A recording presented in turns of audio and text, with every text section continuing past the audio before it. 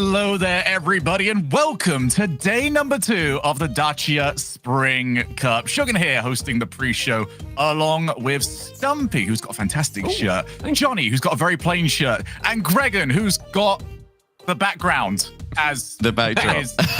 There we go. It's the exact same thing. So, lads, we're here yet again. It's been 2 months for some of us. That wasn't fun there, Gregan, but others, they got to go over to LA, and what a time it was. But for today, we've got all of our teams looking to try and sort of put Europe in a good position for revenge. We're going to go into that a little bit later. For now, let's recap some of yesterday's action, starting off with SMPR against Karmine Corp. And SMPR, they started off well, but Stumpy, the rest of the day, not so great. I mean, looking at how SMPR performed early on, I was so surprised they managed to beat out Karmine Corp, who are a team that you would look at sometimes and say, okay, they're just not playing together. But they really look like the better team a lot of the time. SMPR managed to wrestle that control away from them, but then they went to game 5 versus Moist a little bit later on. Couldn't quite win it out there, unfortunately, dropped down into lowers, but they got to 5 versus them. And my biggest issue with SMPR yesterday was either Casio going for kind of weird touches or just being mispositioned or just misplaying, or double commits. But you have to look at Exotic. He was really, really good. He was the standout player for me. Yeah, agreed. Exotic finally on a top tier roster. I've been waiting for this because he's, I think, been one of the most underperforming players, not just in this season, but the previous season as well. He was class. This guy would have promoted to RLCS Season 10 if there was one. Of course, RLCS Season X opened up the format into the brilliant circuit that it has become. But Exotic finally landing on a class team, and he not only, ended up on a good team who's still in the tournament, but I think, I agree with Stumpy, their best player on the team. Yeah, and for Exotic, he's always been one of those players who's in the conversation in a roster move, but there's always been a better French player to take his spot instead. Yeah. We'll be talking a bit more about that later on, but that was an amazing game. Evil Geniuses versus Misfits. Everyone expecting Evil Geniuses to do well, Misfits clutching it up. But this was the real highlight of the day. Watching Team Liquid playing against Dignitas, and I think the real question mark was, what are they going to do when their back's up against the wall and they've got to finish a series after almost getting reverse swept? And they came in clutch in game 5 and stepped up. And they didn't want to set off their careers in the pro scene as being the team that gets reverse swept. And Oski came out with that double flip reset that was just so clutch in the most important game of their career so far. And I hopefully will see them do more and more of that as today's events go on. We got to play like that just to get to day 2. That's the level that we are dealing with today, ladies and gentlemen. Let's take a look at the bracket and see where everyone stands. It's a brand new format for this split. We are going over to double elimination. Pretty simple on this one. Don't lose twice. When you lose twice, you're out. If you can get yourself through to that grand finals without losing, then you have got 2 lives over there. But taking a look at this bracket, some big names already eliminated, Johnny. Yeah, Dignitas out, but also joining them, Endpoint and EG out in round 1 of lower bracket. So EG, Winter Major team, they actually made top 8 of the Winter Major. Now they can't even make top 12 in the first regional of the Spring Split. But looking at who they're up against, I mean, can you really blame them? They're up against Liquid, they're up against Misfits. I mean, nobody's really looking at those losses thinking, oh yeah, they really dropped the ball today. No, they're actually losing to quality teams because it's such a stacked event. And that's really going to, I think, be more clear now than ever with double elimination. Yeah, and having 16 teams in this bracket where every single one of them is quality, and we look at the teams that are left, our now 8 remaining teams, any of them could win. Very, very feasibly, any of them could win. And it's just so hard to get to the second day. We were saying how, Oski had to score that amazing double flip reset versus Dig just to get to day 2. These teams need to do everything they can to just survive once. It's incredible. Amazing depth in Europe. Double elimination is the perfect format if everything goes to plan in the first round. The moment that 4 of your first 8 matches go to the lower seeded team, it's a mess. And that's what that lower bracket is looking like right now. We're seeing matchups that shouldn't be happening this early on, but it's just because of that first round where teams lost that shouldn't have lost. Well, we are looking today to try and grab hold of our top 4. But for now, we need to focus on our top 3. The best plays of yesterday that got these teams into day number 2. Johnny, start us off. We had a handful to pick from with Astral's resume on day number 1, but this one had to be Astral's best goal. The ceiling shot combined with a redirect. Notice how he waits to see what kind of bounce the ball's going to have on the ceiling before jumping off for the unstoppable kind of pre-flip redirect there, although he did air roll underneath to take that shot a little bit earlier. Astro was crazy yesterday, and Karmine Corp looking strong. Just sheer filth, and continued by Casio, pinching it to get the revenge on Karmine Corp, scoring against them this time. That pinch is so retro when we look at it. Called the Cuxia pinch for a reason. A few years ago, started by him and continued by Casio, just sending it from his own half, and it gets to the top left corner on the opposite side, and Astral can just about get his nose to it, but not quite enough. What is the most beautiful mechanic currently used in Pro Level Rocket League? I would say the double flip reset is one that we always see, and it never gets old, especially when you're taking it past two players just like that. Not only that, but the context of this being Game 5, when they're almost about to get reverse swept against a heating up Dignitas. Oski came in clutch, and if you haven't seen it already, go check out their comms on Twitter. These guys were popping off, and I think it was Oski. I don't know. It must have been. He was going, "That's what I do. That's what I do. That's what I do." Yeah. Yesterday had some remarkable plays, and I'm looking forward to seeing what we get today. But kind of to take us, I don't know, back a little bit, because Europe went to LA. And some of us didn't go very good for us. Some of you did. Some of us went to Europe. All right, let's focus on the positives first. Stumpy, you were over there. The atmosphere was electric, but it was electric because NA was smashing Europe. I was so in love with every single thing that I saw at the LA Winter Major. It was one of the most exciting events we've ever seen. The venue was amazing. We've all said about this so many times. The audience were unbelievable. When they found a team to root for, which was usually SSG, they would just go ham. They would go insane for them. And the fact that we had, you can see at the front, that little pocket of European, knocked out teams cheering on Queso. I ended up being part of that, and I sat on the floor on the final day, just next to, I think it was Metza, just cheering as hard as we could. But it was incredible vibes from everyone. But it's put Europe in turmoil. We had Queso as the only team, realistically, doing nearly as well as we should have done. They managed to lose in the end, though, to G2, who were the better team on the day, quite clearly. And it has put Europe into a big question mark territory, and the roster moves coming from that, they are going to have big domino effects. Yes, certainly so. There's a lot of things that are on the line, and that had a lot of knock-on effects. One of the big things that we did see is a couple of orgs being talked about. Queso now no longer Team Queso. For those of you that didn't catch it, they are now Moist Esports, headed up there by Moist Critical as the CEO of that org. So we are looking forward to seeing more of them as they are over in the upper bracket today. But one of the big knock-on effects from that tournament, Johnny, is how this looks now for Europe when it comes to the World Championship, because performances from the regions have that effect where the better you do, the more spots your region gets at the World Championship. Yeah, that's one of the things that's going to be incredibly exciting to watch at the Spring Major coming up at the end of this split. So regions who are represented there at the Spring Major will be fighting not just for themselves, but in some cases for the teams back home who didn't qualify, who are trying to get into the World's wildcard through the additional spots. In the leaderboard right now, there's actually quite a stacked group of EU teams that are fighting for that 5th, that 6th position in the overall standings. Right now, it's pretty simple. You just need top 5 to make the major. But when it comes to the World's wildcard, if Worlds was now, if the current standings and the current EU versus NA dynamic was exactly as it is going into Worlds, there would be 6 teams going to Worlds, 3 to the automatically to the top 16 and 3 to the Worlds wildcard. So you've got to get that top 6 at the moment. It could be 7. It could even go down to 5, depending on how well the other regions do versus Europe in the Spring Major. But most likely, there will be at least 6 EU teams going there. So if your team doesn't make it into the top 5, don't worry. They can still make the World's wildcard, which is the big event of the year. That's the one everybody cares about. Not that the Spring Major isn't going to be an awesome event. In fact, that's going to be the gateway event for the World's wildcard and for the World's auto qualification spots. So that, I think, is going to be a huge storyline come the Spring Major at the end of the split.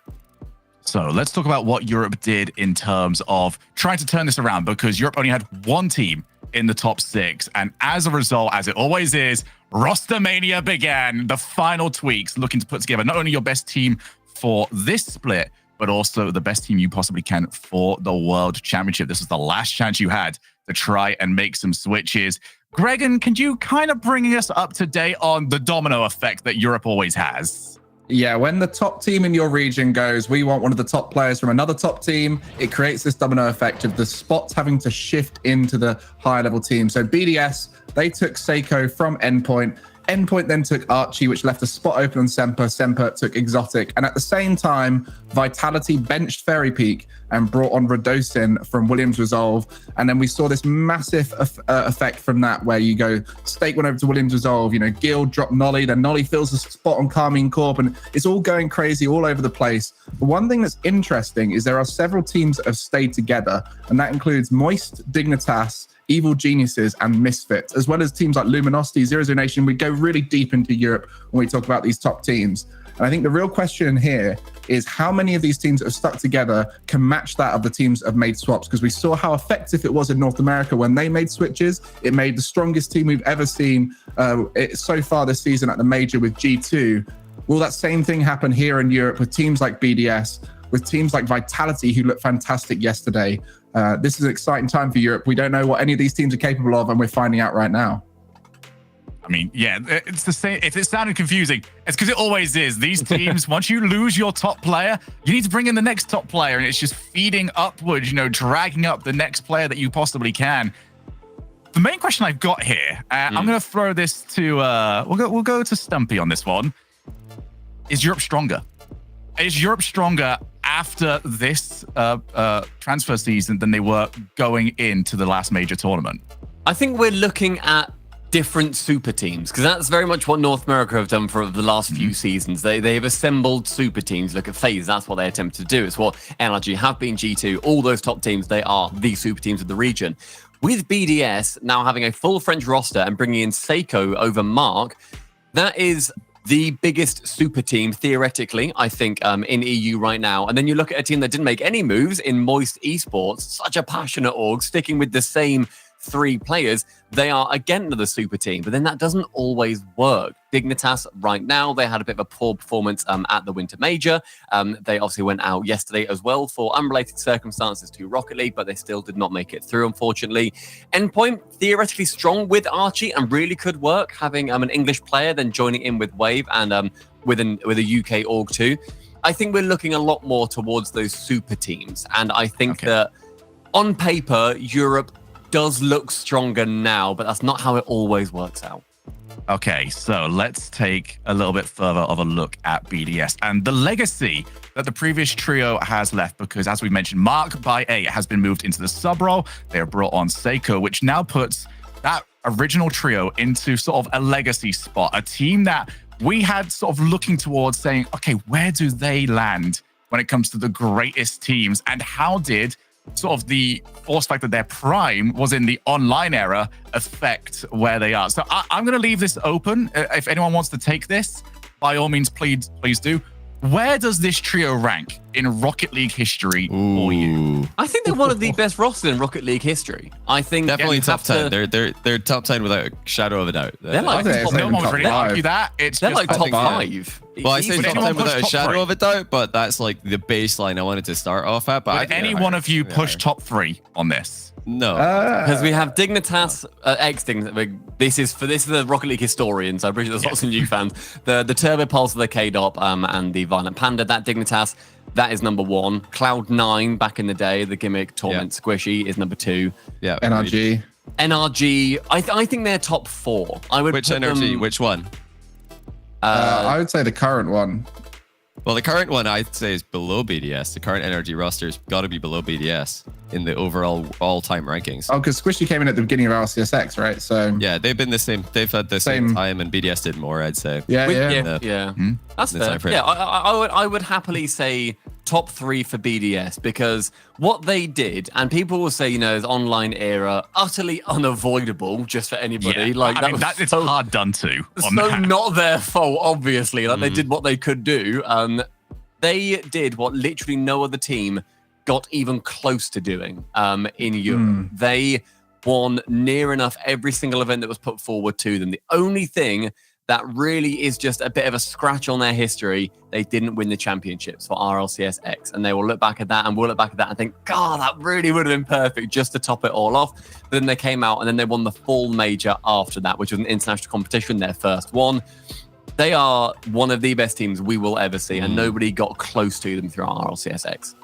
You know, I've rethought it. Maybe they are. It's a conversation for top 3, I'd say. That's I think the biggest threats are Vitality, very PK'd up scrub. They went to they won a world championship, then they came second at the next world championship, and had others, success together as well.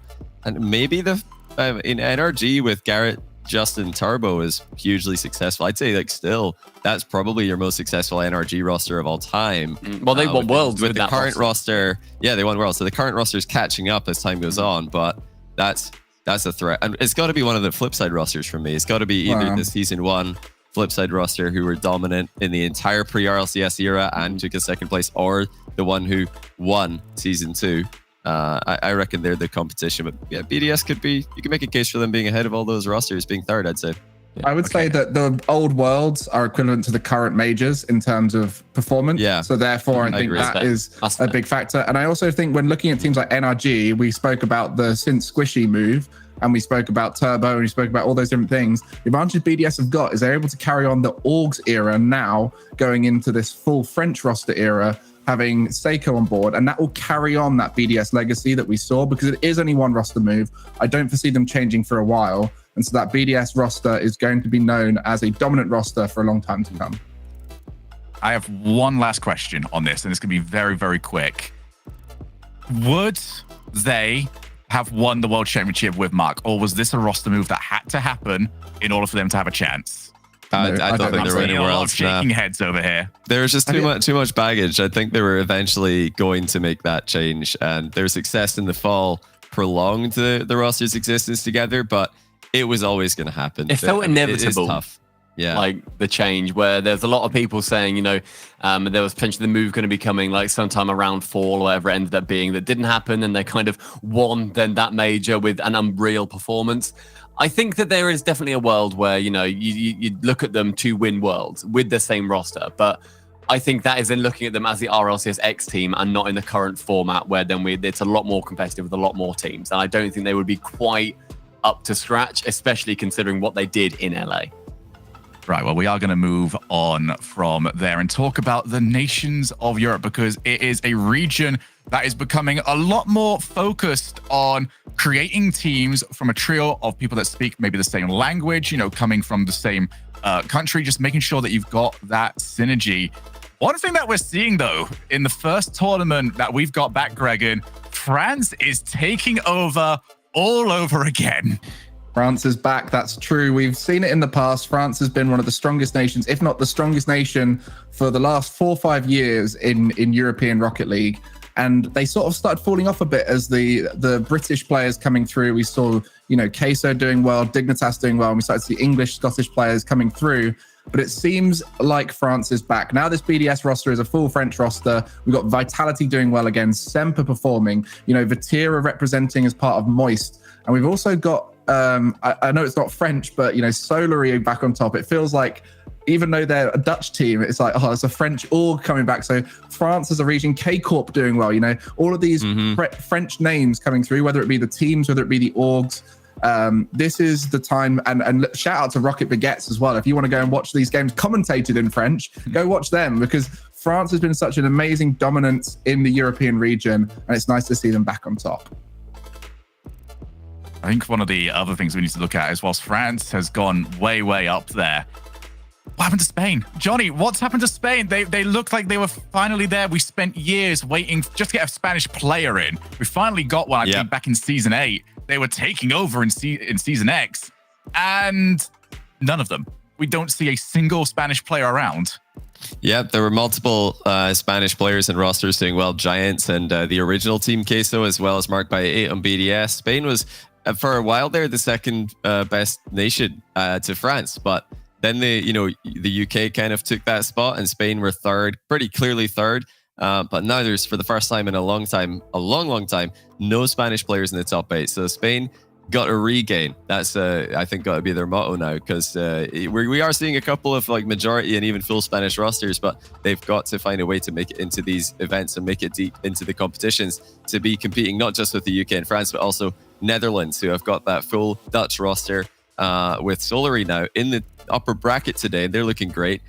They've got representation on Misfits as well with Matane. And Belgium got some help for Azrael now with Atto from Team Liquid, making up 1/3 of the debut roster on their first event. Actually not just for them, but for Team Liquid since RLCS Season X. They've made a top 8, so congratulations to them. Is it a surprise that Team Liquid are in the top 8 and doing well when Moist pick up the Queso roster? I don't think so. That can't be a coincidence. So maybe that could be a potential grand final. That would be a bit too scripted, I'd say. I mean, just imagine if we said to you before this event, there'll be more Lithuanian players than there are Spanish players in this regional. You would not have believed it. Obviously, the first Lithuanian player we've had so far in Simas, who was on Wild. So we're starting to see some diversity within the nations. I guess Atomic is a Spanish player, right? So that's the only Spanish representation from Luminosity. But yeah, it's getting pretty rough for Spain. And then you've got, I mean, the Dutch representation that used to be one of the strongest regions with players like Violent Panda representing the Netherlands. And it's good to see them making a resurgence. Jesse, Remco, yeah, exactly. Let's talk about England, guys. Why aren't we talking about England and also by extension the rest of the UK, etc.? Because right now the UK players are doing so well. We're seeing 2/3 of Moist in Rise and Joyo being from the UK. Over on Team Liquid, although he is playing under the Polish flag, Oski is there. He is residing in the UK. He is half Polish, half English. Over on Misfits, you have Cash. There are so many UK players that have done an exceptional job. You then look towards Endpoint, although they're not here right now. That has relating what? No, still near the top though. Still in a good conversation. They are still have 2 UK players. Obviously, Archie just moving from Semper over towards Endpoints. There's so much. Nolly on K-Corp doing well. Yeah, and Nolly on K-Corp. And they have made Nolly's made K-Corp better, I think. He has made them look, they're not quite perfect, but they're certainly doing things that previous K-Corp won't have done. I've been so impressed and very, very proud of the UK, which I don't do very often, in the esports scene, because we have finally had an opportunity to really show what we can do.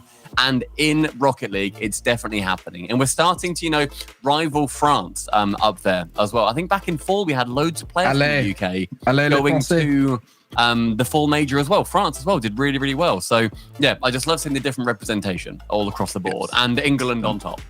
Stumpy, I love that you decided to talk about England. So you know what? Let's talk more about England, shall we? The London Major, it's on the way. We're doing it for the second time, and I personally cannot wait. A reminder that the top 5 teams from Europe and from North America will be sent. Whilst the other regions have got varying amount of positions, but as we've seen from South America in the last tournament, that's pretty scary anyway. So let's I mostly want to just build up some hype here, because I didn't think we were going to get a chance to do this the second time. We've got people on this desk that came from all different positions. I was over in the commentary area. Gregan, you were over coaching. Stumpy, Johnny, you were over there hyping up the crowd. I'm sure, Johnny, you had an influx of people all coming over to meet up, have selfies, everything.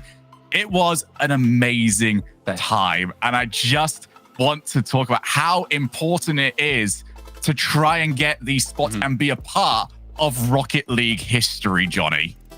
It's huge.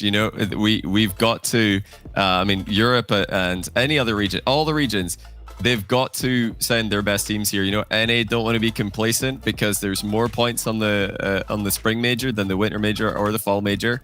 So if you can get a similar kind of performance from any region that NA had in the winter split, a lot of these world spots could be changing hands. Right now, NA has 7, EU has 6, but going into the winter major, it was the other way around. So is that last spot going to change hands again? Maybe MENA are going to come back and take it. Maybe South America can cement their current spot that they've got in the top 8.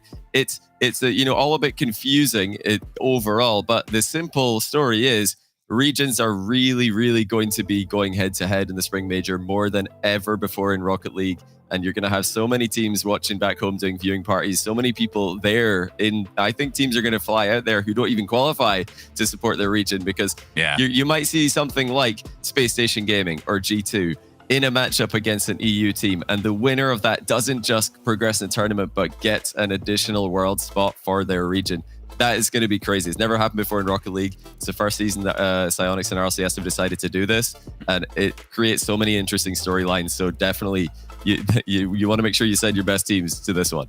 Well, the big storylines about today is about getting through to our Championship Sunday. Let's take one more look over at the bracket. These are your teams remaining. A reminder, if you're in the upper bracket, you've still got 2 lives. If you're in the lower bracket, you are up against it, and you cannot afford to take another loss. We're also getting very close to those best of 7s as we do take a look at today's schedule. We're starting off with the lower bracket. Lose and you are out. Liquid against Karmine Corp, SMPR against Misfits, and then we have the upper bracket. Moist Esports against Solary, BDS against Vitality, and some matches that we will figure out later on depending on results. But for now, let's focus on our first match. Karmine Corp taking on the Young Guns over on Team Liquid. We saw Oski with an incredible play just to get them here. Now we need to see what else that team can bring in order to move themselves on to the next round. Stumpy, Greg, and Johnny. Starting off with Gregan on this one. We're going to try and rapid fire this because it's so important for Karmine Corp to try and get these points. Liquid are pretty much playing with house money here. They are looking to just try and set themselves up for next split. Gregan, do you think that makes any difference in this game? I think this is going to be one of those games where both teams are finding their feet because there's a new roster in K-Corp. Liquid are gaining experience at this level. I think we're going to see some scrappiness from both sides, and I think it's going to favor Liquid because they have less on the line. So when it gets scrappy, they can relax into it, whereas with K-Corp, they might get a little bit tense. But I think really it's going to be the battle of which team can score more flary goals without giving away a load of really silly, stupid counterattacks, as both teams have been prevalent in that play style of overcommitting and giving away free goals. Well, we're going to find out what we think in a moment, but before then, we need to get you at home involved. The Dacia fan vote is underway. Hashtag TL if you think Team Liquid are going to take it, or hashtag KC if you think Karmine Corp are going to roll on through. Let's get our predictions out there. We're going to go in reverse order here because I don't want Stumpy stealing anyone's homework. So, Stumpy, what are you predicting for this game? How dare you? This is the battle of England versus sort of England. I'm really pulling for Team Liquid here. I'd love to see them do well because it's that new roster. They took a risk. Put me down as Liquid. Johnny. Yeah, I agree. I think I'm going to say Team Liquid. I think these teams are evenly matched, but there's more pressure in Karmine Corp. They're still fighting for a world spot. There's a lot on the line here. Team Liquid just playing to see how good they could do this split, see if they can make majors. So I'm going to go Team Liquid on this one, but a close series.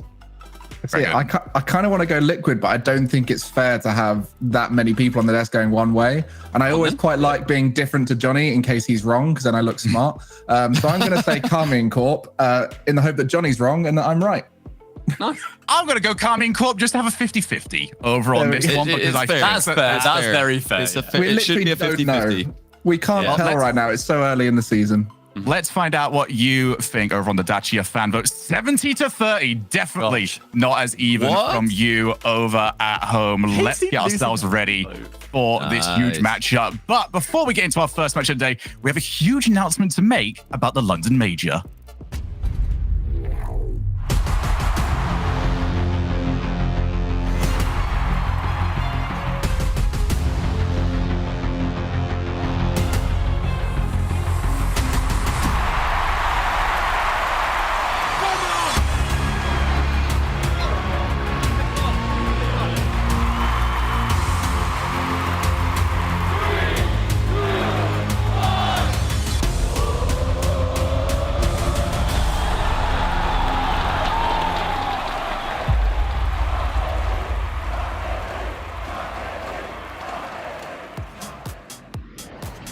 Look, guys, I know you're excited, but hold. Everybody hold. We are so close to London tickets going on sale. It's happening 8 a.m. tomorrow, PT. I did some Googling. That's 4 p.m. in the UK, 5 p.m. in Central Europe. Achieves, London is coming back. And I'm shaking. Look at me. I'm not even putting this on. You should be. It's the home of one of the greatest moments in Rocket League history, and I am so looking forward to get the chance to go back to the Copper Box. And I think now's as good a time as any to say the tickets are on sale, because you're certainly not going to want to miss it. And I am definitely looking forward to it myself as well. Yeah, I mean, the players, they want to make it as well. And no teams more than this. Two teams who have different expectations going into any season and certainly going into this split. As was said on the desk, Karmine Corp, they still have hopes of making it all the way to Worlds, where they'll have to make it to London as well. And Team Liquid, they've come out of nowhere. This is the first regional we have seen from them this season, and what a performance it's been from them so far. Achieves neither org has ever fielded a team at an RLCS major, and whoever wins this match goes in pole position to making London.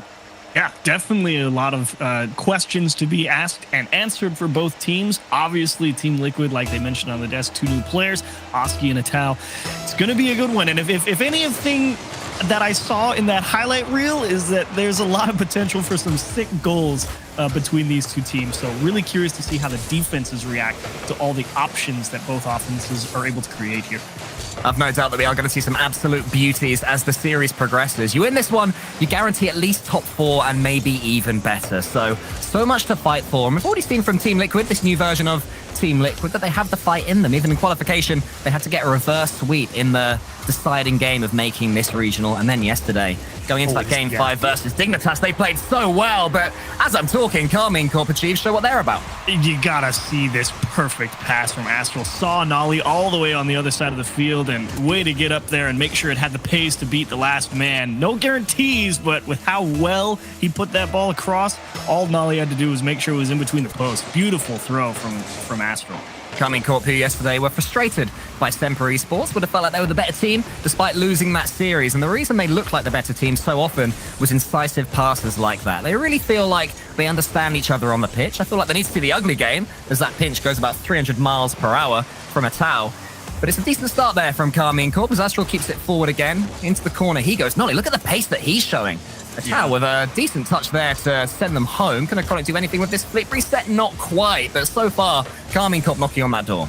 Ooh, a little too aggressive here for Liquid. Thankfully, that shot going to be just wide. Team Liquid was really trying to press there, put the pressure on that K-Corp defense, and they just weren't positioned properly on the field, gave up a little too much space. But this touch there, dished out to Oski, taken away by Itachi. Well played, everybody, and Team Liquid starting to reassert their dominance here on the offensive side of the pitch. Ooh, there was a Chronic in the air. He just had to win that race, but couldn't quite do it. And now comes Nolly. The game being played at 300 miles per hour. It's so quick. Oh, no. no. Oh, no. A massive mix-up, and it's 2-0. That's just unlucky. I mean, Oski actually stiffs this challenge. I mean, it was well played, but Nolly just sat right back on it. And Atal doing the right thing, trying to get it back across his net with pace, but unfortunately right back into his teammate. Just tipped it in the goal. That was tragic. We do know, though, that this team can overcome their struggles. I mentioned the qualification reverse sweep they had to get, and yesterday against Dignitas, what I was going to say was they lost game 3 4-0 and game 4 3-0, I think it was. Everything was going against them before winning the decider. So don't count them out too early. It's a chance to almost squeezes into the near post there. Oski gets it towards Nolly, a passing opportunity back to him. Oski beating Nolly, and what I'm seeing so far Achieves, there's a lot of attempts at outpacing the opponent. Nobody is waiting for 50-50s in this one. Not to mention as well the pace that they're both trying to do it, both teams. I mean, it's absolutely bonkers how aggressive and how far forward they're willing to go. Nolly taking a big bite out of Oski there, giving the chance to go out of their own half for K-Corp. But again, Team Liquid really starting to settle in nicely here in the back half of game 1. Haven't been able to find the back of the net yet, but you said it, the pace certainly increasing for them, and it's making it difficult to hold on. Great pass across, but Atal not ready for it. Yeah, that was really tough for Astral. Had to have good communication there to know that nobody was arriving. As a Chronic sets up Oski, Atal is just waiting underneath, wants to get involved. Good to see Oski on the ball after that disgusting double flip reset that we saw yesterday. Deservedly the goal of the day in our pre-show. Beautiful moments in this game of Rocket League that we always seem to witness. But Nolly does have 2 goals to the good, so we can just take a bit of time there, but Astral almost gets caught out. Nolly actually lost control of that ball. Oski tries to set up Atal, who has to backflip. The Chronic, though, will keep the attack going. Liquid, after a slow start, getting themselves more in this one. Yeah, they just were unfortunately a little bit lazy there from a Chronic at the midfield. Kind of just dumped it back when he needed to buy a few extra seconds, but they regained possession either way. And right now, you got to give a lot of credit to the K-Corp defense. Astral especially has been getting up in front of the net, taking away some of the more dangerous opportunities into the middle of the pitch. But overall, across the board, Liquid, despite having a lot of pressure, really struggling to get the ball in many scoreable spots. There's a chance over Astral, and Atachi just able to dodge it. Atao was trying and hoping he would get that bump or the dunk, but not quite. Nolly outpacing a Chronic there, but Atao should be able to deal with that one fairly simply. Needs to get something going for Team Liquid now. So good to see that org involved this late in a competition. Only once have they made the top 8 since joining the scene. So welcome to the big boy table, Team Liquid, but you are losing this one. Astral could make it even worse. He makes it through, and surely game 1 is going to Karmine Corp. Tough one to handle here if you're the defense. Astral just goes across, steals a boost, and it takes a perfect bounce right to him. And way to not think too hard about it. Just see what the defense gives you, put it right under him. And I have to agree with you. Game 1, gonna go K-Corp's way. I'm surprised to only see about, I don't know, 450 score or so for Team Liquid if I had to guess on my math, because it really feels like they've spent so much time on this orange half, but clearly not really generating a lot of scoring opportunities. As Nolly again going to be cherry picking downfield, and he'll beat the defense much the same way. He absolutely loves playing in front of the ball, and Atachi loves seeing his teammates in front of him and having a pass to make. He is the midfield influencer, is Atachi, and Nolly, his accuracy is absolutely devastating. 4-0, and what I think I really like about this performance from KC Achieves is that they had a period in the middle where Team Liquid were coming back and they had to do some defending, and they did the ugly stuff. And that's what's earned them this flawless victory so far. Absolutely. Definitely agree with you. I was really wondering how the defenses were going to handle it. And certainly it hasn't been this super high-powered mechanical onslaught just yet, but I have no doubt that that will eventually occur. But you do have to give a lot of credit to K-Corp, not really getting phased. Also having to avoid a lot of physical play coming out from Team Liquid. And that's no easy feat, especially when Team Liquid has been, like you said, increasing their pace as much as they have at the start of game 1, and gotta give them credit. The defense definitely got the job done for them. Can Liquid get themselves one? Not quite there, as a Chronic can't get enough power on that ball, and it's more good defending from Karmine Corp. Look at Astral, he's enjoying himself. Just warping around the pitch at Mach 10. Finding Ollie maybe for one more if he can get the angle. I don't think he'll be able to. This one will end 4-0 for Karmine Corp. It wasn't complete dominance from beginning to end, but when Liquid had the upper hand, Karmine Corp defended well.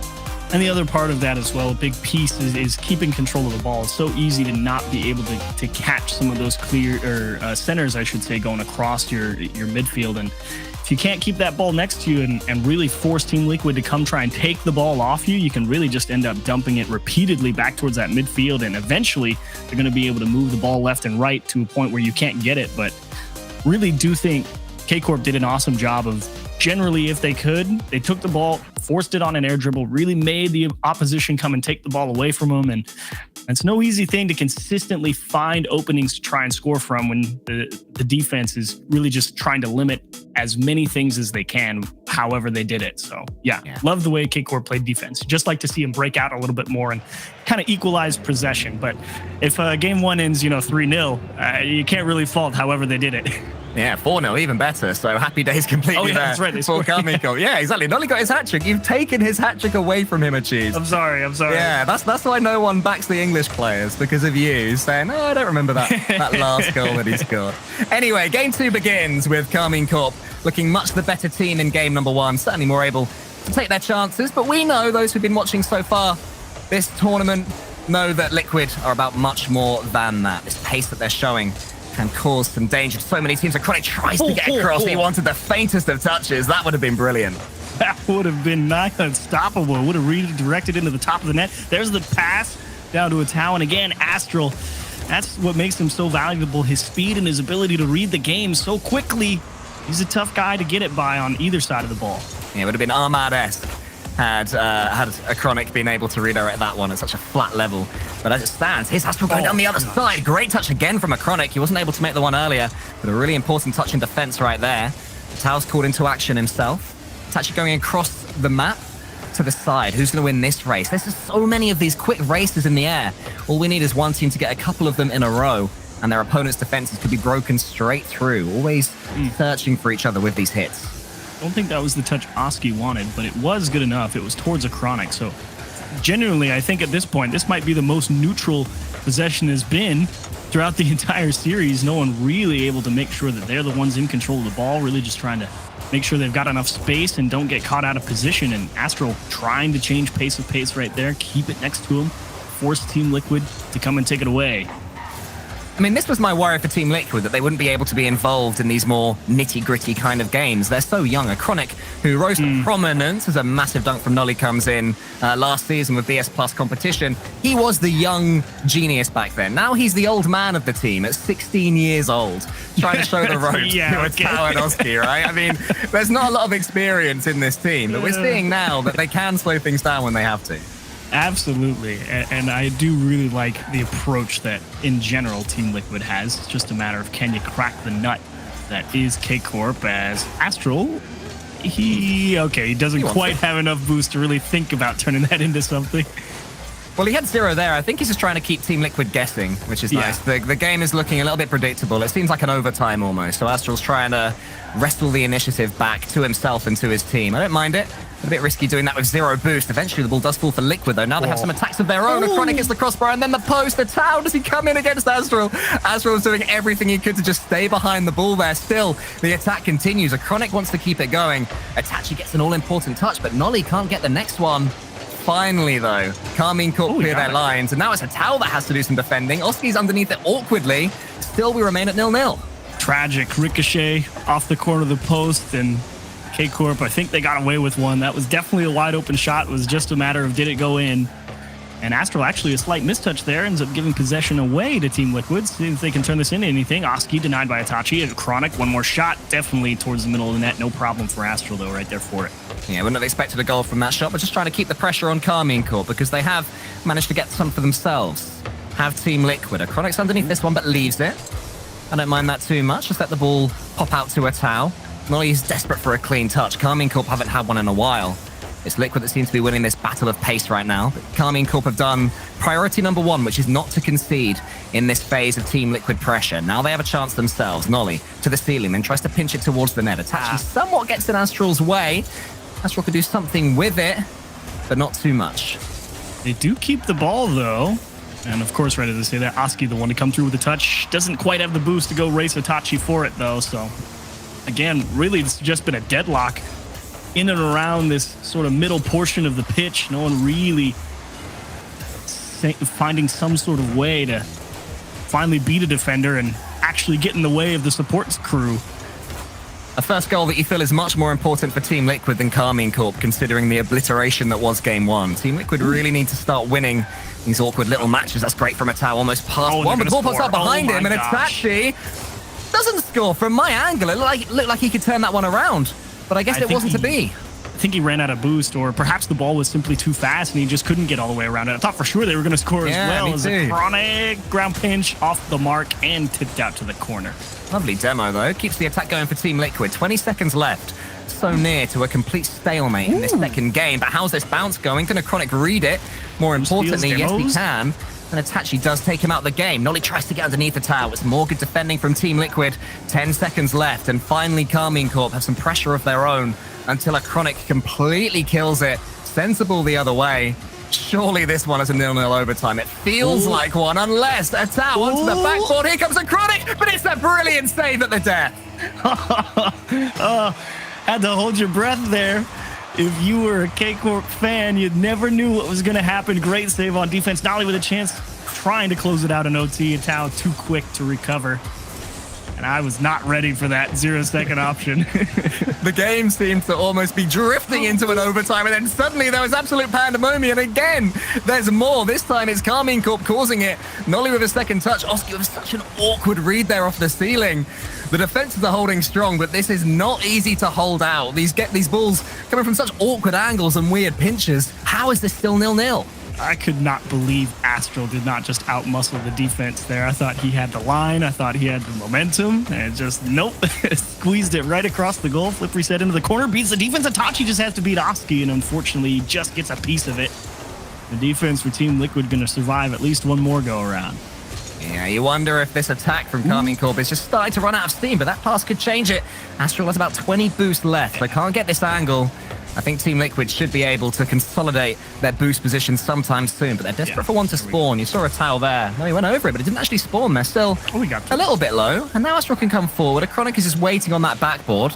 It's been all Karmine Corp since the overtime began. These transitions could be so important for Liquid, but they're being closed down. A Tau with yet another save. Liquid are holding on a cheese, but they are defending valiantly.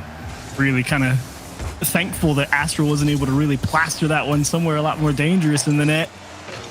But I do have to say, I mean, if there's one thing that Europe is absolutely brilliant at, it is great first touches that give themselves options. Nolly somehow able to recover there. Itachi dodging a demo. Chronic beat everybody. A Tau for free. And no, you're kidding. Oh, it's tragic. No.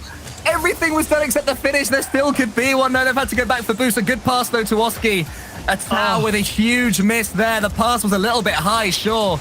But with two Karmine Corp players demoed from the pitch, surely that one had to be the moment that Liquid got their first game in this series. Now you think about the swing and mindset. You're talking about, not having too much experience. It also kind of leads you to think, what happens if they lose this one? Do they have the mental stamina built up to really handle I don't want to say a throw because it's not quite a throw, but a dropped win like that. Reminder as well, whoever loses this series is out of the competition. Top 6 isn't a bad start, but you still want to do better when top 4 is just facing you tantalizingly if you can just get past your current opponent. Itachi with a delayed dodge over the top of a couple of Liquid players. Now Astral, ball dashing around the side, wants to get some pace on the ball. It's Oski that it falls to. Itachi sends up Nolly. Nolly has got these double taps in his locker. Can he set himself up? Not quite, but it falls to Itachi. A Tau didn't want that ball to go over the top of him.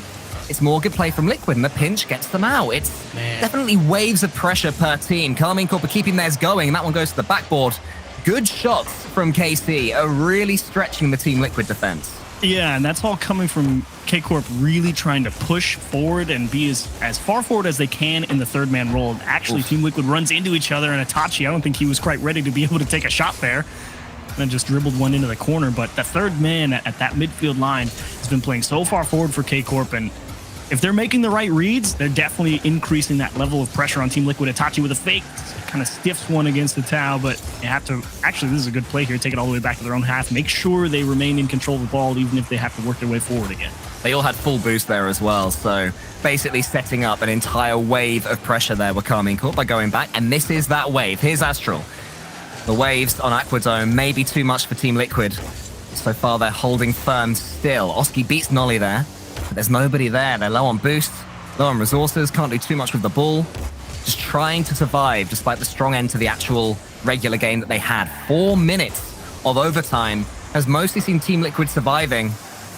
But you can't take anything away from them for doing. And this is actually a chance for a clean hit maybe for Oski. Nolly was able to get in the way somehow, but a Tau keeps the attack going. Oski gets in a Tau's way. I don't mind that. That's good. That opens things up. Acronic has a chance for a double tap.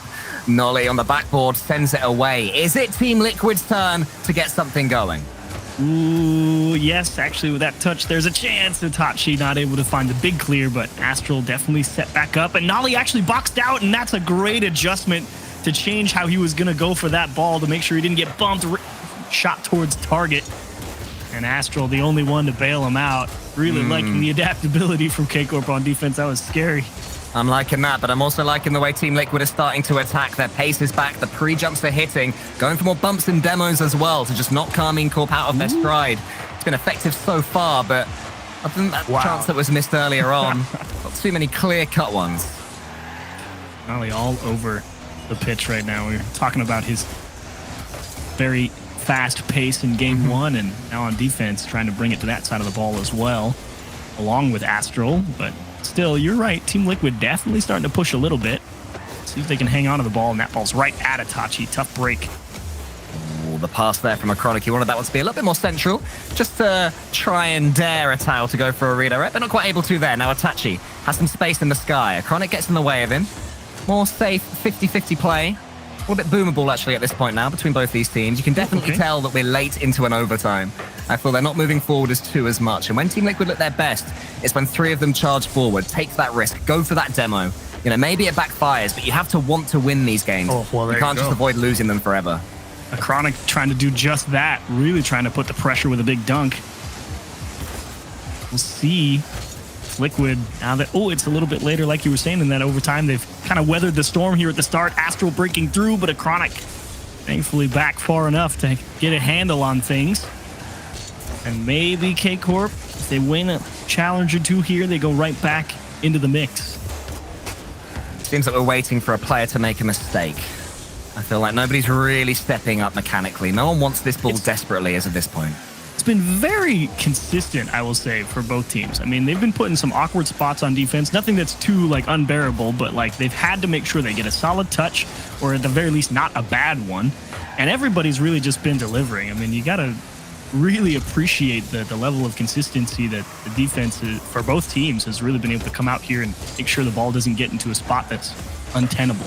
And from Karmine Corp in particular, and this is a team that we know their highs are astronomical, but they throw away goals, they triple commit, they give away freebies, and perhaps this is the new version of them since Nolly has come in for Stake, where they can throw down a little bit more if that's what it comes to, if it does get a little bit ugly. This is a lesson they could have learned yesterday as well in the defeat to SMPR Esports I mentioned. And now suddenly they can open things up. Here's Nolly. He has passes in the center. Atao gets in the way, and Itachi is rotating back. It can happen so quickly, Achieves, but again, not quite there. A Chronic, does he have the flip reset? Just enough to get in the way of Nolly. Itachi gets in there next. Here's Atao, wants to put the pass in the center. That one almost bounces over Oski. Some dangerous moments are starting to come from some very stretched players who maybe are starting to tire.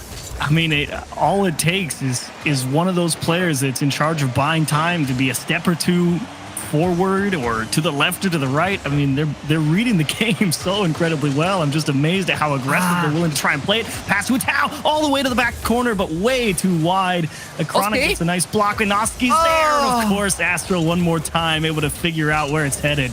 I feel like the finish could have been so much better, though. It's exactly where Astral wanted it. Where's that ball going? Is it going all the way in? Oski just about gets back in time, but will that shake some life into this overtime? A Chronic just about misses it. Itachi up to the ceiling, wants to get a second touch here and a dunk on Atao. Atao just waits, doesn't want to give him too much or take too many risks, and that's more great pace from Nolly. He's already up as well. Going for an air bump. Is it going to fall to Astral? Not quite. Yet another not quite to add to the pile. Unbelievably, the overtime lives on. Really trying to go for that cheeky wave dash, chip it off the corner of your car, pass to Itachi. He's not quite through Atao. Chronic needs to win the race. He's through Astral. Oski on transition. Can you beat the defense? But that one is pummeled off the backboard. No chance for anybody on Liquid. Nolly is going to send this one away very gratefully towards Itachi, but Atao, he's got some boost now. Can he go for this flip reset? He wants to get the second touch instead. Back to the third one. That was a bit weak there from Nolly. A Chronic as well. The finishing just not quite there from Team Liquid when they do get themselves a rare opportunity to take a shot on this heavily defended Karmine Corp net. Wait, here's Itachi. He's one-on-one. He's over Oski. It maybe is going in. The bottom isn't there. Nolly arrives. Nolly puts it in from 2 inches away.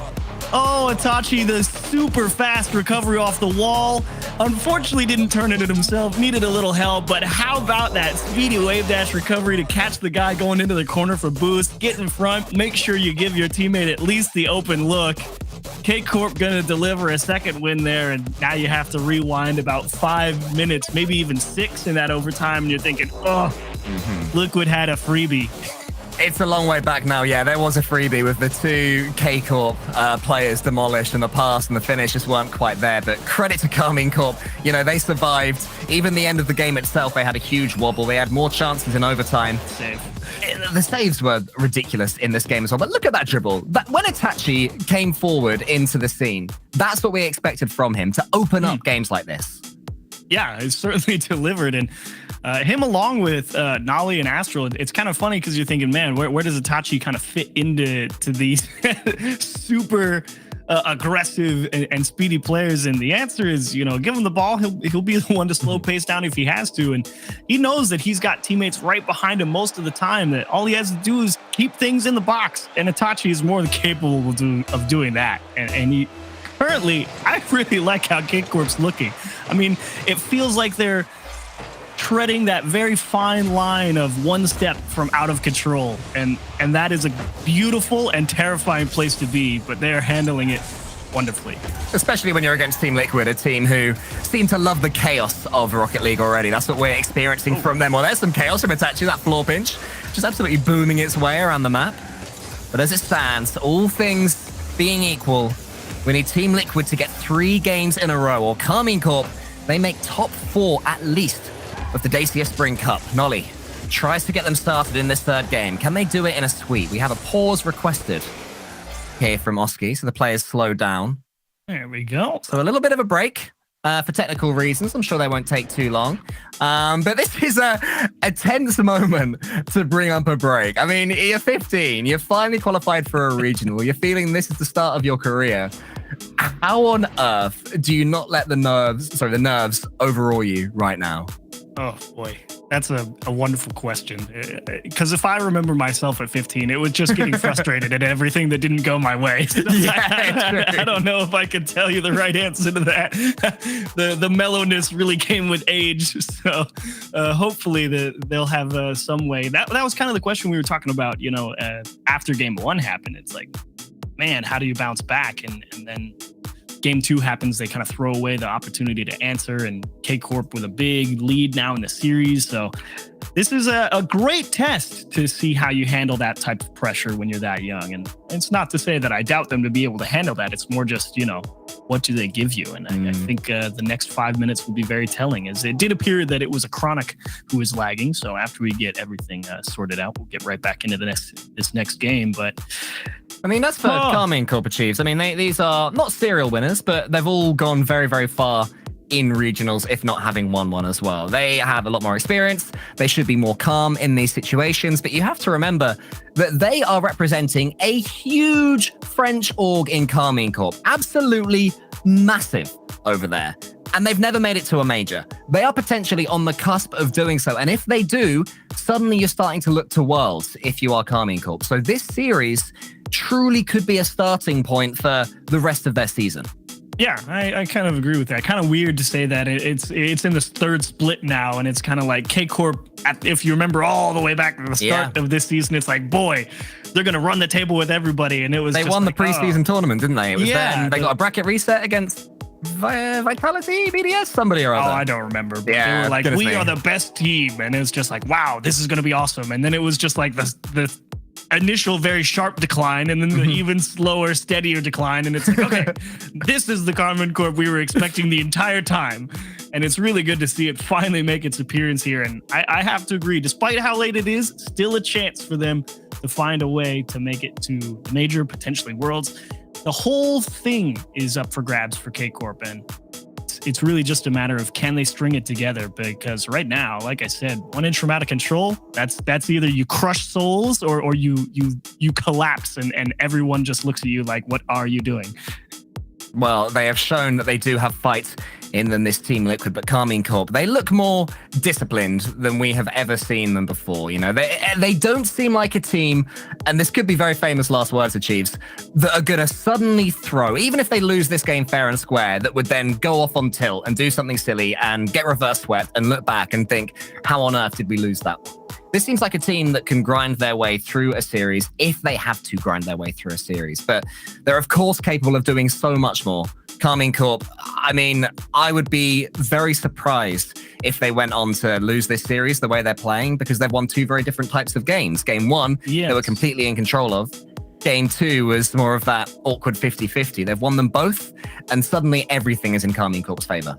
Yeah, capitalized on getting away with it, I should say. I wouldn't say capitalized, but they got away with making a tiny mistake in game 2, and game 1 was really the true stalemate, and then you have to win game 2 via an excellent play from one of your players. So it's always good to see them rally back. And K-Corp, that's kind of the other hurdle, in sort of the same vein as Liquid in terms of the mentality, because we do know a couple players over on K-Corp are a little prone to tilting out, and that can really throw off the vibe, so to speak, for a team here or there. But we'll see what they do here in game 3. You'd like to see K-Corp kind of come out here and come out swinging really fast and aggressive again in that first minute, and really kind of not lose the steam, so to speak, from the previous 2 games. Because they look good. The hardest and most irritating point of a series is closing it out. It always seems like it should be the easiest one if you're winning games, but closing it out is a lot harder than it sounds, I promise. They look good, though, honestly. These guys, they look like they are full of concentration. Nothing has got to them. You know, the technical pause that was on somebody on the other team ultimately, that sort of thing can get you off your flow. Karmine Corp, though, they need to prove that they are very much still on their flow, still got this one going, and can beat Team Liquid. Team Liquid need a reverse sweep. Can they get it done? Let's find out. I mean, Nolly has been so involved in this series, Yes. Chiefs. He got the winner in the last overtime. I mean, it was good work from Itachi, but it was ultimately Nolly that scored it. And the hat-trick in game number 1. He really is looking like a difference maker for Karmine Corp in this series and beyond. He's got a lot of options, you know. He's got all the mechanics to set up for aggressive and assist type plays, and he's got 2 great can openers, you know, in Itachi and Astral, that he can come forward and definitely put a strong shot on target. He's everything you could ask for, I think, for a team like Itachi and Astral. As Nolly Gore just flicked through one and stalls one out to set up Itachi. Can't quite find a bump on a Tau, but again, those boost steals really trying to hamper the ability for Team Liquid to transition out of their half cleanly and with support. Oh, Oski almost got the edge of a bump there on Itachi, but Itachi just about managed to wriggle away. So important there that you don't concede a goal like that if you are Karmine Corp. If you concede a goal normally, that's fine. You don't want to be beaten all ends up by getting bumped in the air. Never nice. Oski, who really got Liquid on their way yesterday, beat Dimitas with that double flip reset. Tease up Chronic. Can't quite get it on target, but Tau's keeping it going. And Team Liquid are looking a little bit faster right now, a little bit better. Can they capitalize? Unlike last game, Chronic is coming in, just completely 50-50s that one with Nolly. And then Oski and Itachi coming in as well. And the ball seems to die somewhat. So Nolly should be able to get it away, but Tau keeps the attack going. And Itachi can only get half a touch out, but Chronic misses. And it's these near touches, near misses from Liquid that seem like they're going to be their downfall.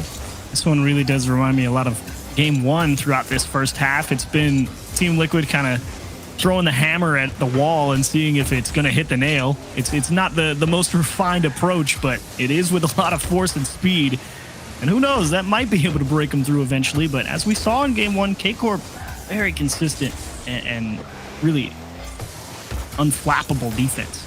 Yeah, seems to rely on momentum. This play start from Team Liquid. As soon as you lose it, everything goes wrong. But Oski does recover for his teammate after a huge miss. Astral couldn't quite squeeze that one home.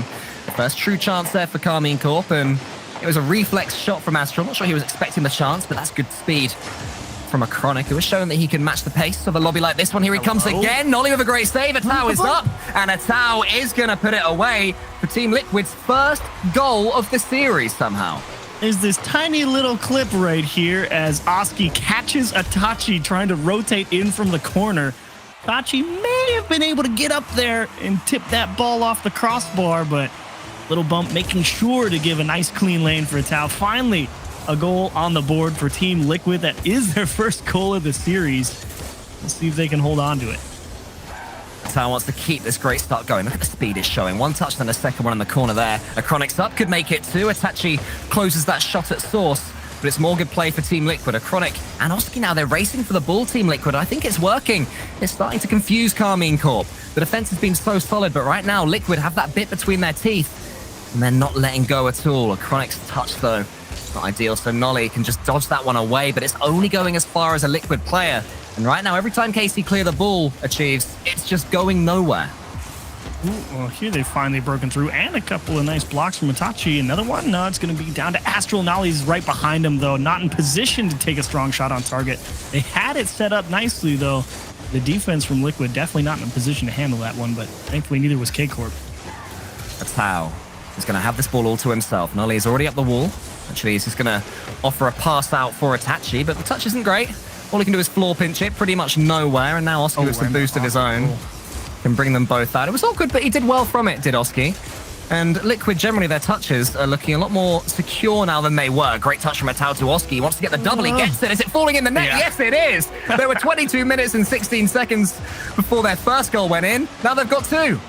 Fooled Astral here as well. He was thinking, oh no, I gotta save a shot to the top or maybe get up off the crossbar, and he just couldn't get up high enough, ended up running into the top and just collapsing away. Great control from Liquid on that transition. That's the second time in this game where it's really kind of been this long clear that finally got through that midfield of K-Corp. Dish to Itachi. Can he score it? Not quite. Oski all over it. It's just a lovely goal there from Oski, that double tap, angling it in, taking the pace off the ball, seeing it in under the crossbar. Ooh, exactly what you want to see, unless you're a KC fan. But if you are a KC fan, you wouldn't mind this one being chunked. But what a touch from Oski again. I mean, their mechanics are brilliant. That's never been a question for this Team Liquid.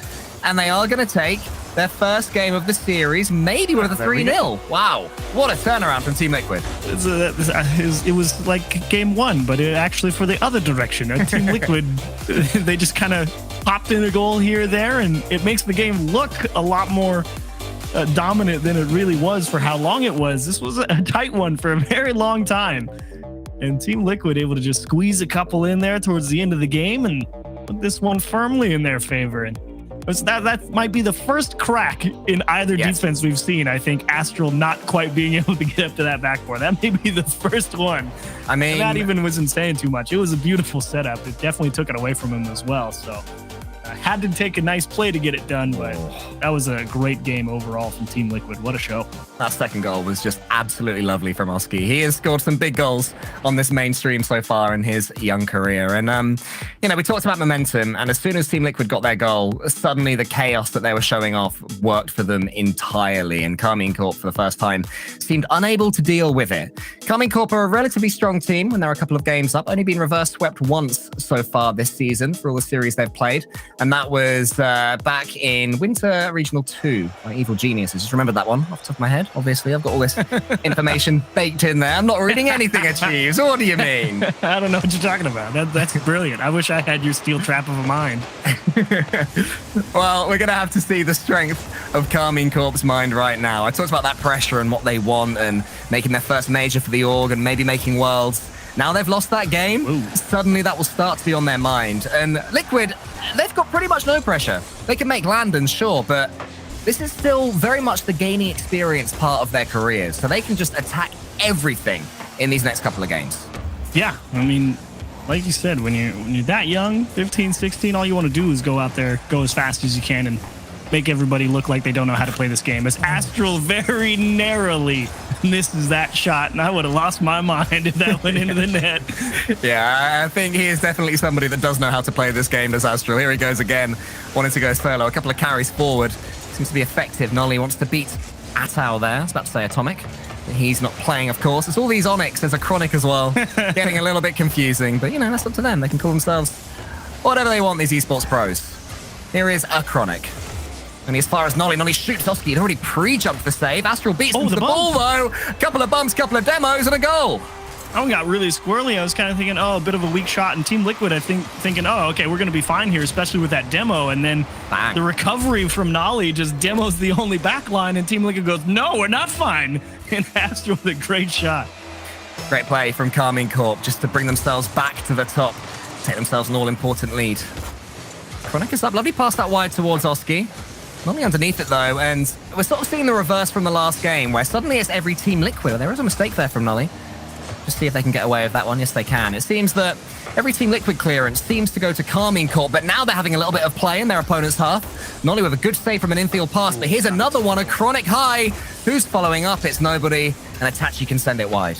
Oh, and a big misread from Oski as well. Could have had a lot of pressure there, but they kind of get Astral's face way high, and unfortunately they don't have the people ready to try and capitalize on that. But what a way for Team Liquid to regain possession of the ball here. Oski is just a flip reset master. After getting the flip reset, he just waited. He kept his eye on the defender in front of him and used it as the most dangerous time. Here's a Chronic to the skies. He gets it just wide. Would have been lovely from the ceiling, but not quite to be from Team Liquid. And that pass doesn't work either. And it seems the attack finally comes to an end for them. Oski gets the save on the other end. Yeah, thankfully, there was a little mix-up, I think, in the timing there of K-Corp as they pushed upfield. I think Astral was thinking the demo was going to come through. Itachi was thinking, I'm going to go for the boost steal. And Team Liquid pressuring, but still not quite able to get through and find an equalizer. And another really nice hop for Astral. What's he do with it? Flip reset, tries to drop it low. And Chronic going to help out his teammates here with a clear. I think Astral was trying to get a little bit more height onto that ball to put it into the top corner, and he just couldn't get his car around it. So it just fell onto where the goalkeeper was. But a lovely idea, a great angle there from Karmine Corp and Astral, who seems very effective mechanically in this fourth game, which is danger signs for Team Liquid, who need an equalizer in the next 2 minutes. Here's Itachi, a flip reset for himself. Astral's arriving. Oski's saving. That one could have gone in a Tao's own net, but thankfully for Team Liquid, it comes out. Ooh, and the float across again for Astral. This one up towards the ceiling, and a Tao gonna get up there, and so many options being covered by this Liquid defense. And here's Astral. This time he's gonna need a little help. And just kidding, try and do it himself. Why not? I should have known better. Yeah, it's not one of those games of Chiefs where Astral's gonna look for passes. He has got a solo goal bubbling beneath the surface, and he's desperate to bring it out. Chronic, though, is gonna win this one cleanly. So Astral what the ball falls to, going solo again. Actually, he gets a good pass across the line to Nolly, who's arriving a little bit ahead of him. There's the hit back to Itachi. Did so well to dig out a decent hit there. Wow. Did Nolly when it wasn't quite working. Are these players going a little bit too solo? Is it becoming too predictable? Could that backfire for Karmine Corp? Once he tries to get a touch, and Liquid are coming in. They look more likely to bip the ball to each other in the center when they have these attacks going right now. Ooh, a little weak from Itachi, and I don't know. That's actually a really good question. Is trying to utilize more advanced and dangerous mechanics kind of going to lead to a stagnation? It's to say, because more often than not, I think mechanics tend to make people second guess themselves as a Tao very narrowly muscles one through everybody. Yeah, that was so close to falling to a Liquid player, but still 45 seconds until Karmine Corp see this series away. Nolly bumps Noski out of the way, a Chronic and a Tao. Both of them have to keep their communication up as a Tao then wants to go solo himself. He's got the flip reset, wants to get it over Itachi. There was so much to read there. There was ceiling, there was sky, there was ball. But in the end, no goal still. Karmine Corp continue to hold so close to a top 4 performance at least at the Dacia Spring Cup. And Atao is being bumped out of the way. Itachi is already up for it. Can Karmine Corp finish it? Will they have to see it away? 15 more seconds. Nolly wants to clear it. The clearance isn't great, but Itachi in the perfect place. And there's Nolly on the side, slowing things down. An absolutely massive win. So close right now for KC. They just have to let this ball touch the ground, but Liquid are going to keep it up. Here's Atao, wants to beat Astral, but can't do it. Brilliance all the way to the end. Karmine Corp guarantee top 4, and Team Liquid, they go out valiantly. Little wry smile there for Astral. Who knows, he absolutely outplayed him with the mind games at the end. And that defensive setup, huge, well done from K-Corp. Really loved how attentive they were to making sure they had boost, because Team Liquid was coming for them, and they were coming with a lot of speed on some of those touches. And if you couldn't handle it, stayed tight to it and ran out of boost, you were going to give up a free touch somewhere. And the demo gets it done to let Astral take a pot shot. And what a save from Nolly to keep things tied up. And so close for Liquid. Really an excellent played series, but K-Corp just too consistent on defense. Yeah, and how nice, Achieves, is it to say that when they have to defend, this new version of Karmine Corp, they can defend. They can just bat the ball away if that's what is required. It was a great performance, though, from Liquid. I mean, what a story for those guys to come through and make it so far after qualifying for their first regional. Yeah.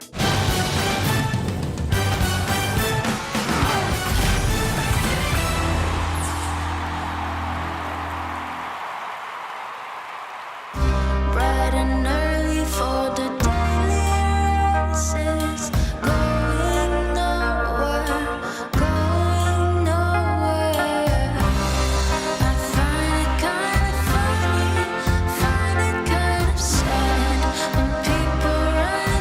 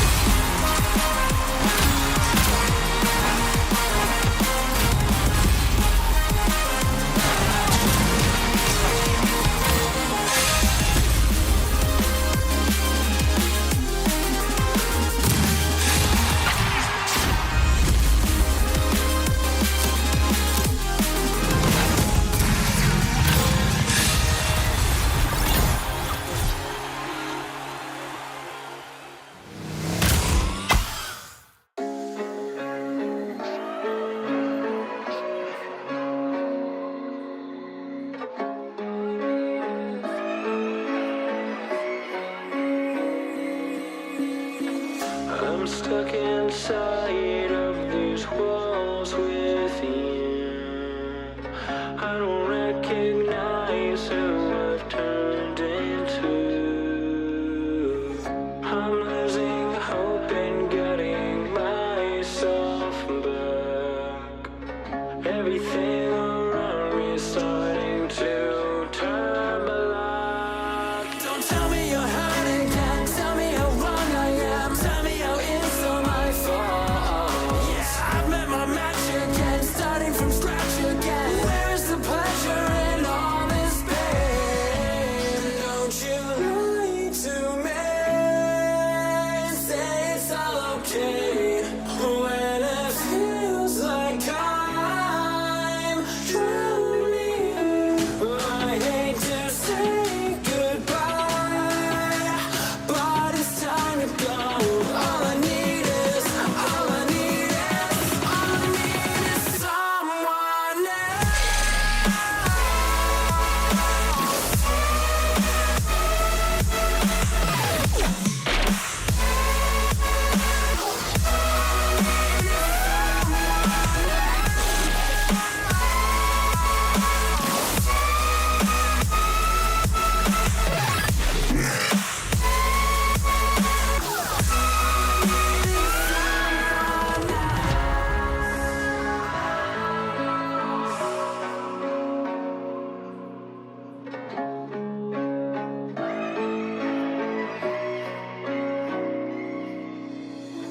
I've never felt more divided than now.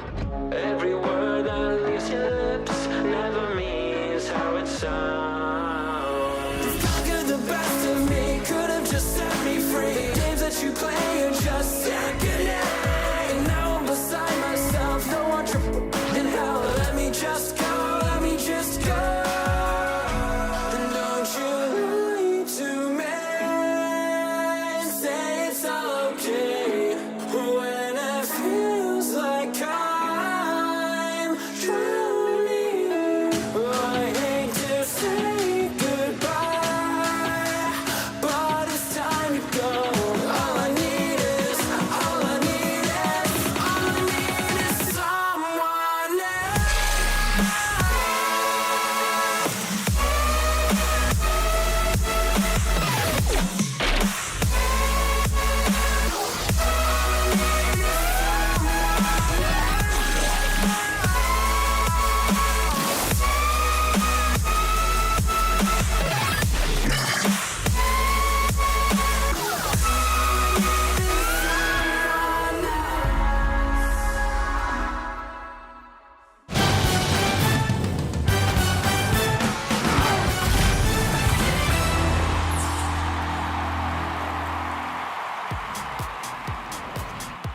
Welcome back to the Dacia Spring Cup. We're about to see SMPR versus Misfits, another massive game in the battle for the cup. I'm joined by Stumpy Goblin this time. How you doing, Stumpers? I'm all right. I'm just trying to book my tickets to London. I can't. It's not. The page isn't loading. No, I know. It's tomorrow. I really want to go. I really want to go to London, the major. Yeah, It's going to be the best event that Rocket League Esports has ever had. Ever. Hold off, though. 8 a.m. Pacific time tomorrow. That's 4 p.m. in the UK and like 5 p.m. Central Europe. In Sweden or something. Yeah. In Sweden or something. It's probably something else. We don't know Google it. specifically. We're not that clever. But yeah, 8 a.m. tomorrow. PT, you can get your tickets to London. Oh my goodness, it is going to be amazing. And Stumpy McGoblinston, two teams, a couple of teams we got right here that would love to be there. They're called SMPR and they're called Misfits. Tell us about them. Yeah, so these guys have had a little bit of a journey to get here. We find them in the lowers, and whoever wins will be facing off against the loser of BDS vs Vitality. What a trial by fire. Ugh. And the loser of this matchup will be going home. That is what the double elimination format does. SMPR now rocking that fully French lineup of brand new kid Exotic joining Casio and Shorset, and Misfits with Matane, Arju, and Cash ripping that wonderful England flag. SMPR, so far, we've had a little bit to say about them where we weren't too impressed on the pre-show with them versus Karmine Corp, despite their win, and also their loss versus Moist was actually better, we thought. So the one that they won, we didn't like. The one that they lost, we thought, yeah, that's actually not too bad. Then they went down into the lowers. They then beat out Wolves, but that went to 5. And that is a For a team with the caliber that Semper theoretically could have, you probably don't want that going to 5, but hey, they still made their way here. When you look at Misfits, though, they went 0-3 versus Vitality. Sure, it was 3 overtimes. It was very, very close, but still 0-3. Then they managed to 3-0 Evil Geniuses and then 3-1 Endpoint and knocked our baby boys home. That is where we find them now. And it's going to be pretty intense because, as you said, Cole, this is the first step on the way to the London Major. Yeah, silly old me. Not the battle for top 4 in this one. Top 6 if you win this series. Oh, stupid old cool Cole. But still absolutely massive. And we can find out who you guys reckon is going to take this one in the Dacia fan vote. So place your bets. Hashtag Semper, hashtag SMPR if you think they're going to win, and hashtag MSF if you believe that Cash and the lads are going to take this series. Just gearing up to go on the pitch. Stumpy, you want to chuck a prediction at us? I actually feel, after talking to Jorby, very good about Misfits. And I appreciate that that is a dangerous place to be because Jorby is, quite frankly, blinded by Misfits, blinded by his love. But he was very, very enthused. It seems like they've definitely sorted something out for this split in spring where Arju is linking up with Cash all over the place. And then got Matane, who is then filling in those roles as well. Very mechanical. And Cash being one of the best performing players we've seen throughout this event so far. For me, chuck it down as Misfits. Why not? I'll happily rip them. I mean, Misfits, they have stayed the same as well, despite all of the EU changes. So could that be an advantage? I don't know. I mean, Misfits, we've seen them twice go within 1 or 2 series of making a major and not be able to. And, you know, in this split, it becomes more and more important to win these series. And speaking of splits straight down the middle are the fans. 53% for 53% for Semper. That got in my mouth a little bit. Very good. And 47% for Misfits. But we are pretty much ready to go onto this pitch right now. I didn't make my prediction. Who'd you go? Misfits?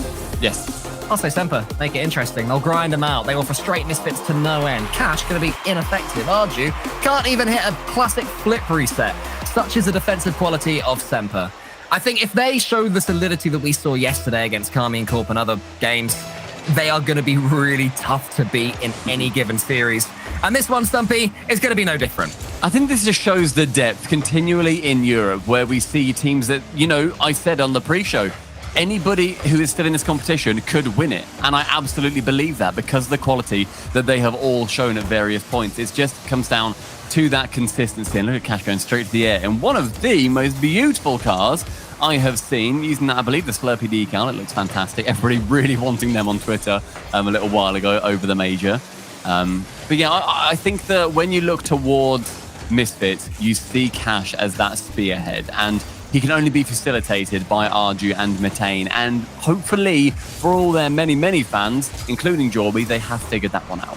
Yeah, I feel like we're going to see 2 distinct playstyles in this one. It's going to be Misfits trying to get past Semper with flair and beauty, and Semper just being as strong as they can possibly be, taking their chances, sharp shooting, but it's a good start for Semper. There we go. They've had the pressure so far, and it's Cassio that gets the first goal.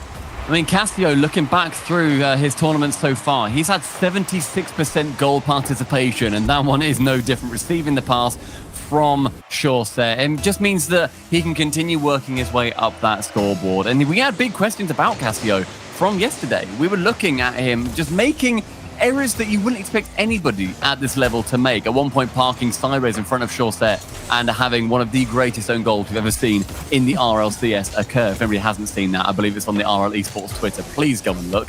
But he really turned it around. He looked completely different, and I think that is very good for his mentality as well. Yeah, he's been good down the other end of the pitch as Cassio, getting involved with the finishes, being the man that they need to put the ball home. Semper Esports, and if he can keep doing that, he'll be doing well. But the player that I was watching on my free cam was Exotic, and he is looking like a difference maker right now for Semper. If they do lack creativity, it's Exotic that changes that. He is so brave. He wants to be everywhere on the pitch. Look at him now, pre-jumping Shawset despite Arju coming in. He plays with no fear, and as they start to figure each other out, it's going to be so effective. There he is as we talk about him, 2-0.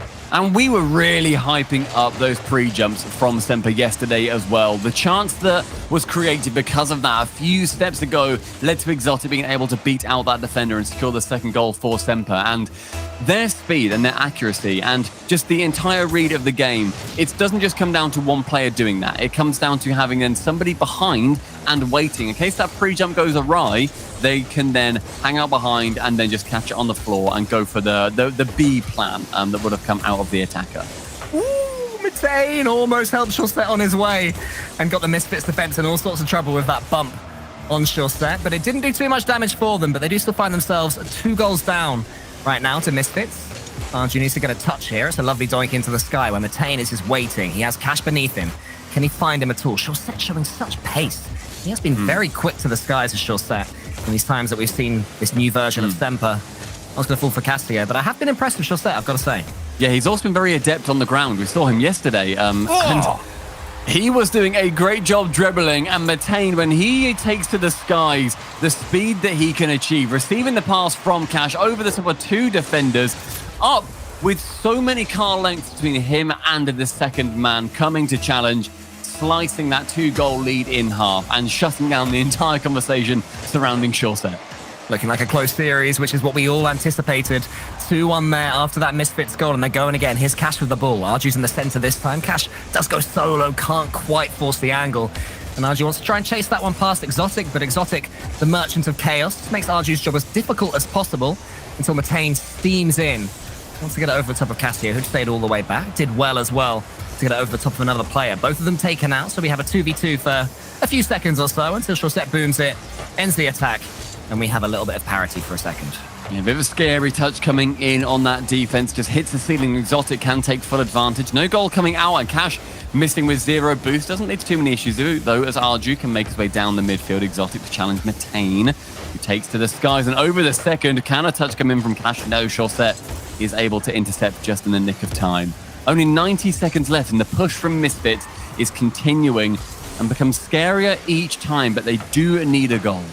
Yeah, well, SMPR is so effective when they have a lead. That's even a 1-goal lead. When they have the 2-1, you'd never expect them to lose it, but Misfits have cut it in half. RG's going to beat Chaussette by an absolute mile here, but Cassio had got the read, sends them back. It seems that we're falling into a bit of a shape in this first game, with Misfits trying to come forward and SMPR sending them home as soon as they can. RG's 50-50 versus Exotic is very good, but so too is Cassio's touch. Many and Chaussette getting each other's way. You don't expect that from those guys. Matane with the quick shot. Exotic saw it coming. Good defending. RG wants to get the flip reset, but can't. And another double commit from SMPR. So now with 50 seconds, they're starting to become a little bit stretched. Yeah, good lead, though, coming out. Sorry, a good opportunity coming out from the back of the defense. But Cassio on that open net continues to strike and continues to score. Yesterday, he was shooting at 50%. He scored 18 out of 36 shots that he took. And that is just more that he is adding. 2 goals, 2 shots in this inaugural game. As soon as the ball falls to Cassio, you just know he's going to put it in that top corner. So difficult to defend against if he can just find himself in a little bit of space. He needs to use his teammates as much as possible, does Cassio. And SMPR, they are absolutely playing as a team. That is the fundamentally important thing in Rocket League, but mechanics are not important, and Matane shows why. A 2-goal lead for SMPR just does not seem to be lasting long, as Misfits again scoring, but they still trail by 1. The final 30 seconds is where they need to be putting on a push, because bear in mind, this is still a best of 5. It's day 2, but we're still rocking the best of 5s, no best of 7s. It's a little bit later on when we look up at the uppers. Exotic to challenge once with Chaussette taking it slow. 30 boost down for the dunk. Can Matane get anything on this? Lovely idea there from Matane to get the flip reset to give himself a little bit of pace off the floor, but they've overcommitted. Could that be the end? Matane sends it a little bit high. Cassio surely can finish it. That's his hat-trick, and that's the end of game 1. Cash rocking his head back as well, just knowing that an issue came in, knowing that there was an avoidable problem, but realistically, they needed to push. They needed to try and get a goal. There is 12 seconds left, and losing a game by 1 or 2, it does not matter. I feel like Cash reacting so emotively isn't too much of a worry for Misfits fans. He's always been like that. Exactly. He loves to play with his heart on his sleeve, doesn't he? Yeah, that's his thing. When you look back at when they were competing historically and you see his camera, he is the one shouting. He is the one fist pumping. And then in the moments of defeat, he is the one head in hand. And as you say perfectly, he wears his heart on his sleeve. But SMPR, they are the ones going to be taking game number 1. And if they win, bear in mind, that will be securing them, Cole, which position? Oh, top 1. Oh, very close. Top six, but decent effort. Yeah, closer than before. Cheers, mate, for setting me up for that. But no, this is what we want to see from SMPR Esports. It was a very SMPR performance, but there were periods in the center where they were actually having sustained pressure. They were taking control. And when back in the RLCS, they rose to prominence as top blokes, that's what they did. They just somehow kept that ball in their opponent's half, would not relent on that squeeze, and eventually they'd find themselves a goal. So starting to discover their identity again a little bit, SMPR. Yeah, certainly. I think that when you look at how SMPR like to play, occasionally it comes down to, with this new team at least, Exotic really wants to be trying to cause as much nuisance as he can. He goes with awkward touches. He does a lot of unquantifiable behavior, and so you won't see him statistically being very impressive. It's what, when I was looking earlier, I was surprised because everyone was saying, Exotic, yes, they were SMPR. He looked amazing. He did, but then you look at the stats, and he was not up there. Instead, it was Cassio. But when he has a bit of an open net to score on and a touch more boost than the defender, he will be getting a goal. Yeah, not just a speed merchant, Exotic. He waited, then he pounced right when Matane was attracted into the center there to try and do battle with Exotic. So another great start for SMPR and another assist from Cassio. I mean, he didn't intend for it to be an assist. It was just a kickoff, but the statistics will tell you that Cassio is so important at scoring goals for SMPR Esports. He really is. Like, Cassio has not even just scoring goals. Oh, please go in. Oh. Just on SMPR, it's Cassio the one to look at. Short set, sending that central, and with the deftest touch, the ball accelerates and smashes that back orange net of Misfits. Frame that goal, put it in a picture, and I will hang it up on my wall. That is just absolutely glorious right there from Exotic. That's a your proper birthday highlight present, play. Please, I would love for that to be a thing. Would it be a GIF or would it be still? I'm not buying you a GIF. You're not buying me a gift either, you greedy boy. Arju, he's got some boost. Wants to get over the top of Chaussette. Here's Matane. He wants to put this one to the center. No, instead he goes solo. Brilliant there from Matane. Lovely goals flying in everywhere. Really just a sweet play from Matane. Catches it nicely on that second touch on the floor with actually one to send it to the floor and then pinches it in.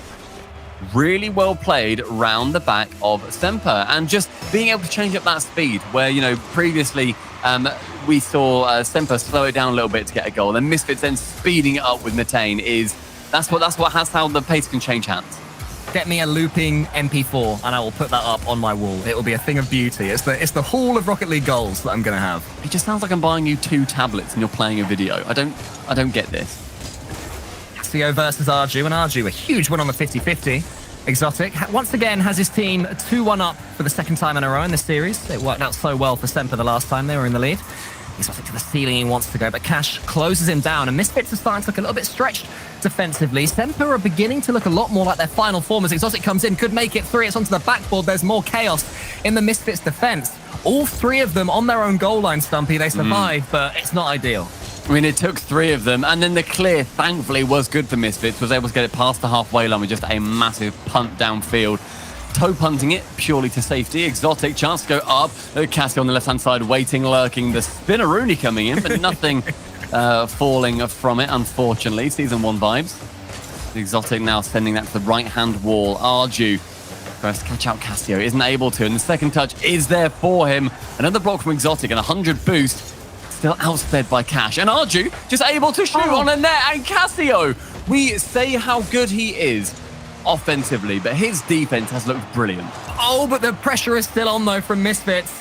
They're really winding up some shots here. Good touch from Cash. Wants to get the dunk on Chaussette, but that's brilliance from Chaussette to get past a couple of them. Might backfire, though. Arju can redirect at home, but he hits the post. Cash is arriving now into the top corner. He goes. And finally, Misfits have their equalizer. It took so long. It felt like it was in a brand new game. Instead, that assist, that pass from Arju off the post, and Cash can send it authoritatively into the top right corner. Now they are drawn, and Misfits in a better position than they have been compared to the previous game. Cassio up against Cash. Cash is going to win that one, but it's Chaussette that it falls to, so more good pressure from SMPR. Chaussette goes high. He's been so effective with his dribbles. Yet again, what a save from Cash. Cassio arrives. Can he put it away? No, Matane this time with the save. So many shots, so many saves. 4 goals already. It could be a 5th right here, but it's more chaos in defense for Misfits. They get away with it, and Cash can air dribble it away. A good few chances coming in for Semper to regain that lead exactly as they will want to. But Misfits holding out incredibly strong, racking up more saves with every second that goes past. In the midfield, though, Arju to the floor. A double commit from Exotic. Sorry, and Cat and Chaussette again. Seeing those deja vu plays from yesterday, and they are not the ones that you want to be remembering. Yeah, that's when you can sense that this is still a new team. But Exotic doing some really good work to take out Cash. Matane just has to make sure he doesn't get bumped here or dunked or anything of the sort. Does well to do so. And this one's going to fall to Arju if he can get past Exotic. Exotic just causing so much chaos every time. You never know what this player is going to do. Whereas you have a bit more by the numbers in Chaussette and Cassio. Chaussette could pass this ball into the center here. Instead it's to the backboard. I think that was the wrong decision. I think that could have been a decent incisive hit into the center. But as it stands, the game remains 2-2. And 1 minute and 20 seconds left. This one is going so quick, Stum, because of all these chances. Almost another one there. It's so end-to-end. It's Cassio this time wanting to smash around that orange net, but Chaussette to challenge Matane does force him to flick, and Exotic is able to come in. That really good first man, second man play, and nearly Cassio with a chance for the shot that stays into the corner. Arju not there for the second, however. Cash the speed. Keep that ball away. The fake low, but nobody on Misfits able to take the shot, and so Exotic will slow it down completely, flicks it left of Matane, right of Cash, and Arju is stuck in the middle. That's the second time that Exotic has tempted Matane to attack the ball and then just knocked it past him as soon as he drove forward. I feel like Matane is going to have nightmares about Exotic when he goes to bed tonight, unless they can win this series. Cash, one touch than the other. Exotic, he was already up. Chaussette, we're getting late into the game now. Next goal could be the winner, and in the way this one's going, could come any second at all. Cassio wants to take on Cash.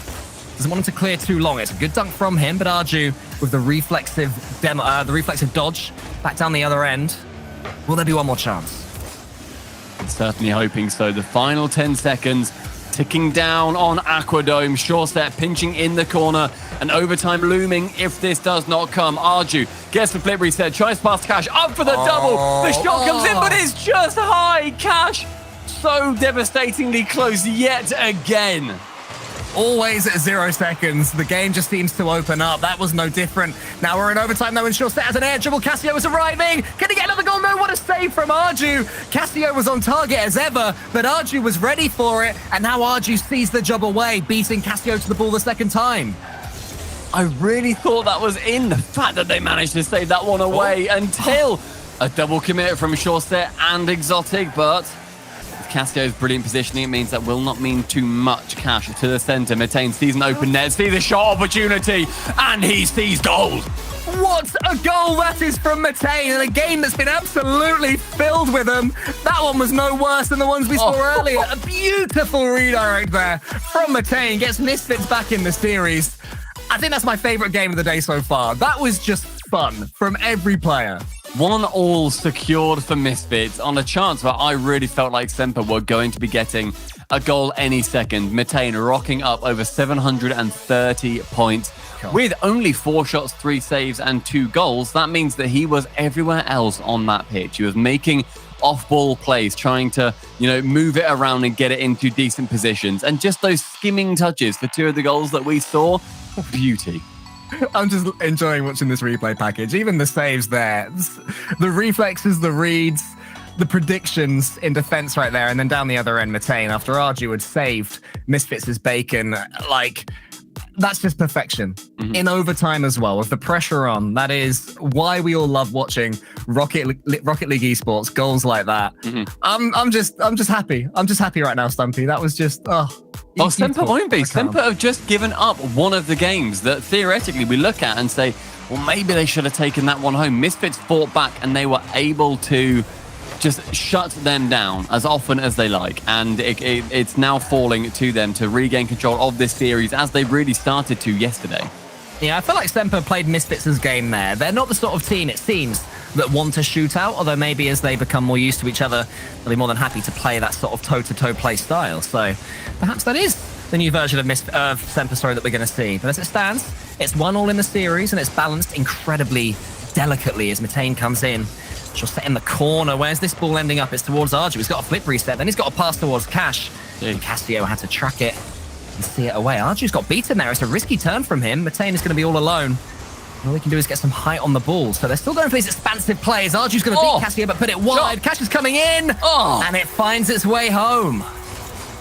Really nice play to continue that pressure on as well. Arju beating out Cassio, and Cash with one opportunity to go for that shot. It's actually helped in by one of the defenders. It gives it a lot of speed, and that is a good chance for Misfits. They've taken the lead when they had the opportunity. They've had 2 shots, 1 goal. Pretty good. Yeah, this is definitely another sort of series that you'd expect Misfits to be able to see away, where there are just goals flying in everywhere. I'm curious if a Semper change and go a little bit more defensive or just keep trying to match Misfits the way they play. Here they come again. Here's Cash. He's on the back foot. Oh my goodness, please! Go in! Oh, wow!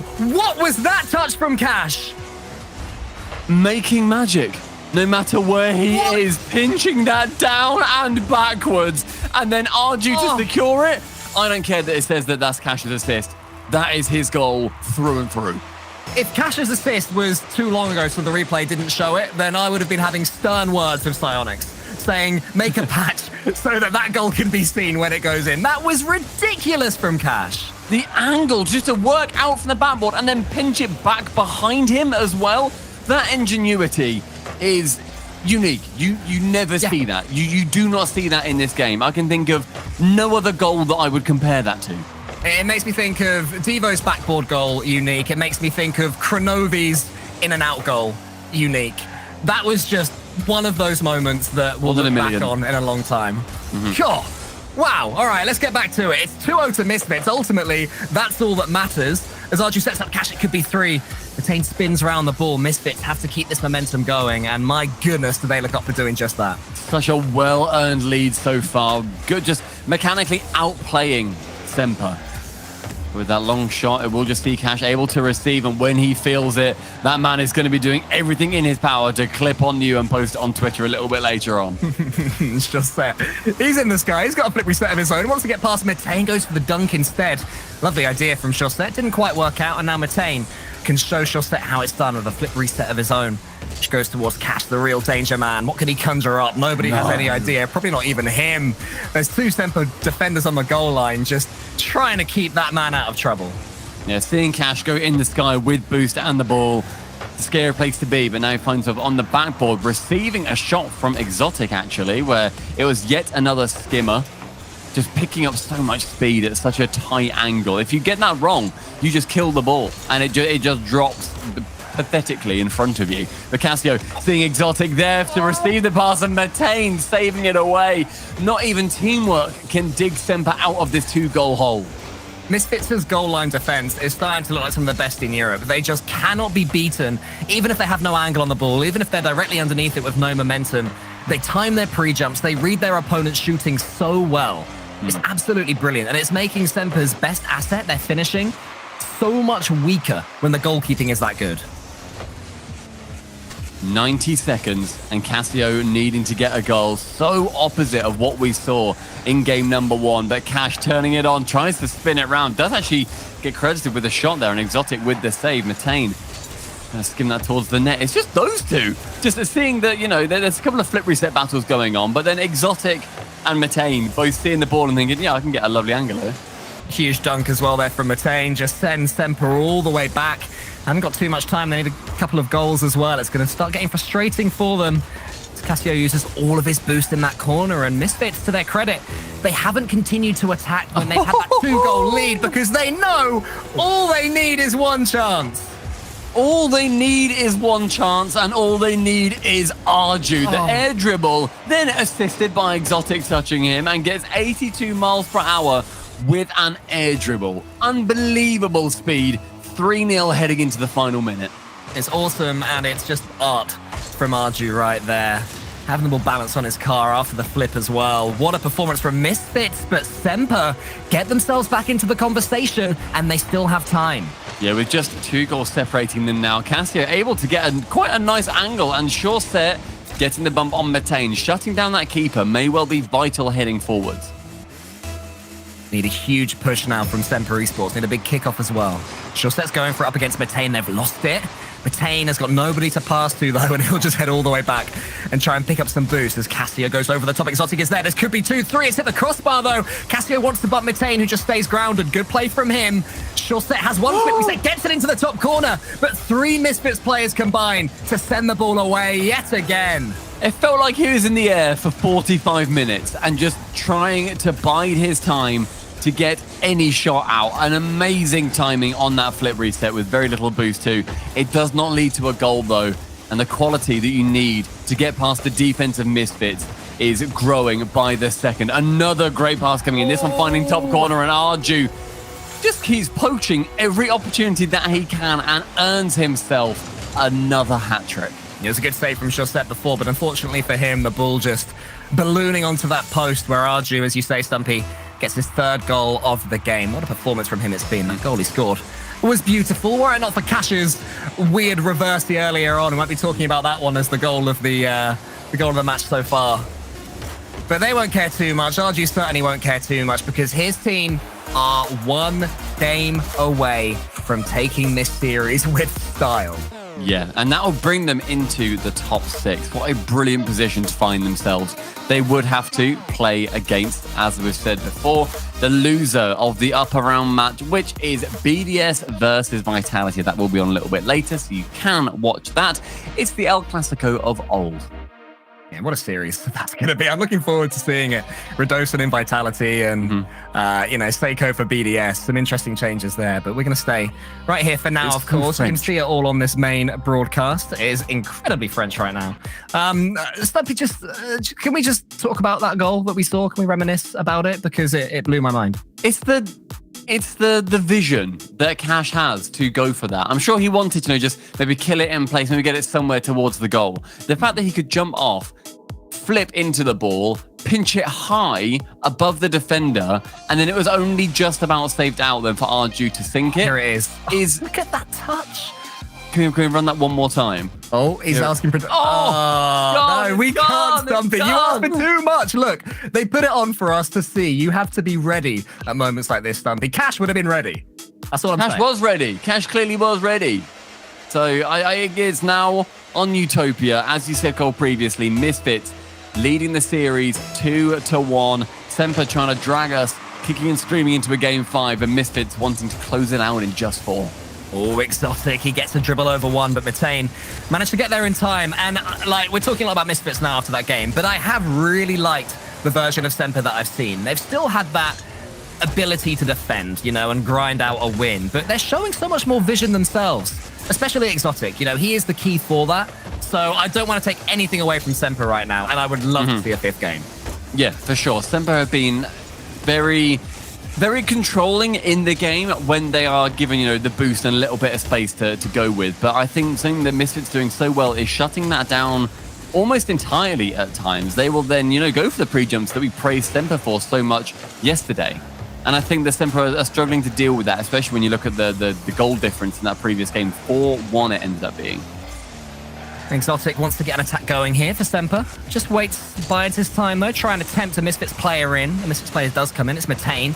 And then the second man is beaten as well, so Arju is left all alone. Shorset. I wondered if he'd try and take out Arju there. In the end, he didn't do either. It's a mistake from Shorset, and Arju gets the easy goal. They all count for 1. There's a good touch around the side, and Shorset does get demoed out of the way.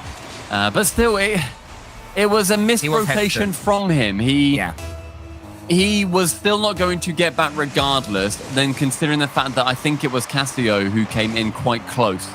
So I think regardless, that was still an error. That goal would have happened anyway because Cassio was not in a position to save. Matane able to go for a 1v1. Oh, look at the waiting from Cash and the save from Exotic.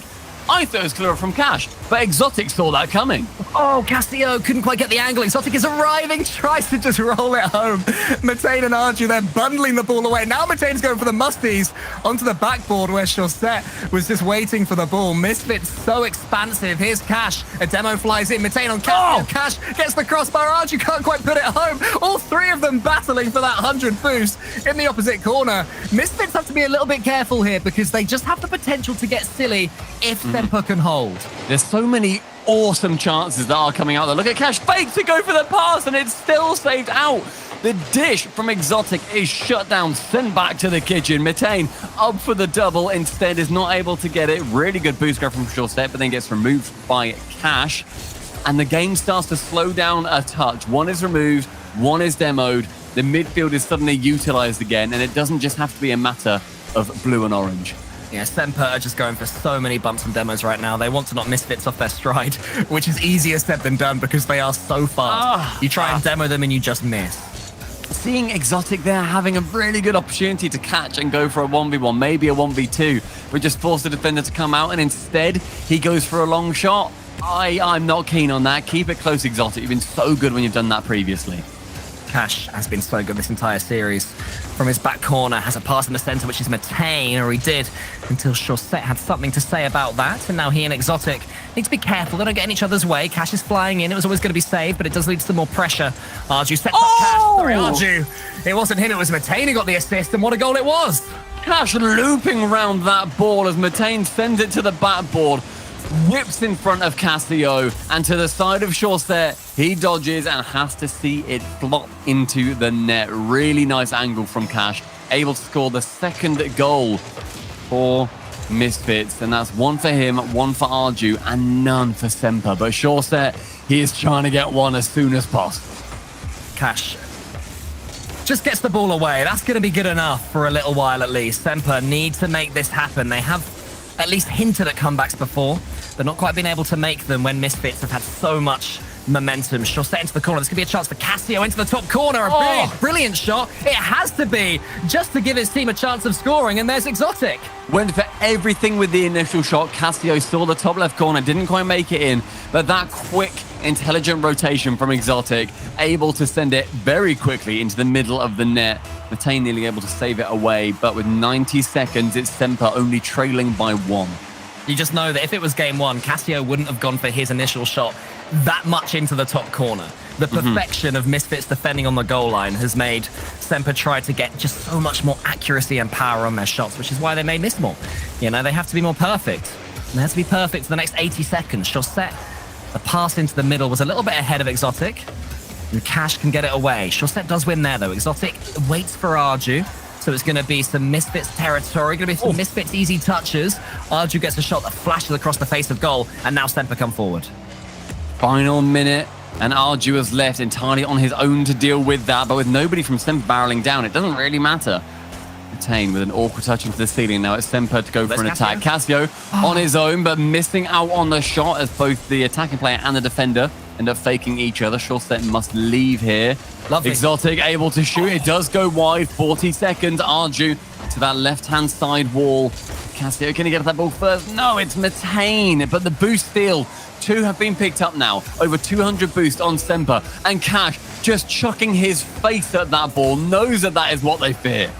Tried to fake out Shorset, but Shorset was having absolutely none of it. But with 20 seconds left, SMPR need to get hold of this ball. Finally, they have. It's Casio. He's met in the air by Metane. Exotic versus Metane now. Metane just desperate to touch the ball as much as possible. Casio can't get that read either.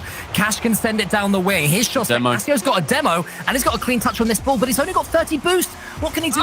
He's nowhere near it. Exotic to the side. It's going to hit the angle. This could be dangerous. Shorset, and Shorset at 0 seconds gets the equalizer for SMPR. That bounce is perfect for him as well. Gets himself in the midfield and then finds that top left corner that was desperate for a Casio shot earlier on.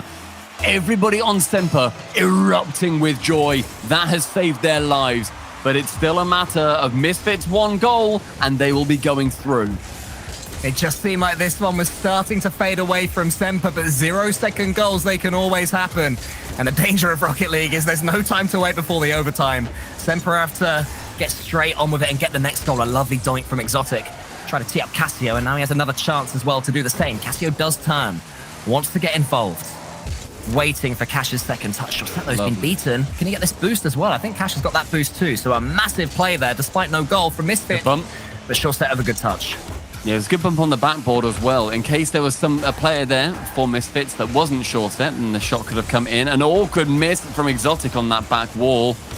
Leaves the pressure still firmly in the hands of Misfits. Over Exotic, Casio up to save, but now that net is completely open. That really could have afforded to be on target, Cash. Chaussette. He's got some boost to play with, and he managed to get a beautiful skim on the ball to get it far away. SMPR at this point just want to do exactly that. Make sure the ball is as far away from their goal as possible. Now they can start to turn the screw. Here's Cassio. Wants to get it past Arju and does. Cash is in such an awkward position and somehow gets an air dribble with no boot? Question mark. I do not understand how he's whipped out the goal for that, but the attack still continues for SMPR. It's still Cash on the goal line, able to save it away. The savior of Misfits. Exotic in the sky, though, does nearly manage to get the bump. This has been, yet again, more examples of incredible defense from Misfits. Exotic has to get the save, isn't able to. The bump comes in, nearly into the shot and the goal. Almost an own pull shot. Now Matega try and keep it going. He's got Cash behind him. He fakes it out for Cash, and Cash, the MVP of the series, gets the winner for Misfits. Immediately standing and cheering and letting his entire street know that they were the better team right now. They moved through into the top 6. He was the 3rd highest rated player yesterday going through our first round of matches. And he looked like the best player on the pitch today. Everything he was coming up with, the way that he was maneuvering around the ball and the pitch, blew my mind. Yeah, their coach added the Mandy as well. All of them absolutely loving it. As for SMPR, I mean, they're going to be disappointed, of course they are, but this is a brand new team. Exotic, he's finding his way alongside them, and I think they showed an incredible amount of potential. Yeah, no, for sure. I think it's something that we look at for SMPR, where they miss out on the winter major, and we think, okay, is that them done? Do we now no longer see them in those top spots in Europe? Bear in mind that they previously got top 4 at the fall major internationally. With a new player on their side, they are looking very, very good, but just not as good as Misfits here today, where so much of what they were doing and so much of what Misfits attempted managed to work. And you don't always see that. And what I loved as well was that even leading into that overtime, it was a huge mistake in defense there from Misfits. And in the past, they've collapsed in those moments. They've collapsed going into majors. That's why we haven't seen Misfits at a major before. But now they have that mental resilience. They have that inner strength to be able to come through in those tough series against teams as dangerous as SMPR. Wow, that was an absolutely brilliant series. And you know what? There's more. Moist versus Solary is coming up next.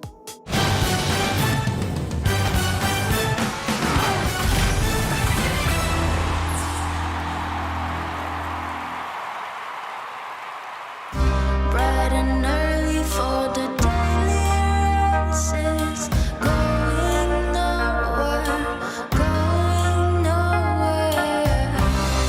I find it kind of funny, find it kind of sad when people run in circles.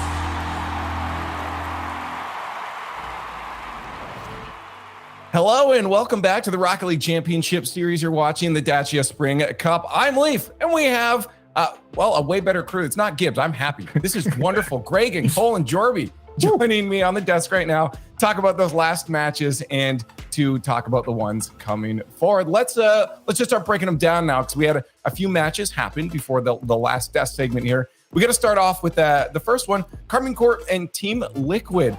This was, Cole, a good start to the day. I think everyone was excited to see K Corp actually on top again. Yeah, they are, especially when they have some adversity to break through and manage to do it as well. Karmine Corp, they started off the better in that first game. The second one, the overtime went to what, 6 minutes? Oh, 9 minutes. 9:05. Huge overtime. I didn't realize it was that long in the moment. Yeah. Goodness me.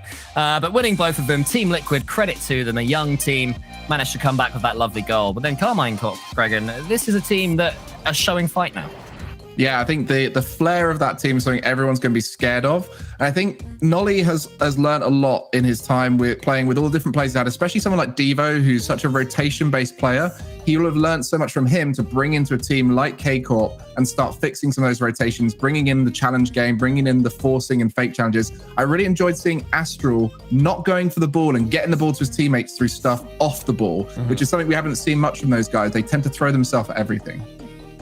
Okay, I'm gonna get Jorby to talk on this next one because I know he's a big fan of one of these teams. Misfits versus SMPR was the next matchup here. Also, Jorby, an exciting match. Oh man, this matchup was actually really quality to watch. I thought that Exotic on SMPR looked good early on, and then all of a sudden Misfits after that first game just took things away. Like that was an insane redirect, but then Matane hit one a little bit later, and that touch from Cash is absolutely ridiculous. The goals these guys were getting were just so exceptional. I think in particular, Matane stepped up big time. He was scoring some wonderful goals, making plays. It was just a little bit concerning when he had that moment at the end where he missed the ball. In that overtime, he looked very shaky, and that's always the concern for Misfits. What happens when things start going wrong? Will it just spiral into an explosion? That's the question now going forward. Regan. They've absolutely learned, and Misfits got the top 6 Colts, so I'm excited for the boys. Bracket time. Look how big this one is. Lots of teams coming into this weekend, into this first regional here for the spring split. Gregan, it is just wild to see how many teams are already out, what teams are remaining right now. Europe is just a mixed bag. You never know what you're going to get. Yeah, we've got 2 new orgs that people might not know the teams of. Moist X Queso at the top there, coming in as one of the strongest teams in Europe historically in the last split, now under the Moist banner, and Solary, the unknown entity. How are they going to play? 3 Dutch players played in the Intel World Open as Team Netherlands, have come together, have looked so strong here today. They're going to be fighting in that upper bracket. And Vitality BDS, what a matchup. The RLCS X matchup that we love to see every single event. And it's now here, and we're just as excited now as we were before. Well, let's start talking about this next matchup then, because we have a lot of Rocket League to get to. Coming up, it's Moist versus Solary. Again, as you said, this is exciting. These teams refreshed under new banners right now. So both teams wanting to prove that they were the right decision, and they're going to push far today. They both have their second lives right now, Cole. So, losing this isn't the worst thing in the world, but you do want to keep that second life as long as possible. But yeah, especially considering when you're under a new org for either of these teams, you sort of feel like you're invincible until you lose it. We still haven't lost under this team. You start to believe there's a bit of magic there. One of these teams is about to lose that. It's going to be a really interesting battle of play styles as well. Solary, they are solid, they are quick, they can outpace you, but Moist, we all know what they can do creatively, and they're going to be trying some stuff. Well, I'm curious to see which way the chat thinks it's going to go. It's time for the Dacia fan vote. Hashtags in the chat, MST, hashtag SLY. I have a feeling I know which way this fan vote is going to go. Yeah, we will do. What I would say is hashtag SLY is a way cooler hashtag. So, factor that into your decisions, everybody. Hashtag slide. I'm just fighting words. We'll see. I don't know if it's going to make a difference, but let's do the analyst thing. Let's get their predictions on this one. Jorby, I'm going to get you starting off on this one. Moist versus Solary. Who's taking it? Well, I have a feeling which way this is going to go. I think we all know which way it's going to go. I got to be honest with you. Look, I love Moist Esports. They're great. Love watching them. But man, I was so hyped when Olitho and Mike Boy got together, and they're rinsing through this tournament. I'm going with Solary, man. Oh, you think? Solary's Okay. got this. Absolutely. I'm picking Solary. I'm Okay, glad that Jorby. I'm glad that Jorby was the one who went for it. I was thinking everybody else would go Moist. Because Jorby has, I'll go Moist. Yeah, Jorby's taken the hit for the team, done the charity pick. Let's go Moist. I'm glad that Jorby took the hit. I don't know why for you're us saying here. I don't know why you're saying charity pick, man. Have you seen Oli? Hello. They look great. You see They look Mo? great. You They see look my great. They look But great. we You're need gonna tell to me be charity proven. pick? We need to be You don't proven. get this far in the Stop tournament figuring record them. without being what? They're You're ready. on. Let- You're let's on. let You're them play. on. Let's We're let them going play. Moist, baby. we have to do Moist on this one. Oli looks insane, but I really think Moist is. We've seen what they can do across a lot of Rocket League this season. So again, 80% in favor to Moist. Not a surprise at all. Let's head over now, though, to the Skybox for our next matchup. It's going to be Moist versus Solary. Both teams looking to keep that second life alive.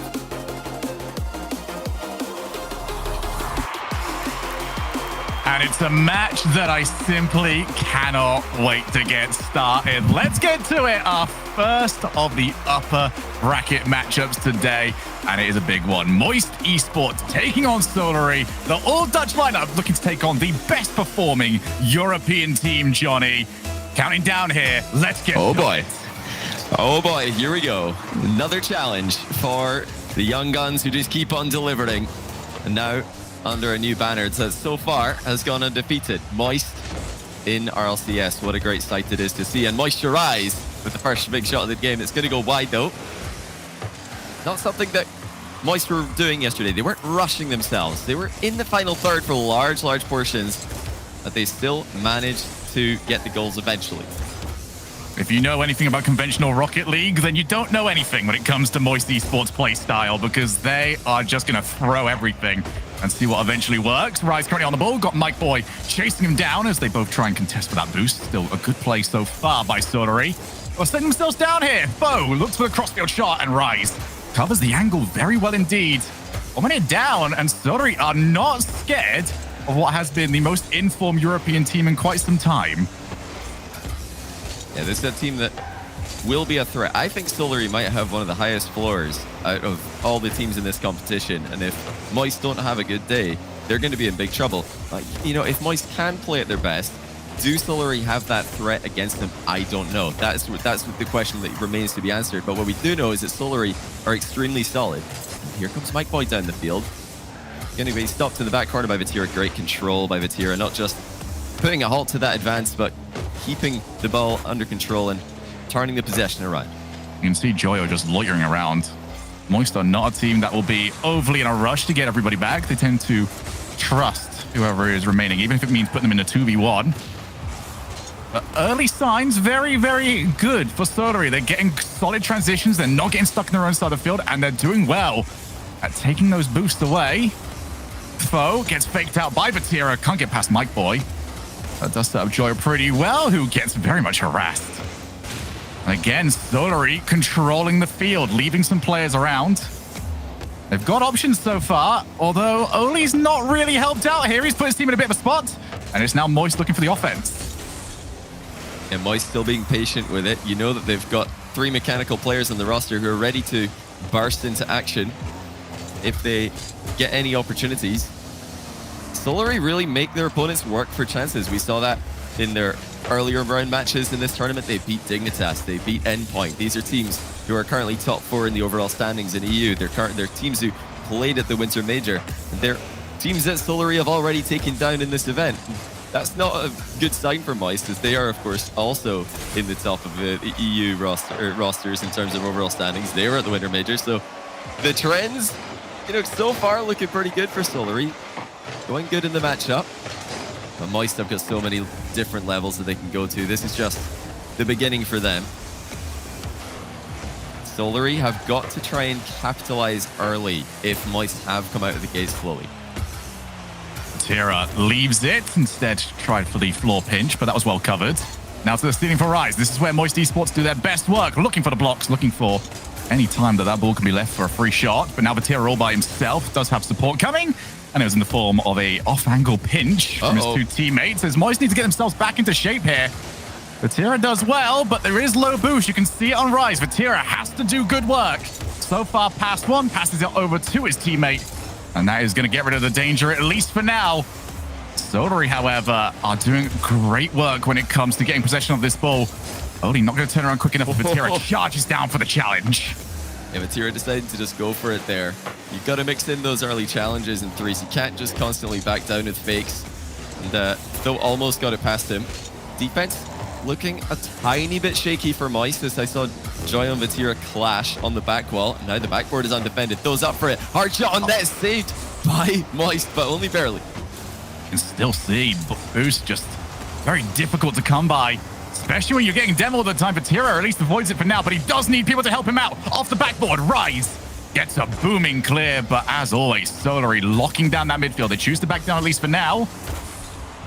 Solary to Mike Boy. What a play that is. Mike Boy might actually be a little bit disappointed with his first touch. It'll allow Moist to get at least back into play. And 30 seconds, one of the more back and forth 0-goal games that we've seen, but nobody's had that clear-cut opportunity just yet. Mike Boy waiting around. Not trying to force the pace that they're not comfortable with. Both tasked with trying to clear. Booms it. Mike Boy, target man. Look for the shot. Hits the crossbar. We stay at 0-0. Wow, what a shot that was from Mike Boy, just narrowly missing the top corner. That completely stunned Moist. They were just watching and waiting to see if that would go in. And here we go. Overtime underway. A big tone setter for this series. Remember, best of 7. Vatira looking to try and set himself up. It's over Oli.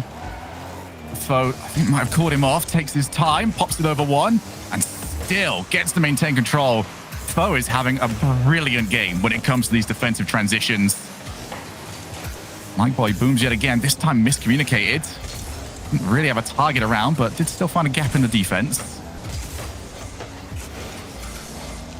Joyo with Rise on the far side. Can he get it over to him? It's a risky play. Rise jumped up early and Vatira cleans up.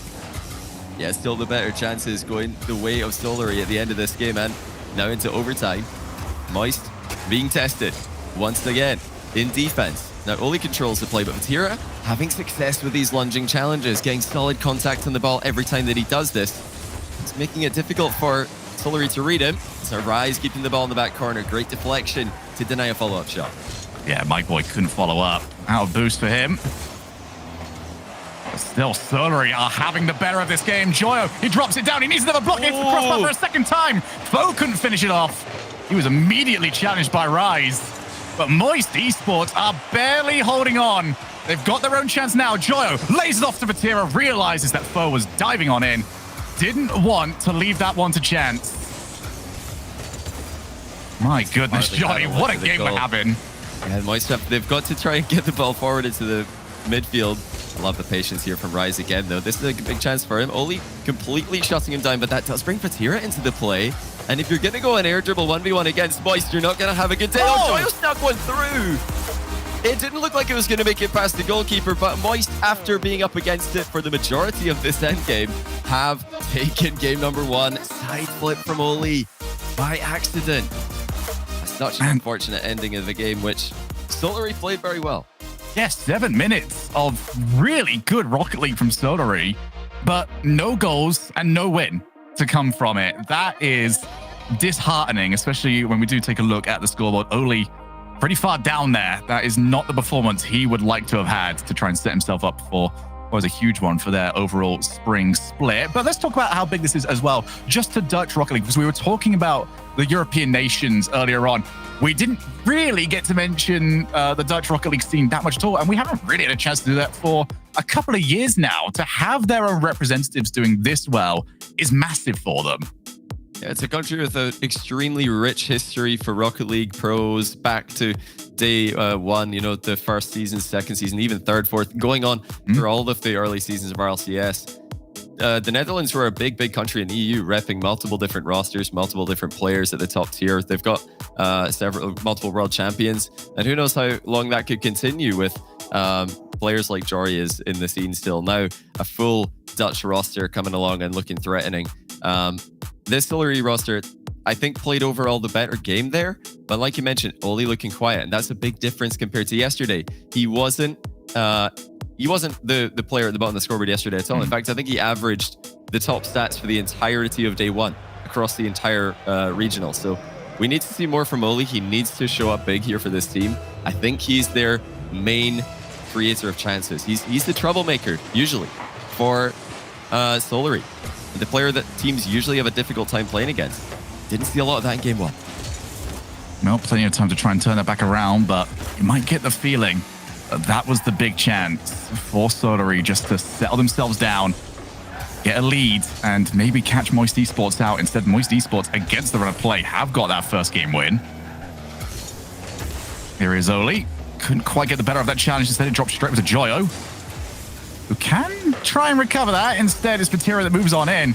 And this is a lack of fear that we've got very used to seeing from Moist Esports. That was 3 players committed just to hold on in the midfield. Now Mike Boy looks to set himself up. It's just total defense when you come to Moist Esports. They are always keeping all 3 of their players involved, looking for bumps, looking for demos, looking to steal your boost, anything just to be annoying. Look at Vatira. Every single time that he's 50-50ing the ball, he is coming out victorious. And now centering. Oh, what a save though by Tho. It looked like it was going to be the opening goal there for Rise. Not to be, as it gets sent wide of the net by a great save. Not the first time that we've seen a goal line save at that level in this matchup. And now only cutting off the infield pass. You start to see more from him. Solary could take the reins in this series, but of course, whenever I say that, I have to remind myself, we're talking about Moist here. Any one of their players can take over this lobby. And right now, Vatira looking dominant with every single challenge he puts in. Vatira, one of the strongest defenders out there when it comes just to giving no quarter on those challenges. Although Tho did jump on in, only a little bit far forward. A bit more difficult to try and stop the play, but you can see 3-way passing play is exactly what was needed by Solary. Have got rid of it, at least for now. And Solary haven't changed much here. I'm happy to see that. They had good ideas coming into this second game. It just didn't quite work out for them. Now they need the goal to go with it. Still 7 minutes of gameplay. Oh, in 9 minutes, actually, at this point, if we include overtime. Still no goals for them. Rise looks for the setup. Doesn't have the support, but Vatira jumps in quite late. That does leave Joyo by himself. Rise getting back, and Rise was needed. Yeah, making sure to just get back as quickly as possible there, helping his teammate who was alone at the back briefly, like you mentioned. That's something that you are going to see from all the top teams in the world these days. Gone are the days where rotations are away from the ball and in the middle of nowhere. No, activity is at an all-time high in modern-day Rocket League, as shown, I think, most clearly at that Winter Major Grand Final between, it was Team Queso at the time and G2 Esports. Great to see. With the new split underway now and under the new org, that playstyle, that drive from Moist, still on show for all to see as here comes Joyo, the player who really stole the show at the Winter Major. Yet to see any stunning goals from him today. Mike Boyd needs to get a second touch. He gets there just in time. Moist now over to Joyo. Delays the shot. Try to go low. And Oli strong enough, but Joyo's sticking around. It's a pretty low chance of that going in, but they're still willing to give it a go. 90 seconds left here. Goals have become very hard to come by, although block after block. There's Rise's opportunity. Can't get it from that angle. Instead, sets up for Joyo off the backboard.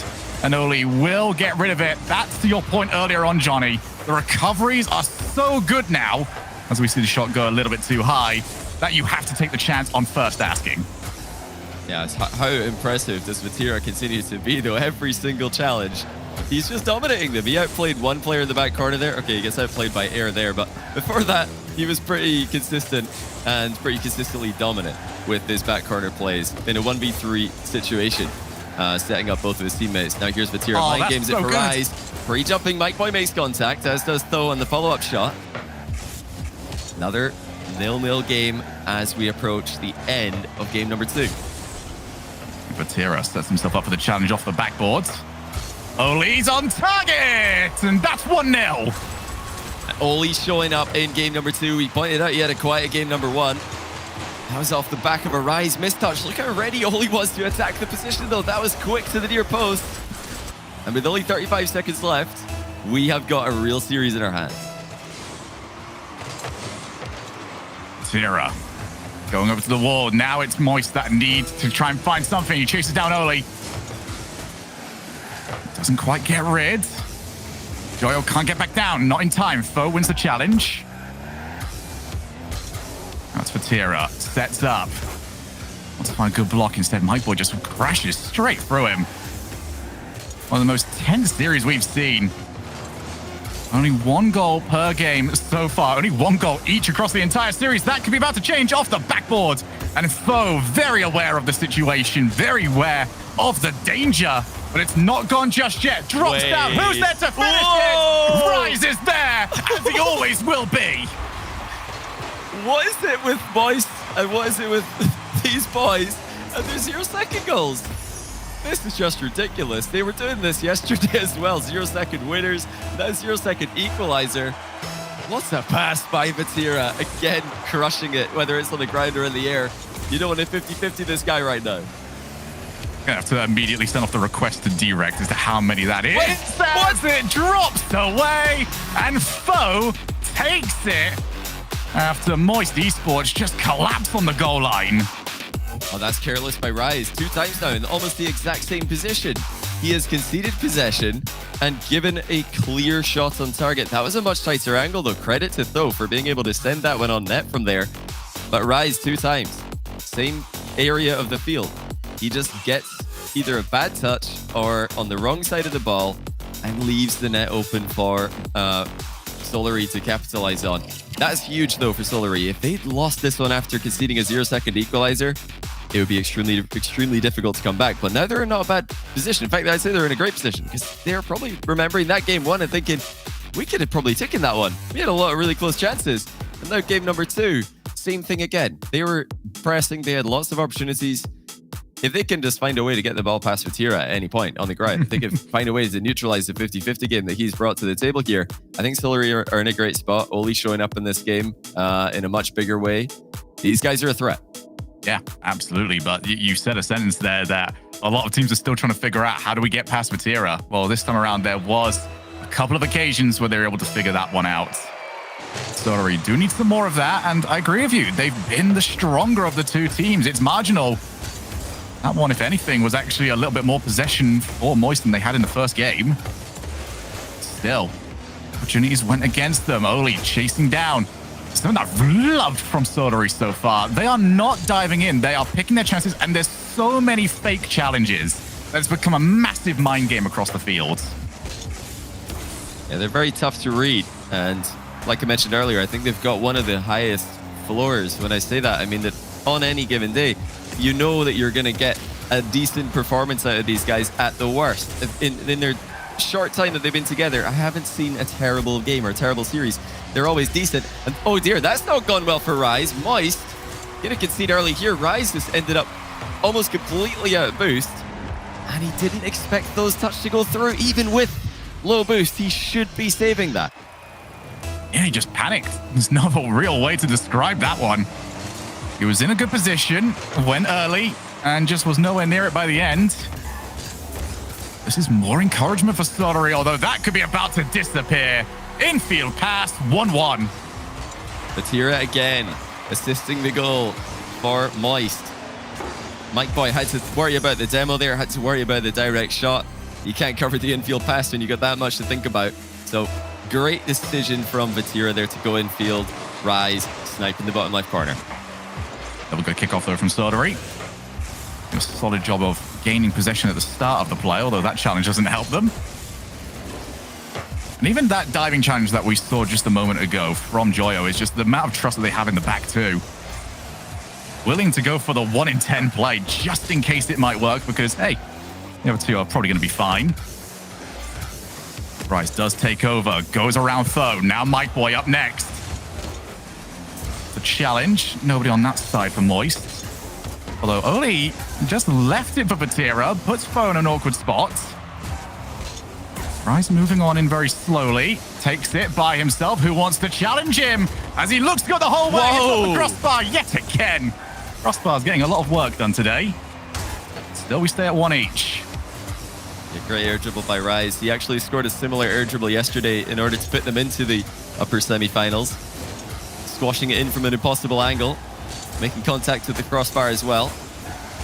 You know, mixing in those standard air dribbles is a great strategy for Moist because they're so known for their flip resets. Everybody's challenging them low on the air dribbles, so you actually have a window to go over the top of the challenge a lot of the time. Rise showing how that works on the last play. Foe with a shooting chance. Goes up too high, instead sets up Oli. And Vatira will see that one away. Now takes over. Rise, the target man downfield. Can't get the setup. Already back. Continuing his somewhat good work in the midfield. Didn't get a follow-up from a teammate, though, quick enough. That one definitely required a follow-up, Mike Boy. Really happy to see that an orange car was to their first. Now Rise up high. Oli, I think pre-jumped that one. He was certain that was going to come his way. Rise off the off angle. Jumps up awkwardly. Joyo's challenged. Also sets up very well. I don't know if they've got anyone available to shoot. Well, he did in the form of Rise, but no power generated.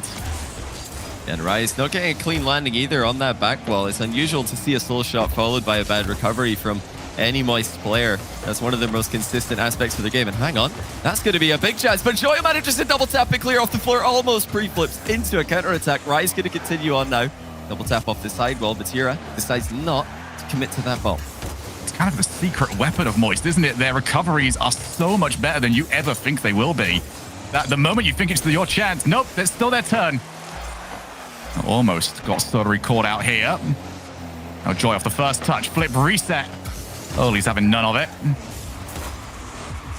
Booming clear. Can Oli continue to follow? No, instead. Leaves it for Foe.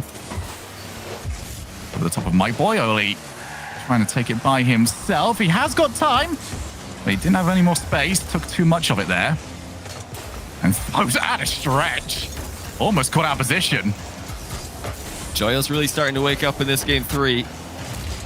That unpredictable Joyo that I've come to know, and also just a player who's inspired the entire Rocket League Pro scene with his playstyle recently, starting to show up in the Fennec of all vehicles as well. He almost makes it look like he's misplayed sometimes. He makes it look as if he's lost control of the ball, only then to somehow get back to it and outplay his opponents. And Rise up with the follow. Become huge at the moment. Just aerial battles, one after another. Nobody quite able to get the clean win just yet, but all three players on both teams under so much pressure. Speaking of pressure, Joy putting some on the backboards, and Foe avoids it, follows up, gets the block. That is the level of defending we're working with right now. So many passing options becoming available from Moist. Solo plays really drawing a lot of attention from defenders. You need to commit 2 players to defend against any one of these air dribbles. That leaves somebody open in the infielder at the back post every single time. Will Moist decide to use that same pass that's netted the opening goal in this game for themselves? Starting to feel like we should just be starting these games in overtime as we go to yet another one here on DFH Stadium. Put yourself up at a 2-1 advantage. Last time the game was over pretty quick off a Moist Esports mistake. They don't want to try and provide another one here. As Rise immediately dives on in. Mike Boy with Oli in support. Chooses not to jump up there. Probably the correct decision. Out to the wall. I'm curious when Moist will try and cash in, because they have been creating space from these solo plays. The passing plays, the infield pass, that's all available. That's all on the table now. Just when will they go for it?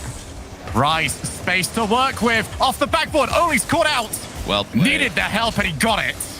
Yeah, that's a great defensive shot, or defensive clear there by Foe. You read exactly what was going on, beat the attacker to the play, and essentially what he's trying to do there is just position exactly in the same way that an attacking player would, and then miss his own net. Just make sure that he hits it clear instead of hitting it forward. So great awareness by Foe. Not the first time that he's either cut off a challenge or cut off an attempted passing play. The defense for Solary, very, very difficult for Moist to get past at the moment. Right, that's the perfect bounce for him if he wants to try and just guide the ball away from his side of the field. Vatira goes for the ceiling this time. That was a brilliant second touch, but nobody on the field is going to read that one. Instead, full power is what's needed to end the overtime. Solary still reeling from Vatira's advance. Took everybody out of the play, put everyone in a difficult position, and then Joyo's corner pass to Rise ends the game. It's only a matter of time. Your defense can be solid as a rock, but eventually Moist are going to find a way through. They never overextended. They never rushed themselves. They took their time. They just kept going for outplays, and eventually an open net presented itself. 1 game advantage back instated for Moist. And it's starting to look like the Moist Esports style of game that they want to play. Solary can't afford to get dragged into this because it is air dribble after air dribble. And it seems like Solary are trying to respond to this by playing the exact same way. I don't think that's what's going to work for them here, Johnny. They need to get back to what they do so well. It's a tough one. I mean, what do you do when you're playing against Moist? Do you just wait for them to make misplays and wait to counterattack them? That to me it works for Solary a lot of the time, but is it going to work today? I don't know. Yeah, I want to go back to the thing you just said there, which is you're waiting for Moist to make mistakes. The problem is their recoveries are so good that you think they've made a mistake and you go for a simpler play because you think that's the right one at the time. Instead, no, you're still dealing with the same amount of defenders. You just don't know it yet. Yeah, there was a crazy recovery from Joyo in defense where it looked like they'd blundered again. It looked like they'd gifted a free shot to Solary, but then Joyo suddenly floor doubles in defense, and it's Moist on the attack. So it's going to be very difficult for Solary to attack with the same confidence that they had earlier on. They picked up a couple goals off weak touches from Moist in games number 1 and 2. That's actually a lack of a touch. Those are going to get a freebie. But they didn't even have to commit to that one before knowing it was an open net, as Rise again just doesn't make contact. Maybe we take it back, Johnny. Yes, maybe you do wait for the mistake from Moist. Hey, maybe you do. Because that's what's provided them the most goals. They've had a couple. You know, the Rise made a couple of mistakes on Aquadome, and he's now made a big mistake on Utopia as well. They're not incredibly regular, but they are happening. So all you have to do is not concede 2 goals in 5 minutes against them. There you go. You'll probably get your 1 off a mistake. Maybe. It really is that simple, isn't it? So we get ourselves continuing on here in game 4. Vatira 2v1. Don't need to worry about it too much. Although Vatira 2v1 is a position that he's got quite used to over the last few months. Now Rise had Joy on midfield, chose instead to go for the backboard.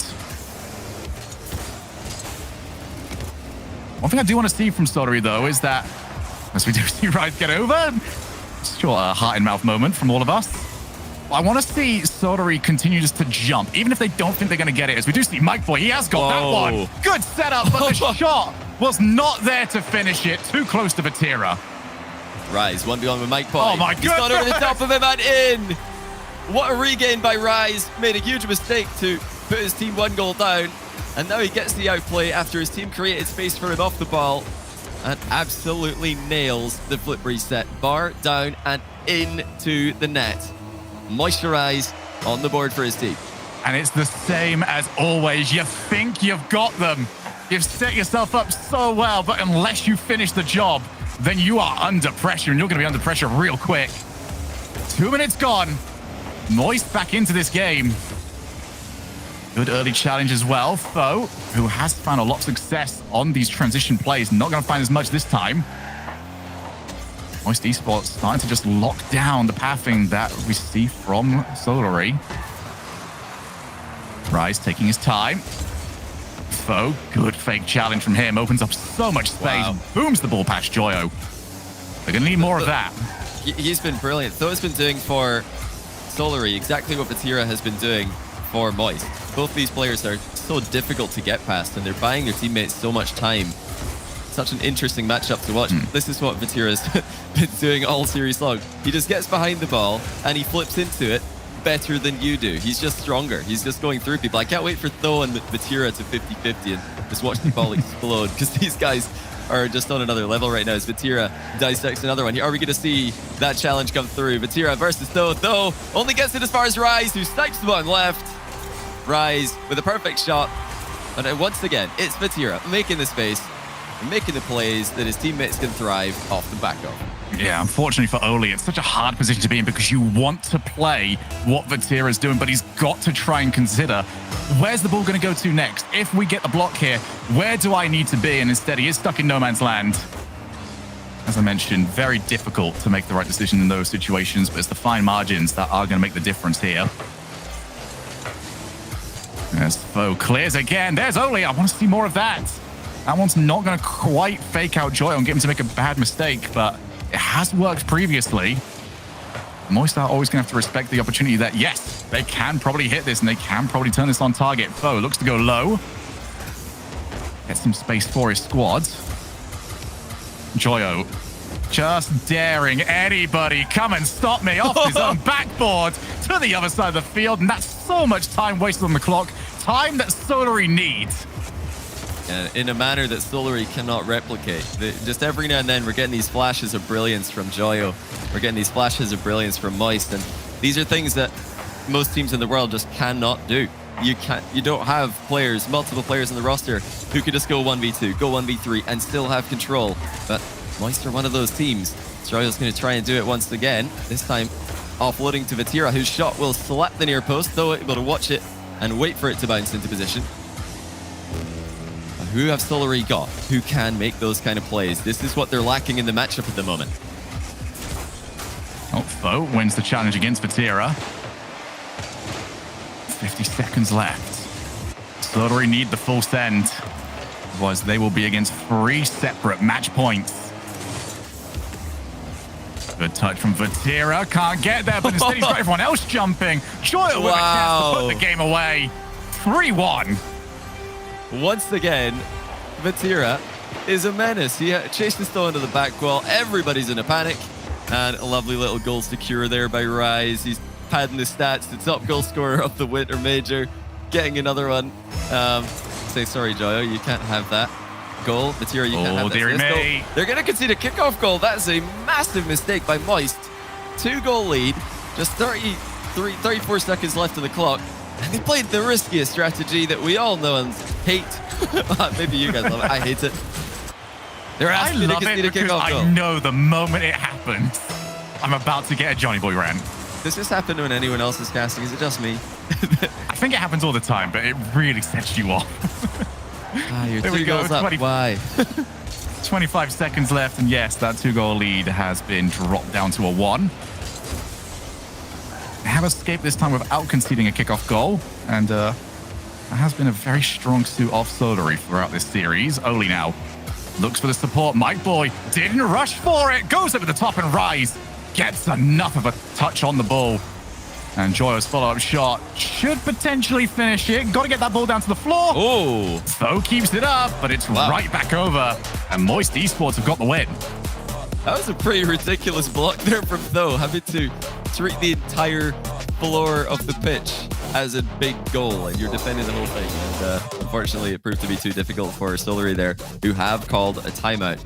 And that's sensible. I don't expect too much of a strategical change from these guys. They are just the consistent team.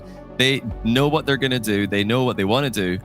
The only question is, can they slow down the momentum with this timeout enough to stop Moist in their tracks? I don't think they can.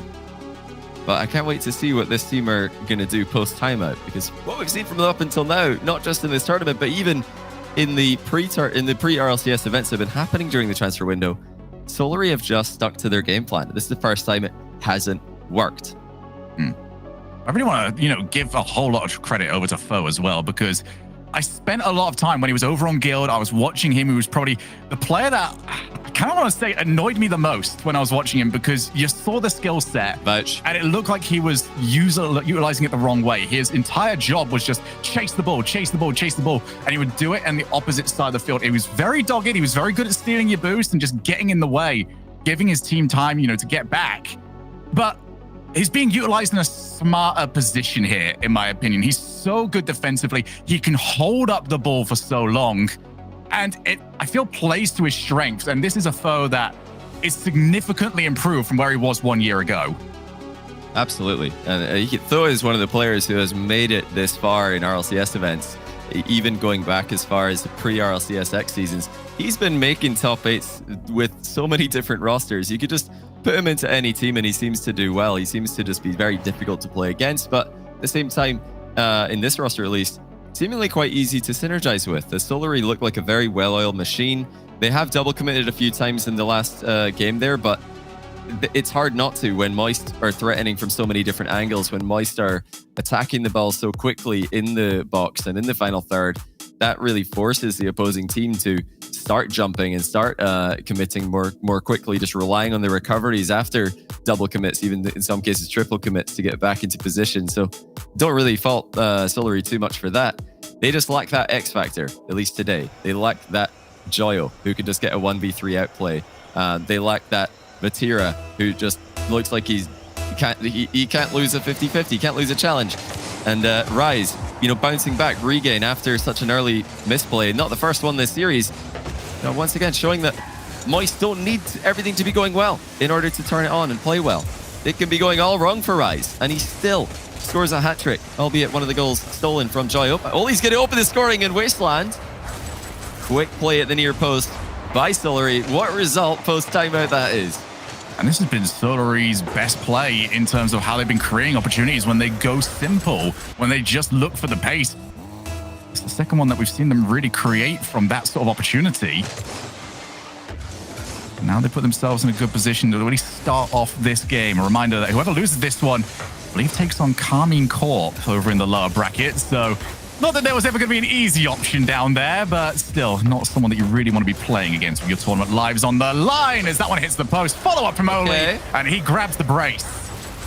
Much more of a three-man offense here from Solary.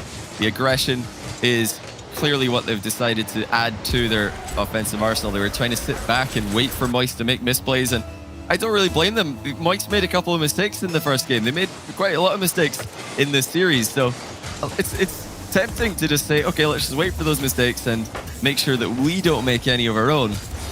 That didn't turn out to be a winning strategy. You got to go and force mistakes sometimes in matchups like Moist, matchups against some of the best teams in the world. If you're just waiting on their misplays, unfortunately, even if they make them, they're probably still going to outplay you more and swing it in their favor. It's a strategy that's almost okay in a best of 5. But you're asking for a team like this to never figure out for a minimum of 20 minutes. It's just not going to happen. Not at this level, not of a team as capable of as Moist Esports. So I do really like what I've seen. I like what I've seen in general from Solary. They've been very impressive, not only today, but throughout the entire tournament. Oli decides not to try and go for the hat trick. He does get the bump, and who's going to claim it? Mike Boy wants the goal. 3-0. Timeout buff is real. Huge bump off the ball there from Oli, and nice little pre-flip finish there from Mike Boy, albeit an open net. A lot of time left in the game though, so they really have to be careful. All it takes is one goal for Moist, and the comeback will be on.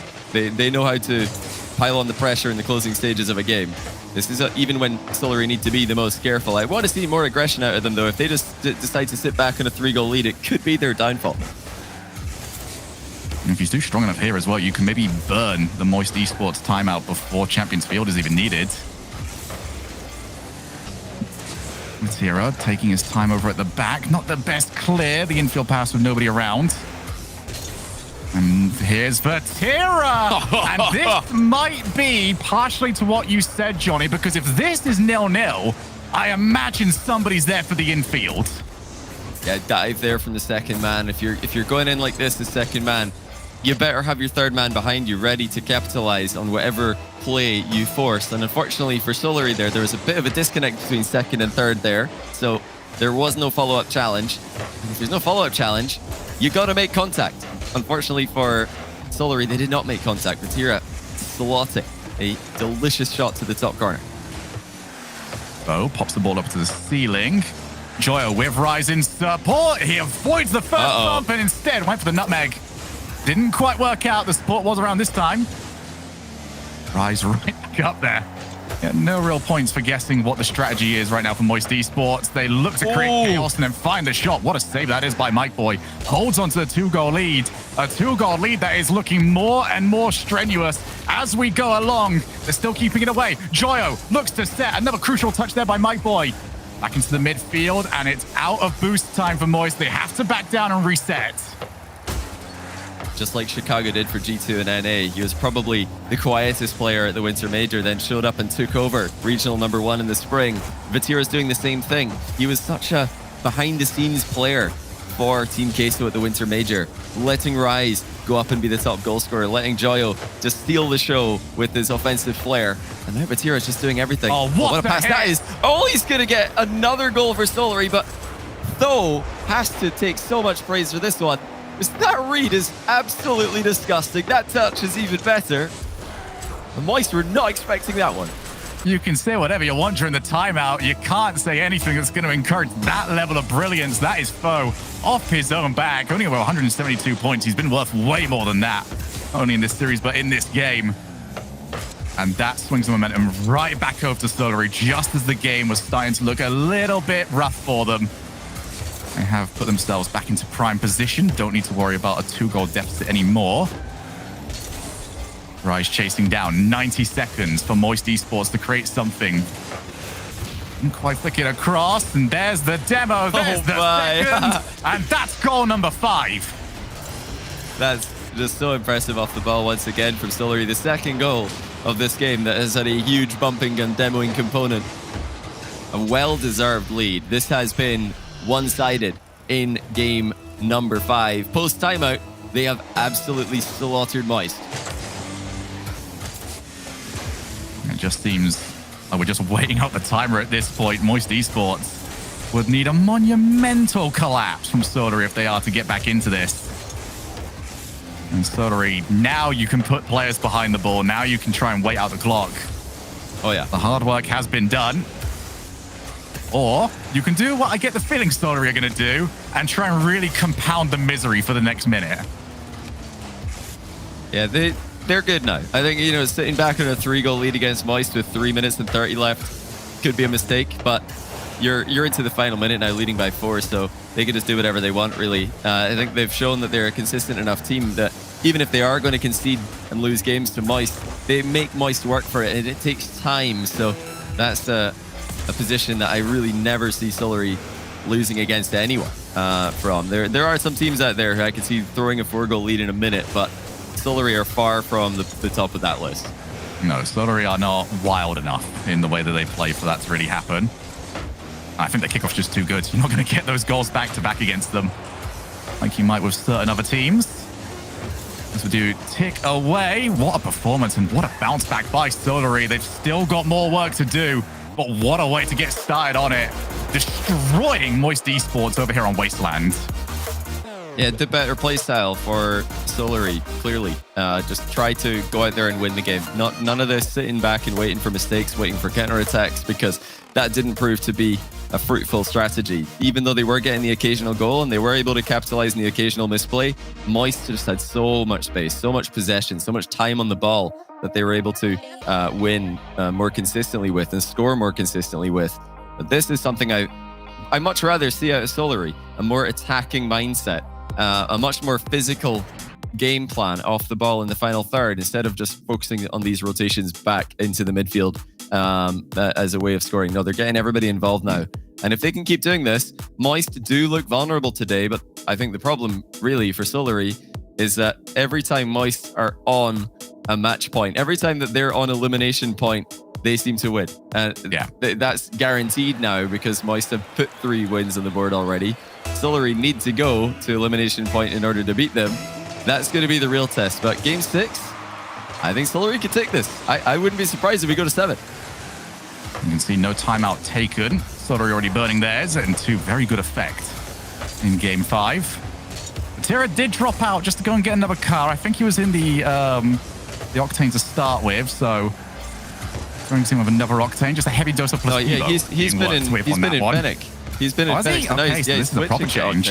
I am surprised to see Vatira switching, but what I expect to see from Vatira means more aerial play. We're going to see a little bit more air roll and a little bit more flip resets. The Fennec is that 50-50 car, which we saw working out really well for him.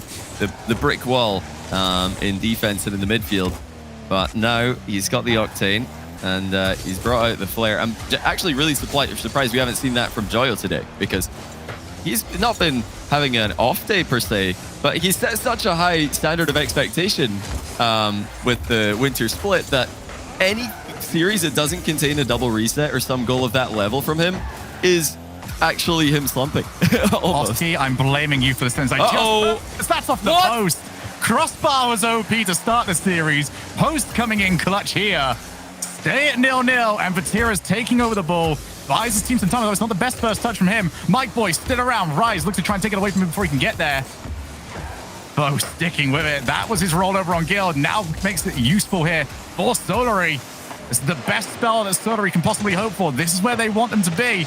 Rise, crucial touch, gets rid of it, but Oli did not overcommit. Start to head back, puts him in good spot. Vatira takes it by himself over to the wall. Couldn't find the block as he was out of boost. It should really be 1-0 now for Solary. That was a completely uncontested shot from Tho from point blank range, and he hit the post. Tho, who has been so consistent today, and Solary, who have been capitalizing on the occasional Moist misplay, failed to do so in game number 6. Is that pressure starting to get to them? Are they starting to think too far ahead of themselves, starting to think that the fact that they might actually be able to beat Moist today? I think surely not. Tho's so experienced. Will he get a chance as good as that one again? Oh, good touch by Joy. Had Oli just loitering around. Vatira pre-jumps. And he gets caught for it. Foe puts it underneath. I'm wondering, is he going to get another glorious opportunity? The answer is yes. Oli lurking upfield, cuts off the defensive touch into the back corner. And Tho getting the ball right through Vatira, who did have to pre-jump in the position. Does Solary get their 1-goal lead? Should have been earlier. Honestly, the fact that they've got it later favors them. There's less time remaining in the game. Another physical play off the ball. Now Joyo having to dive in front of the near post there to stop what would have been a goal. It's honestly a fantastic recovery by Joyo to roll with that one. Just kept his momentum going in reverse. Kept this at a 1-goal difference. And Foe is just going to be an annoyance. 0 boost. He'll still stick around. Although a huge dive in from Oli. You can see everybody over in the Moist Esports side of the field. Rise, free boost. Can't get the ball past Oli. And doesn't find any boost in the midfield either, so he's late back. That almost got his team caught. Mike Boy off the wall. Joyo does have a tier on the far side. Can't get it back over to him. Tira, not a second touch. It's just not getting strung together. Moist Esports finding a few chances, finally clear their lines. Take a look at the clock. It's disappeared on them. Just under 2 minutes left. Might be heading over to Champions Field. The miss off the backboard certainly does not help. As we're straight over to Solary offense, 2-0. Oh, Vatira, get back in the Fennec. What is this game? What is happening here? He misses the overhead clear, and then he completely misses the ball as he tries to try not to center. He's trying to hit it over the top of Oli there. That's why he's ended up missing. Wanted a very precise, hard hit, but this has been by far the worst game that we've seen from Moist throughout this series. They've hardly had any offense, and they've looked a lot easier to get past. Oli now trying to shove Rise out of the way of the ball. Rise does manage to stop that one. We are headed to game 7. Mike Boy gonna make it 3. Where's the defense? Moist actually conceding goal after goal after goal in this game and the last. Sometimes when you see results like the one we got in the last game, you start to put it as like, all right, maybe that's the one-off. We're not going to see something like that again. No, Solary have got this figured out. The download is complete. As you said, with Champions Field on the way, you've got to imagine Moist Esports are going to use their timeout. They have to change something. At the very least, they might need to get Vatira out of that Octane as they do find a little bit of hope here. 1 minute and 3 seconds left. 2 goals to get. Definitely hope for Moist. Full team passing play with Joyo scoring that goal at the end of it all. I think that's always the best player to see involved in an offensive play in order to get the hype up for Moist. They're going to get another quick opportunity off the kickoff. Rise shoots it first time. Mike Boy had the whole goal covered. And Foe is going to burn as much time with this air dribble as he can. Joyo takes over, gets the pass over to Rise, who at a stretch gets there. Demo as well. Rise still on the opposite side of the field. Has he got support? It drops down dangerously. At least it would have done without some help. Whoa! Rise just drops onto it. That could have gone anywhere. Great control by Tho. He's got no boost, but he is just going to stick to this ball, wasting so much time, and more importantly, buying his teammates time to get into position and restock on boost. Vatira, tight angle double, just goes right across the face of the net. That one flashed past the defense before they could react, and they're not done. Joyo's shots off the post, and somehow it has stayed in the defensive corner. Is that what is going to keep this game for Solary? They've had to fight for it in the last few minutes of this game, but it looks like they've held on. Champions Field on the way. looking to try and maintain position in the upper bracket. A reminder as well, Karmine Corp wait in the lower bracket, and the winner of this takes on either BDS or Team Vitality. Wow. What a comeback by Solary. I hope they recorded whatever they said during that timeout, because they're going to need that for later. What a difference we're seeing between the first 4 games of the series and the last 2 that we've just witnessed. Solary looked like a different team. They were just playing a very solid rotational focus game earlier on. Now they're really bringing the heat. They're really bringing the pressure to Moist in the final third.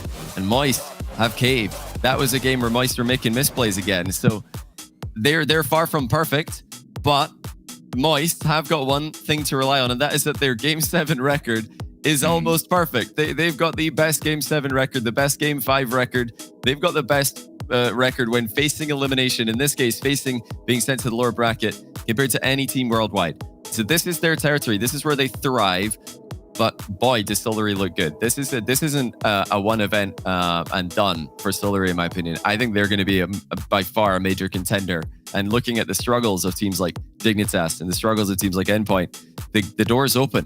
Solary are charging straight through and really giving themselves a chance of getting one of those spots. Yeah, absolutely is the case. I mean, you said the overall record that we have got, it is 11 wins in a row in a tie-breaker matchup. It is on the line right here. BDS last season had a streak of 10. It is ridiculous what this team has managed to do, not only in the biggest pressure, but also against the best teams around. But as you mentioned, we've got the brand new Flying Dutchman. We really do. They have been amazing, Solary. And there's not a timeout being taken over by Moist Esports. They are waiting to get into this one. I cannot wait, Johnny. I was saying both of these teams should maybe be a bit scared if they drop down to the lower bracket. I'm starting to feel like maybe it's Karmine Corp that should be a little bit afraid if they drop down. Whoever drops down to the lower bracket. It's interesting. Karmine Corp did look so good today. So that match will be happening today. The fact that it's today, not tomorrow, is a very big deal for Karmine Corp, because they're, I think, going to catch either Moist on a bad day if it's Moist coming down there, because Moist losing a Game 7 doesn't happen. So if they lose today, that's definitely a bad day. That would be a good time to play them for Karmine Corp.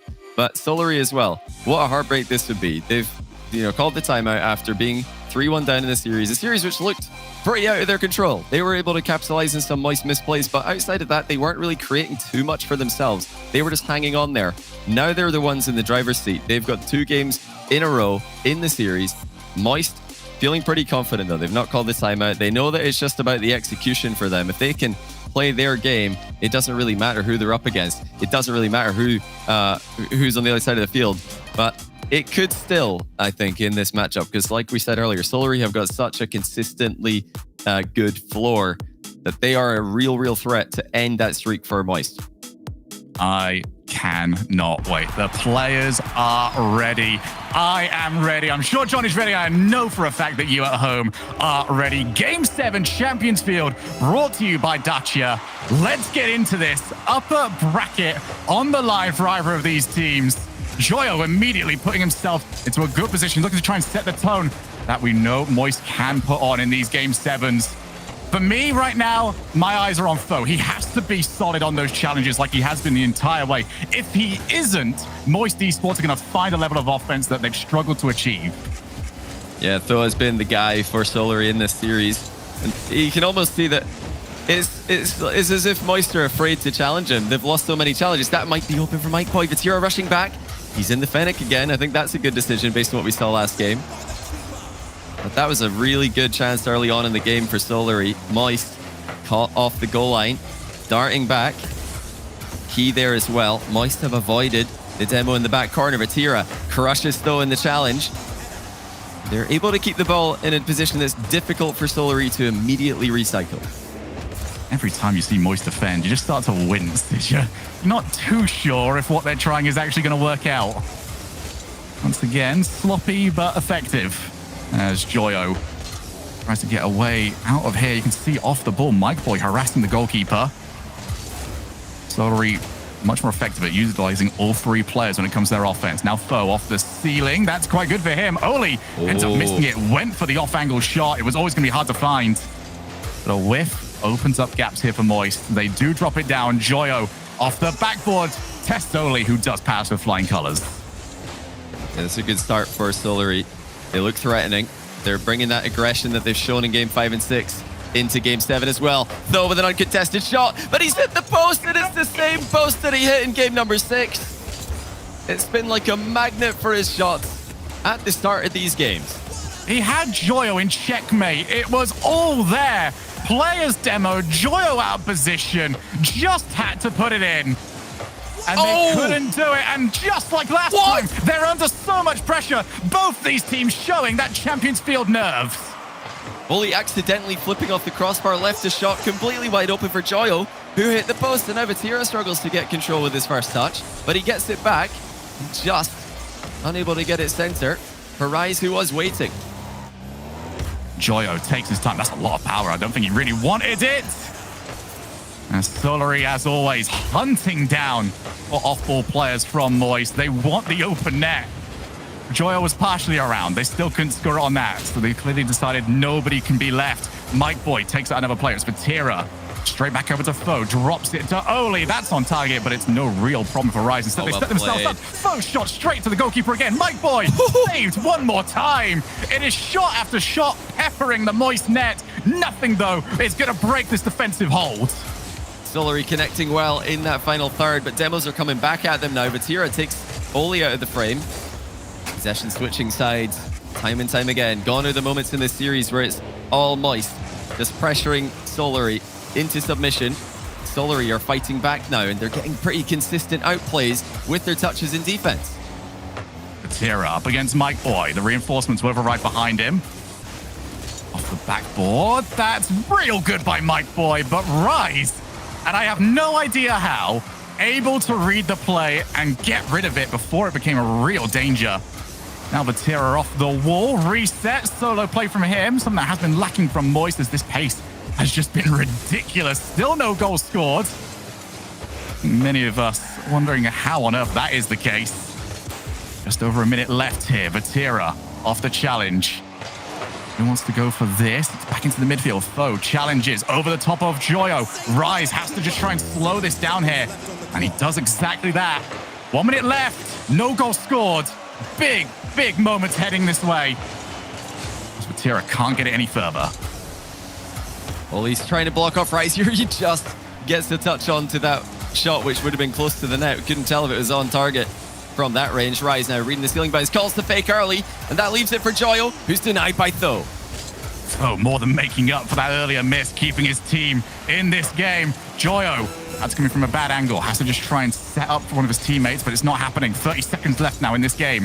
Vatira daring anybody, come challenge me, I beg of you, but nobody takes the bait. That's going to be awkward. Oli holds his nerve incredibly well. Realized that nobody from Moist was moving on in. Ooh.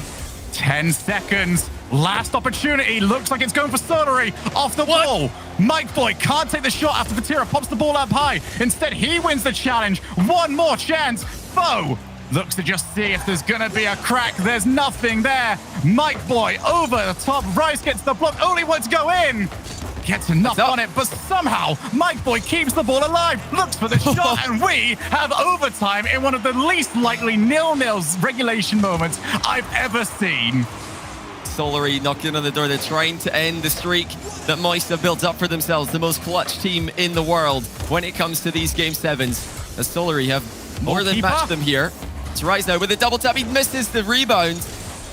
That would have been a threat, and now it's gone the other way. Oli trying to stretch his neck out to get the redirect. He can't get up for it with that much boost. Yeah, Rise just didn't believe in it. Vatira wanted the backboard. Foe having none of it. My boy Oli looking to get out to Joyo. They're over the top of one. Oh. Right, however, covers off the shot.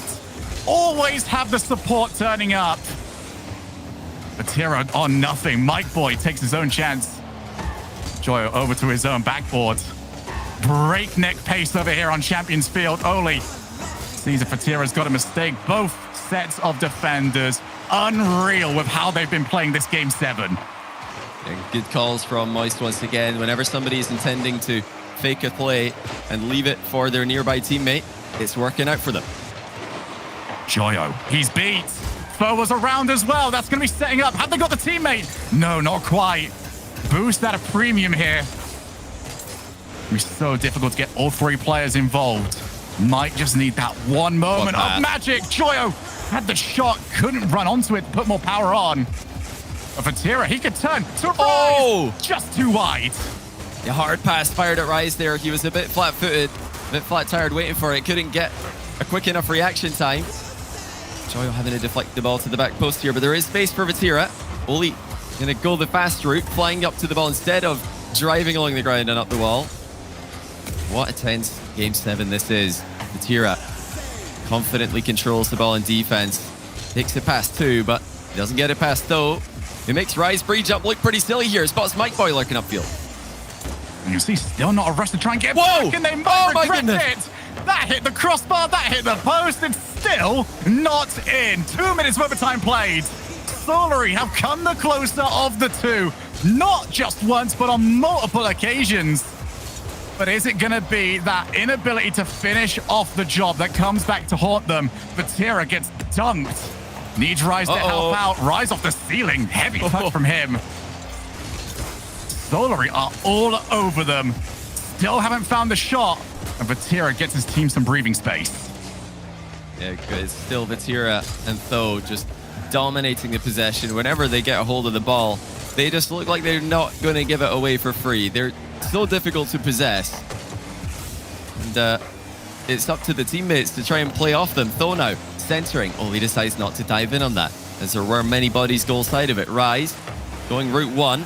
That's not a bad bounce for them, but Mike Boy stays on the play, denying Vatira that shot on net that he craves. You can see over on the side of Solary, it was easier to send all 3 when the series looked like it was gone. Now they're on the cusp of ending the 11-game Game 7 over streak. It's just slipping away from them right here. Rise can't follow up. Oli there to intercept. Both these teams just seem to know everything about the other one at this point. And you've played for this long and you've had this many overtimes. Tends to be the case. Joyo using all of his boost, just about gets to it. 0 boost. Moist Esports, they're going to have to rely on Vatira. He's the only one that's really got anything. He has to get rid of it. Didn't do so. Mike Boy takes control. Joyo clears. Back and forth we go. Solary looking to set up again, but that's a huge demo. Yeah, both teams scared to commit all 3 players, understandably so. But Rise has a chance. He goes off the backboard into the middle. Mike Boy's there, as he has been quite a few times this series, quite a few times this game. Reading those passes, cutting them off before the shot can come through. Oli off the backboard. Joyo's going to be there again. Solary don't want a full send. They're getting tentative. They know what's on the line here. Vatira, what a good block from him. He's still 0 boost. Still willing to go all the way in. There it is for Rise, and Mike Boy holds strong, didn't jump early, and he gets the stop. Phenomenal reaction there by Mike Boy. Now Oli's called upon. He deflects the ball wide, but Rise puts it right back in the middle. Vatira pops it up for Rise, who's denied by Oli. This is such a test of nerves. Both these teams just want to see the pre-jump. They want to see someone try and go too early, and that's when they'll catch them out. You can see Rise hunting in the backfield. Couldn't get anybody. He's going to be forced to try and retreat. 5 minutes of overtime played. Oli had to hold on to those breaks as hard as he could. That was so close to an own goal. Yeah, he managed to not take the urge. Now the ball rolls across the other goal line. Deja vu, both teams see the ball flash across the face of the net and no one is there for it. Second man scared to commit in a game that's as back and forth as this one.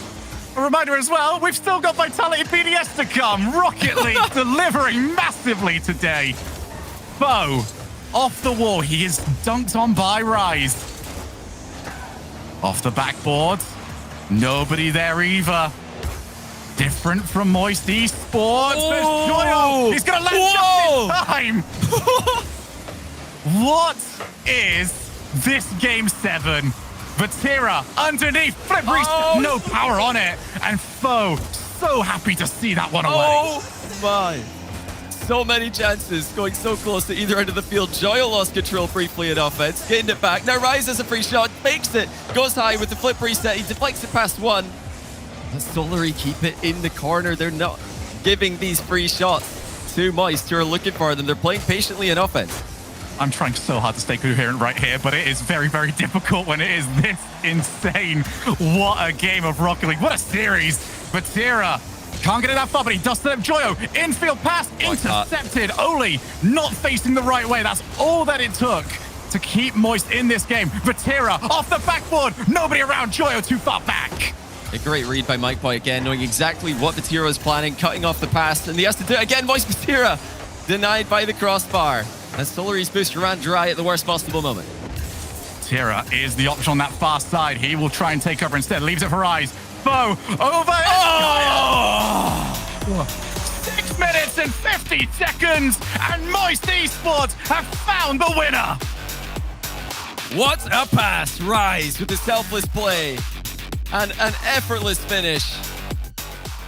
Under so much pressure. Their streak on the line. Solary coming back in the series, bringing it to Game 7. And with all the additional eyes watching to see if they can keep being that team in EU, if #1 team in Europe can show up in the same way that G2 did in North America. And so far, they can. Way to answer the really difficult position that they were put in by Solary, who, by the way, they really stepped up here. I'm very impressed. I knew they were going to be in the major contention coming into this split, but my goodness, are they consistent? Are they solid? And did they push Moist to their limits? I'm a believer that the phrase quality loss is thrown around far too much. That's a quality loss for Solary. That was how you step up to the plate. Moist Esports, They keep their streak alive. They are in the upper bracket finals. And Johnny, we're in big trouble here, dude, because we're casting the next. Yeah, that's going to be tough. But hey, if it's half as exciting as that one was, bring it on. And we've already seen a grand final level matchup in the upper semis. So credit to Solary. Way to step up and perform against the best team in Europe. Right, well, we are going to go and take a very much needed break. When we come back, it is Team BDS against Team Vitality.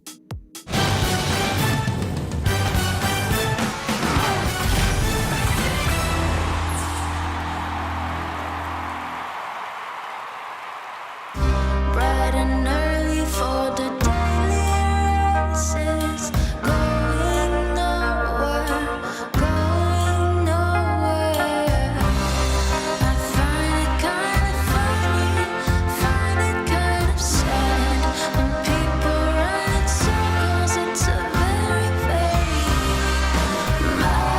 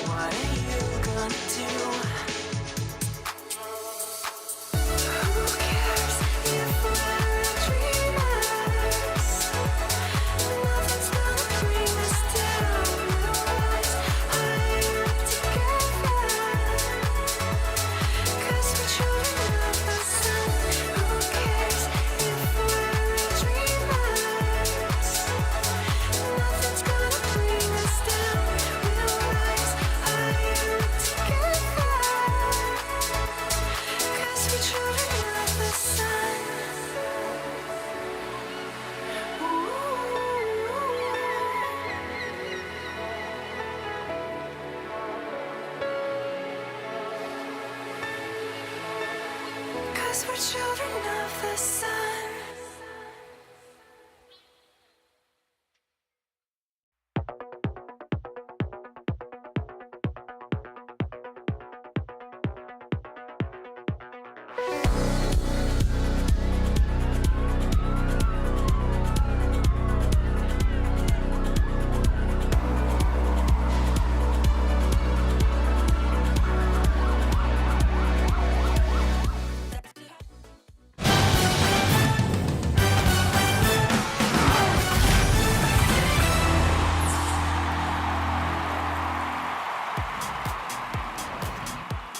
Welcome back, everybody, to the Dacia Spring Cup. I hope that you have managed to at least recover a little bit, because as always, a Rocket League, we're going right into the next one. We just saw an incredible matchup between two of the best, and I'm so happy now, Johnny, that we can say for Solary, for real, they are one of the best. Definitely. I really don't think this is a one event and done kind of deal. I mean, we were talking, funnily enough, about Moist, formerly Queso, in the exact same way. When they had a deep run in their first regional, we're thinking, is this just the first? Is this the last time we're going to see this? We talked about Endpoint in the same way in the fall. No, these teams actually, once they make that breakthrough to the top tier, they kind of stay there. So I'm excited to see the rest of the tournament for Solary later on today. Well, up next, however, it is time for the RLCS Season X Classic, the match that we got to see so many times, BDS against Team Vitality. But Johnny, this has got a very fresh coat of paint on it. Absolutely. The new signing for Vitality, Radisson. He is, I think, underrated. And that's because his team were occasionally making those deep runs, his former team, Williams Resolve, but not consistently enough for him to really become a household name. And I think the way that they were doing it was also not as flashy as some of the other players in that kind of 8th to 12th range. But he's exactly what Vitality need. You've got all the flash and flare you need. You've got all the offense you need in Alpha. They need this solidity. And that's what Radisson brings to the team. Well, to hear more about this roster move, we had a chance to sit down with K-Dop and see what he thought.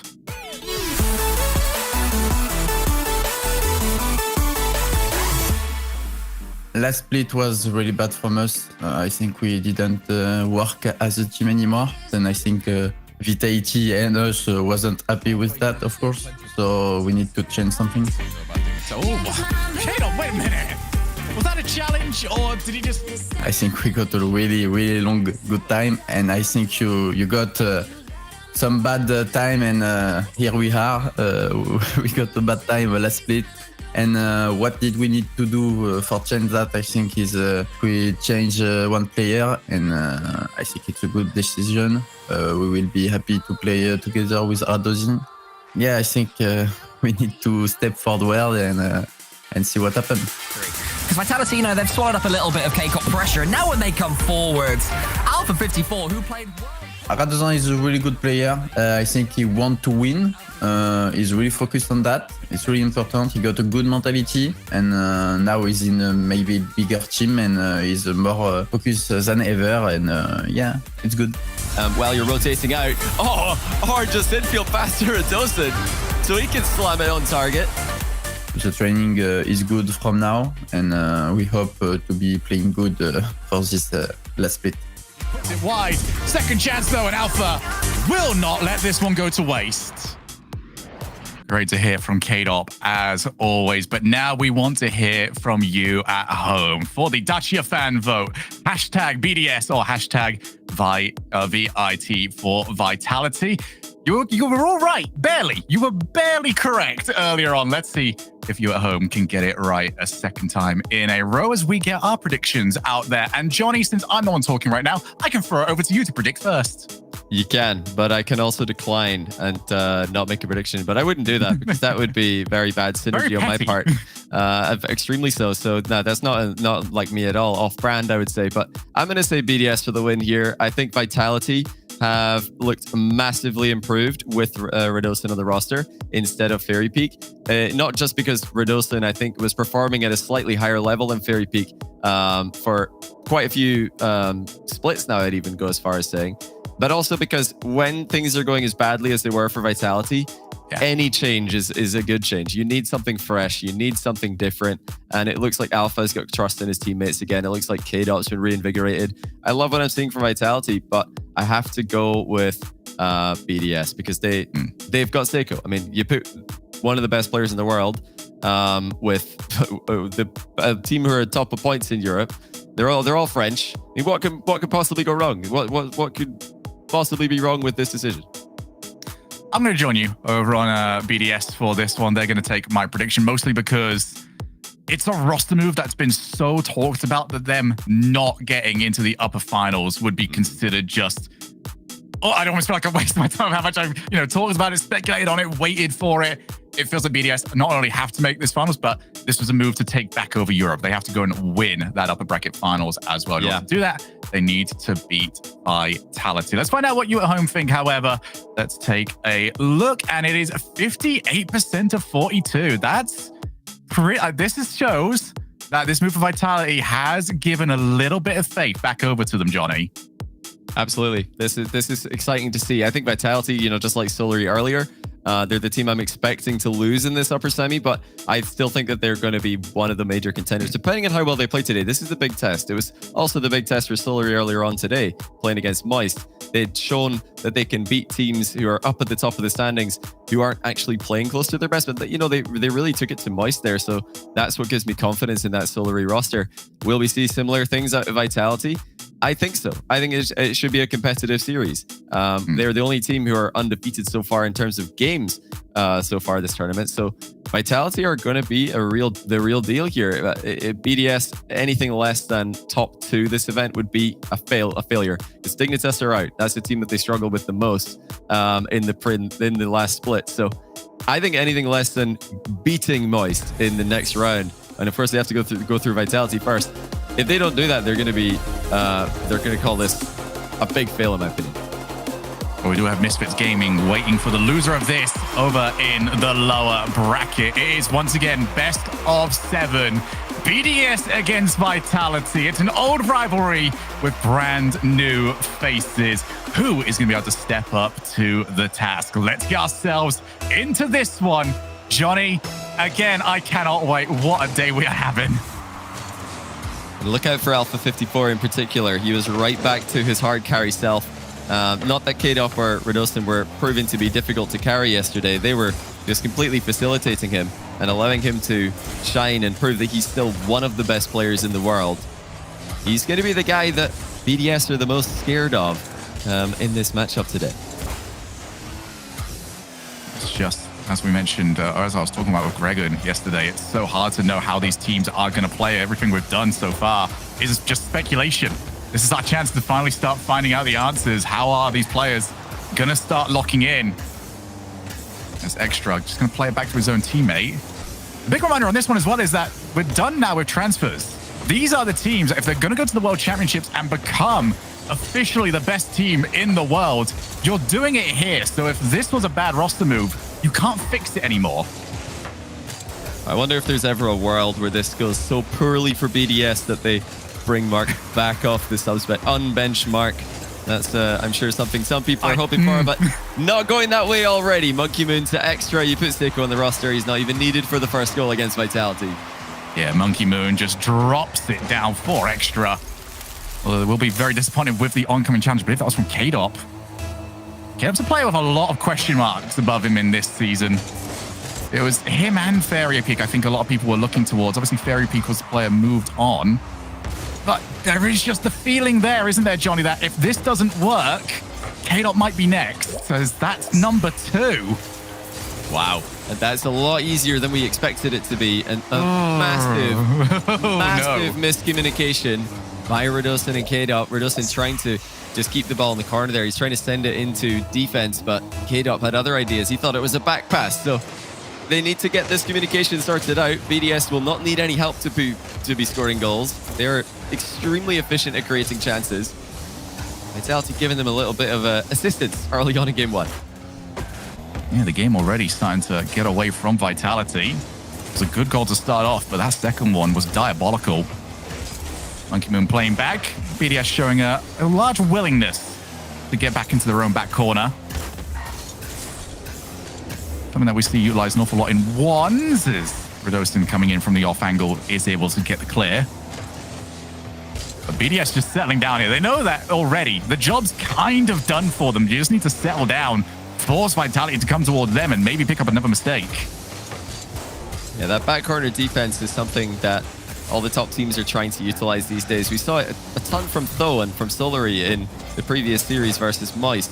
Tho just holding the ball in that back corner, even if he's completely boost starved, getting goal side of it, and just allowing the challenge from the opposing players to be used against them, as they're the players charging in, really giving a lot of force to the ball. And if you can just get behind it, then you can deflect it into a favorable location. So I expect to see that from Vitality, especially because they're the team who are going to probably be on the back foot against BDS, who are the experts of pressure in the open era of Rocket League.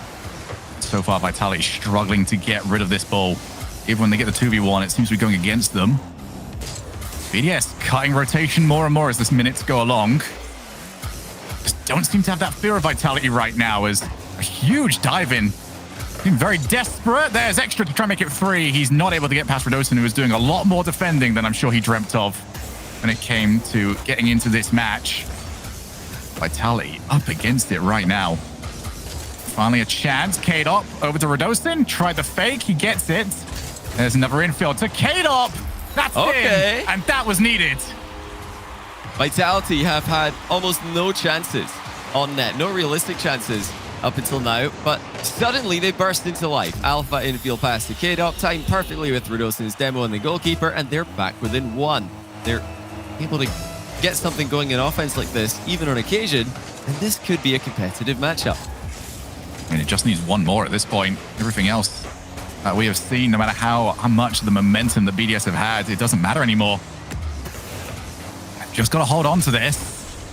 Radosin can't crunch through the challenge. Sniper can the follow-up. Extra showing off those shoulder muscles. Gets the bump of Radosin, and K-Dop cleans up.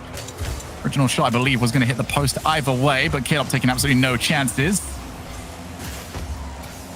Vitality don't want to get stuck back here. They spent a good 3 minutes without being able to get rid of this ball from their own side of the field. They don't have that sort of time anymore. BDS, just challenge after challenge. None of this is with the intention to try and score a goal. All of it is just to try and keep it away from Vitality. They're stifling them. They're taking the boost away. They're keeping the ball off them. And they're just waiting for opportunities. Extra creates one all by himself. He is threatening a ceiling shot the entire way from the ceiling to the floor here. But it's not a ceiling shot. He does not use his dodge. He just waits for the ball to reach the ground and pinches it past the goalkeepers. That's so brilliant by Extra. It was just the perfect height the entire way. Vitality had to respect that at any moment he can just go for it. That 2-goal lead is back, maybe temporarily. They need to get up there. He's got his second, and he's kept Vitality in it. K-Dop getting a beat on the way in there and capitalizing on BDS just panicking as the ball ended up on their goal line. Everybody threw themselves at it. Seiko just slightly too close to the play to follow up on what ended up being an open net. With 40 seconds to go, we're back to a 1-goal game. K-Dop looking to try and get there before Extra. There's usually a lot of players we can say trying to get there before Extra. They don't tend to win it, and that is why Extra was not the player everybody was talking about when they saw this roster. He's starting to show maybe he should have been. What a pass by Extra. He has caught Monkeyman mid-air with the pre-jump. But usually pre-jump plays have a bit of a bigger gap between them so you can react to the pass coming towards you. That one was immediate. And now Extra's pre-flip challenge will deny Vitality a comeback goal once again. Excellent play by Monkeyman to know exactly where to jump, but I think the credit really has to go to Extra there mostly because nailing a pass like that in close quarters is so difficult to do. Vitality now down by 3. Game 1 will go to BDS. And the new look BDS look every bit as deadly in offense. A couple of mistakes in defense, but they really controlled this match start to finish. I think that's what scares me right now, Johnny, is that it was controlled. You just look at this and think, BDS have got another gear to them As Monkey Moon is going to make this look, well, relatively unclose by the end. As for Vitality, there's been some whoopsies. There's been a lot of them. Yeah, get that out your system. Get it out the system, Rodostin. The cheeky kickoff. They were actually trying to go for a kickoff that you usually see in freestyle videos in Rocket League. The fast kickoff to the side of the pitch. I mean, they're very educational there by BDS to show why it is such a dangerous strategy to use, because you might just get dunked on and then the ball flies into your net. That's why you never really see that one in pro play. But it is a good way to counter any opponent who is trying to slowly approach the ball and trying to get a big blocking strategy on the kickoff. So it does have its place. You know, when you're down by 3, not a lot of time left in the clock, you've got to do something weird on the kickoff. So can't really fault them there. It didn't work, but love to see teams thinking about the kickoff that they're going to go for. 9 shots for Monkey Moon. You just start to worry, how much space is Monkey Moon going to find for himself these days when he's got this level of play around him and doesn't need to be the player that is sort of ball carrying an awful lot, slowing down the play. He's got that now in the form of Seiko. He can do that as well. It's a very tough to judge BDS team because they don't do one thing only well. They do a lot of things well, and they can continue to adjust depending on what you're doing. Well, one of the aspects of this lineup that has become a lot easier for Monkey Moon is reading his teammates, because one of the things that made Mark by 8 and still does make Mark by 8 such a great player is he's so difficult to read, but that works both ways. Sometimes he was difficult for Monkey Moon to read, and you see double commits where Monkey Moon just wants to go and hit the ball for free, but Mark by 8 wants to make a cut of rotation and hit it sideways. Well, that's not going to happen as much with Seiko on the roster, because Seiko's a lot more conventional with his playstyle today. He is trying to play more of a consistent rotation, and we're seeing Monkey Moon do like so much for BDS right now, and he always was that guy who was doing the most, but I think he's still going to be the guy doing the most even when you plug Seiko into the team. Seiko doesn't have to make the big solo plays anymore that he did on Endpoint. You've got a triple threat now, and you know, at times Endpoint would be that triple threat, but BDS are always that triple threat. And we're seeing dive-ins, everything from Vitality. They just want to try and get some sort of foothold in this game. Instead, BDS right back to where they were in the last one, controlling that midfield, getting the challenges that they want. Here is Alpha, looking to try and show off what he's capable of. As we know, Alpha, one of the most difficult to read players when he's on the ball. But this is very slow. Vitality can't figure it out.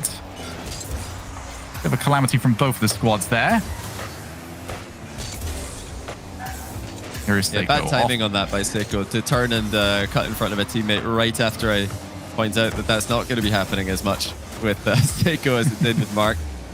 You know, they're still going to have to learn how to play with Seiko. Seiko's going to have to learn how to play with BDS. They've got a very particular system, a very aggressive style of play, very high pressure style of play, just completely squandering their opponents. But Alpha 54, big chance for him, denied by the crossbar post. Will not get up shot wide.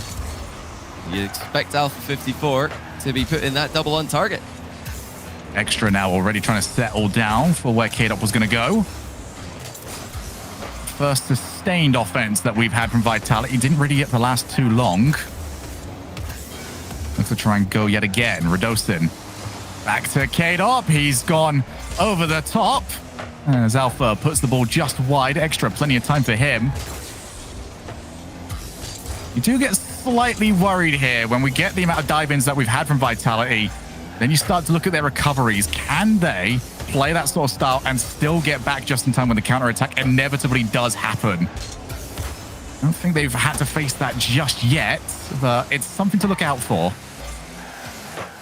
Vitality will take a 0-0 draw at this point. I mean, if they could take a 0-0 draw in game 2, I'm sure they would after what we saw in the last game, but unfortunately that's not how it works in Rocket League. You can't settle for a tie.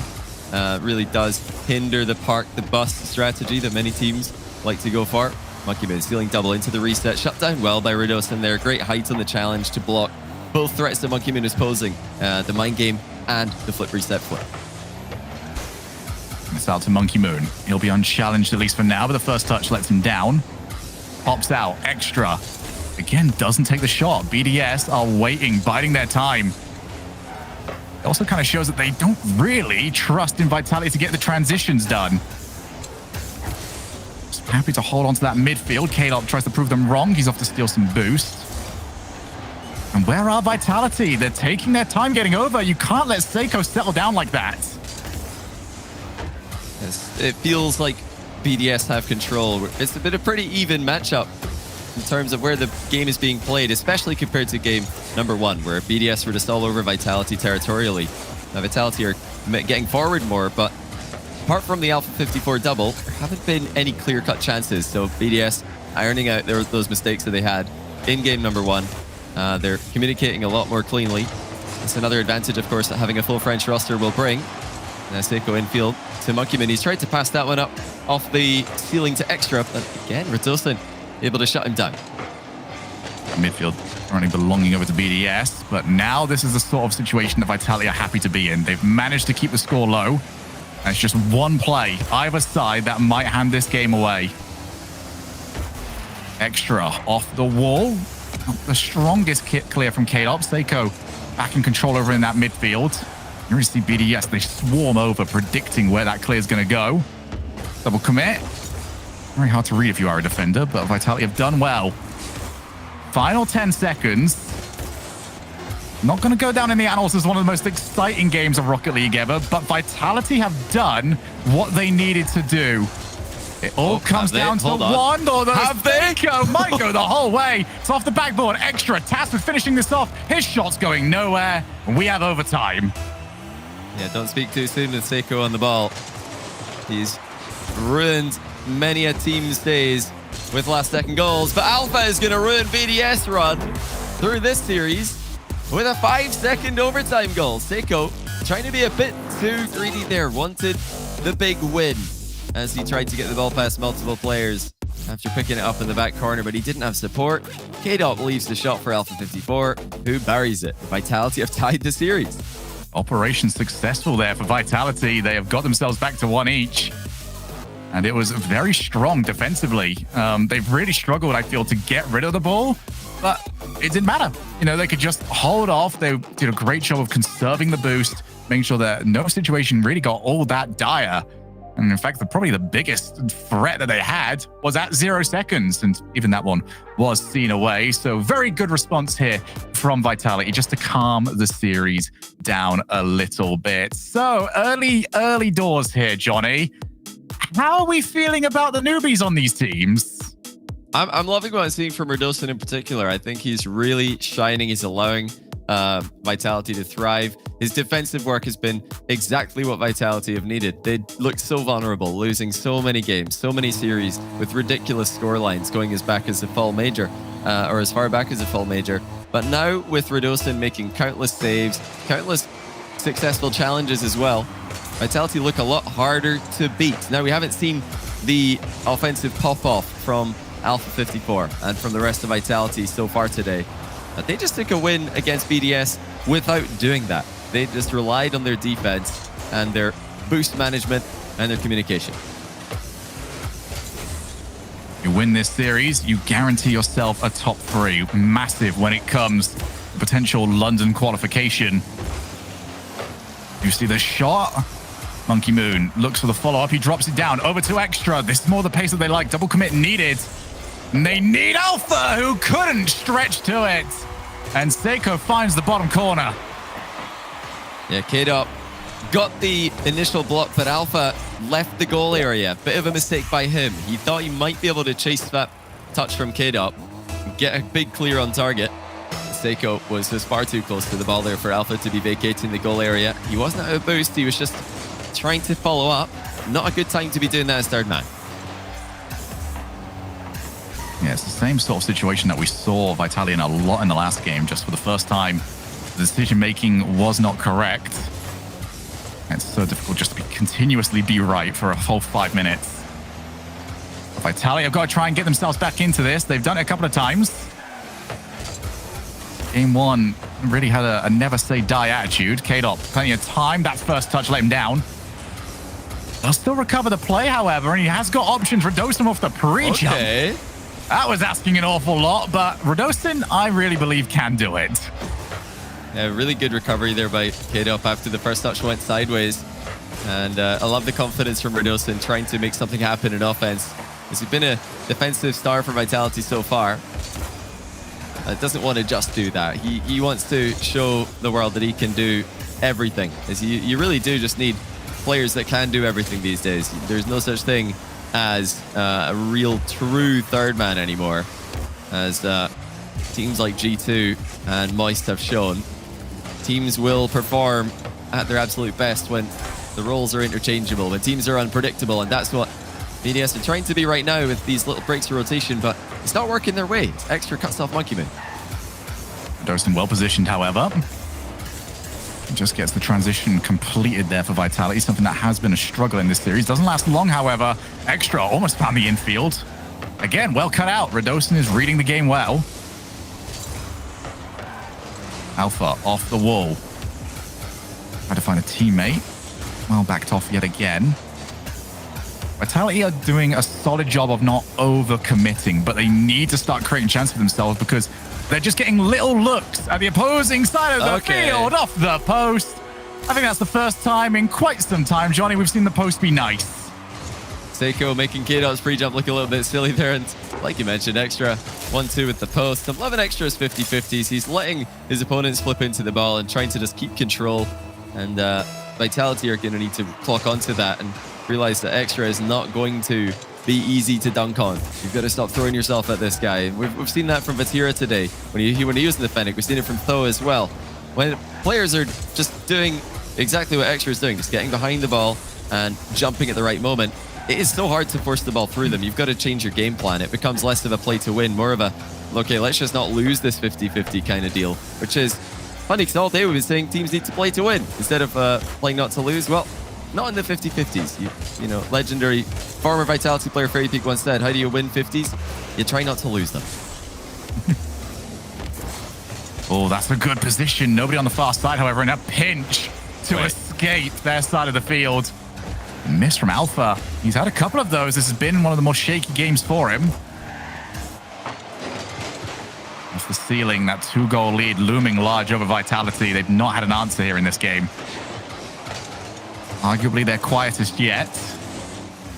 Monkey Moon looks to take the shot. Wanted to see if he had K-Dot napping. Typically, you'd expect to see him go up to the ceiling or, you know, go for the air dribble for that sort of play. Just a quick think fast sort of moment. With 1 minute left, they not need to think fast. They need to play fast. Vitality, so much work to do. They need to start creating some chances. That really has been one of the issues for Vitality in this matchup. They look like the slower team. They look like the team who are struggling to keep up with BDS mechanically. BDS have been so patient. They've waited for their chances. Seiko puts in another one. Extra, once again, will take the applause for a great read, almost scoring that one himself with the eventual assist that he's been credited with. I do have a slight problem with Vitality's positioning. They have somebody that they are designating to go for the ball when those plays are being done. But the players that are supposed to trust that first man don't seem to trust that first man at all. They're going early, they're getting out of their goal line, and they're getting caught out because of it. I think just sit behind a little bit more and you can run onto it. Instead of whenever the ball is not being played the way they expect it to, they're just done from there. There's nowhere else they can go.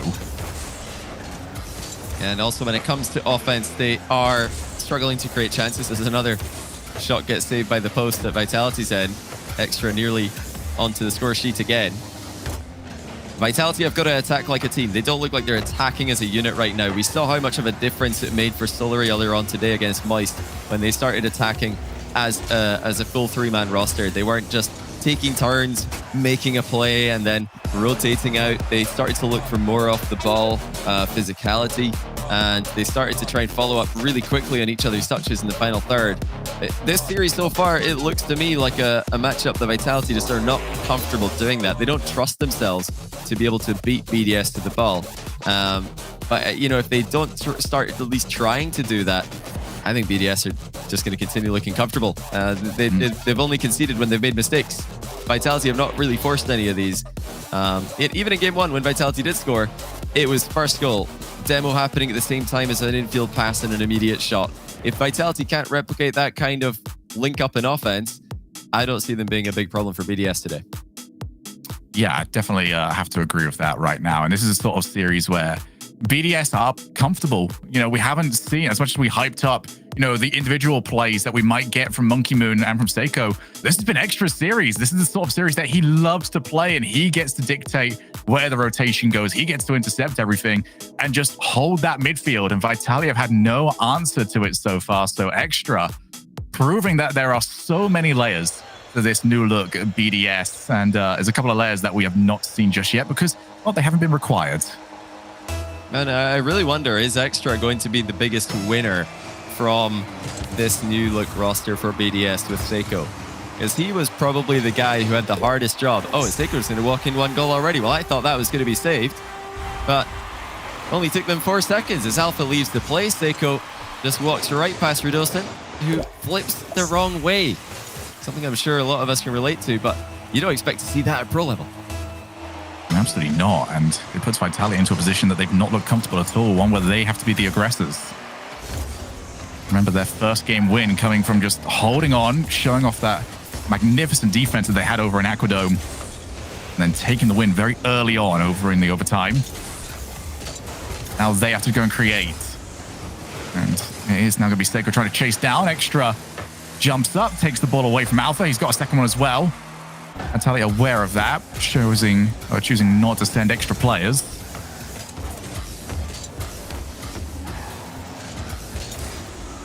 Seiko, good challenge. Monkey Moon up into the air. He has got Seiko in support, and what a save by Radostin. Radostin is going to transfer this into an offensive play as well now. Extra cuts him short before he can get the air dribble bump started. This is really just turning into a great display of everything Extra can do. He's creating chances. He is denying his opponent. Monkey Moon's going to have to chase this. He ran out of boost. Monkey Moon knew that wasn't on target, so he just lets it bounce off the backboard. And now he's got boost to start something going in offense, denied by Alpha 54 for now. Oh, good touch by Alpha. Put it behind Seiko. Did have that support. That support is now gone in field. Monkey Moon aggressively takes on the defensive role. Did not want to deal with any infield passing shots. Just got right over to it. Here is K-Dop yet again. K-Dop needs to be able to follow those. He needs to be able to just sit behind the ball and force at least a 50-50 in the air. Instead, it's just hard clears for a team that are ready and waiting for them. Extra off the wall. He can keep this going. It's back out to Monkey Moon. 2-0. Vitality struggling with the pace of Extra.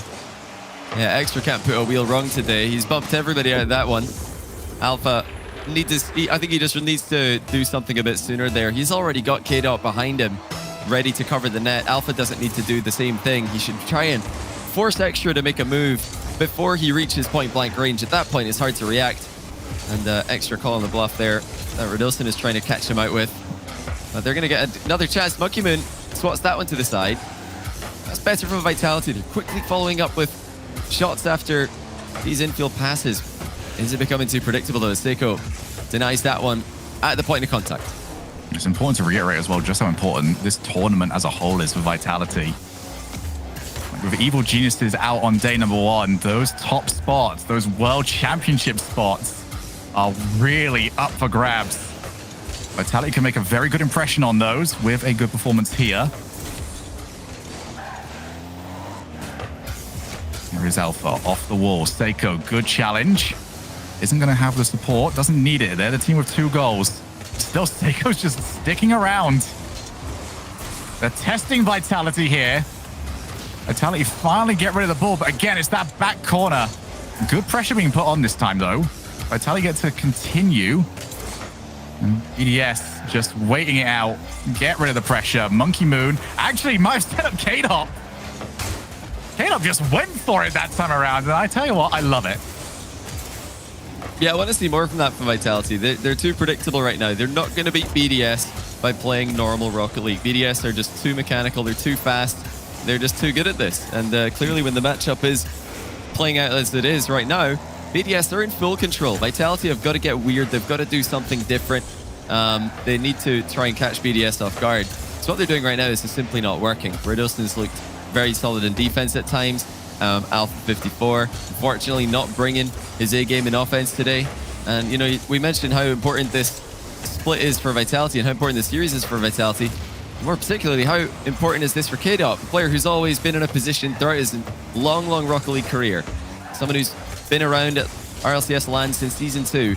He's always been in a position where he can make roster changes, he can make roster decisions, but Redilson is playing quite well right now. Alpha 54 is Alpha 54, so if Vitality struggle, would that be the time that K-Dot needs to be the one to be looked at, especially when they decided to go with him over Fairy Peak going into this split? Off the backboard, and Alpha 54 breathes some life into this game. This is the best run of play that we've had from Vitality in the entirety of this series. Positioned well, held the pressure, stole the boost. Just good fundamental Rocket League from them, and they've given themselves a lifeline. And I do love that Alpha is willing to pass off. Same as game number 1, they're 2-0 down, and he's passed off the ball infield to a teammate. This time, K-Dot gives it back to him for the goal. So that's trust from Alpha. He doesn't want to just make a solo play every single time. He's not trying to take over the lobby. He knows that that's not going to work. You need a team performance if you're going to beat a team like BDS. Extra puts the shot up high. Redostin recovers well off the backboard. He's got Alpha in support. Back over to K-Dot. Off the backboard. Have they got anybody left around? In goes Redostin. Passes off to Alpha. What a play. We wanted some creativity from Vitality. That was so much improved. They might even have one more shot at this. Alpha to himself. He's done with the team plays. It's Alpha time. Now Redostin takes it by himself. That was a bit wasteful. Seiko waiting for it. And Monkey Moon unable to get the control. The BDS win nonetheless. Yeah, that Monkey Moon BM play on 0 seconds, but definitely sending a message to Vitality. You know, you might be coming back in game number 4, sorry, but it's not close. We're actually more likely to score at the end than you are, but you couldn't get it done. Yeah, much to think about for Vitality. I wouldn't be surprised if they call a timeout here, just to try and do something different. This is exactly the moment where Solary called a timeout in their series against Moist, and it worked out really well for them. Vitality have got to make many of the same changes. You know, I don't think they even look as solid as Solary did defensively. They look less consistent. They're making a few more mistakes, and then they have less firepower as well. So they've got a bigger difference to make up, I would say. They've decided not to do it. They're just going to get right back into action. Not sure I'm on board with that, but we'll see if Vitality have got any kind of game plan change. If they got any kind of step up in terms of mechanics going into this next game. They really need it. That game might have been 1 goal difference, but it looked like a lot more. And no timeout taken by Vitality, so don't expect to see theirs burn. BDS not a team known for taking timeouts, and they're certainly not going to need it. 1 goal up yet again, early doors. And it's off the kickoff once again. Yeah, not the correct player to be going for there. Redustin demoing Monkey Moon, who didn't have any boost in the play. Seiko's the one who had boost and was ready to make a play on the ball. You know, if you cheat up close on the kickoff and end up on the wrong side of it, you do have to make a physical play happen, but not on the guy who just took the kickoff. It's the guy who's following up there, so wrong target selection there for Redustin. Drop down, Seiko, oh, double commit, and that's the open net. Vitality handed a goal, a rare miscommunication by BDS. Yeah, Extra and Seiko very close to each other there, so there's not really any time to communicate whose ball it is. You just have to trust whoever does decide to go. Unfortunately for BDS, Seiko did not pick a safe option. He's hit the ball straight towards the pre-jumping K-Dot. He did not have to do that. He could have gone right into the sidewall and guaranteed at least a neutral position off the back of it. Instead went for the risk, and unfortunately it didn't pay off. No reward for them, but he gets some here. Pre-jumping defender for Vitality outplayed at the near post. Seiko, after receiving Extra's pass, just took his time and picked out the bottom corner. Alpha will not be thanking him for that. Made him look a little bit silly, since he did have to pre-jump the possibility of the first-time shot. Just ended up slung it right underneath him. Now Monkey Moon with a chance to try and flex some of those mechanics off the ceiling. Just waits and puts it in. This is getting ugly now for Vitality. They need something quickly. Alpha just did not play the ball there, which doesn't make life easy for his goalkeeper. Great play by Monkey Moon. to delay the first shot. Really made it look convincing as well. You can understand why Alpha would try and pre-jump him and block the high shot. But really in those situations, you have to play the ball. And it's not the first time this series that Alpha has been thinking about how he's going to win the ball rather than thinking about how his team is going to win the ball in defense. Goalkeeper had no chance and doesn't have any chance either. Here, Monkey Moon starting to pop off on Wasteland. A rare occasion where BDS just weren't able to execute on their plan. Seiko with extra on the backboard. 6 boost, 12 boost, still finds the set. Now Monkey Moon has the infield option. Seiko is pre-jumping. I think BDS, I think that this one is done. They are getting more and more wacky with the way that they are trying to find their goals.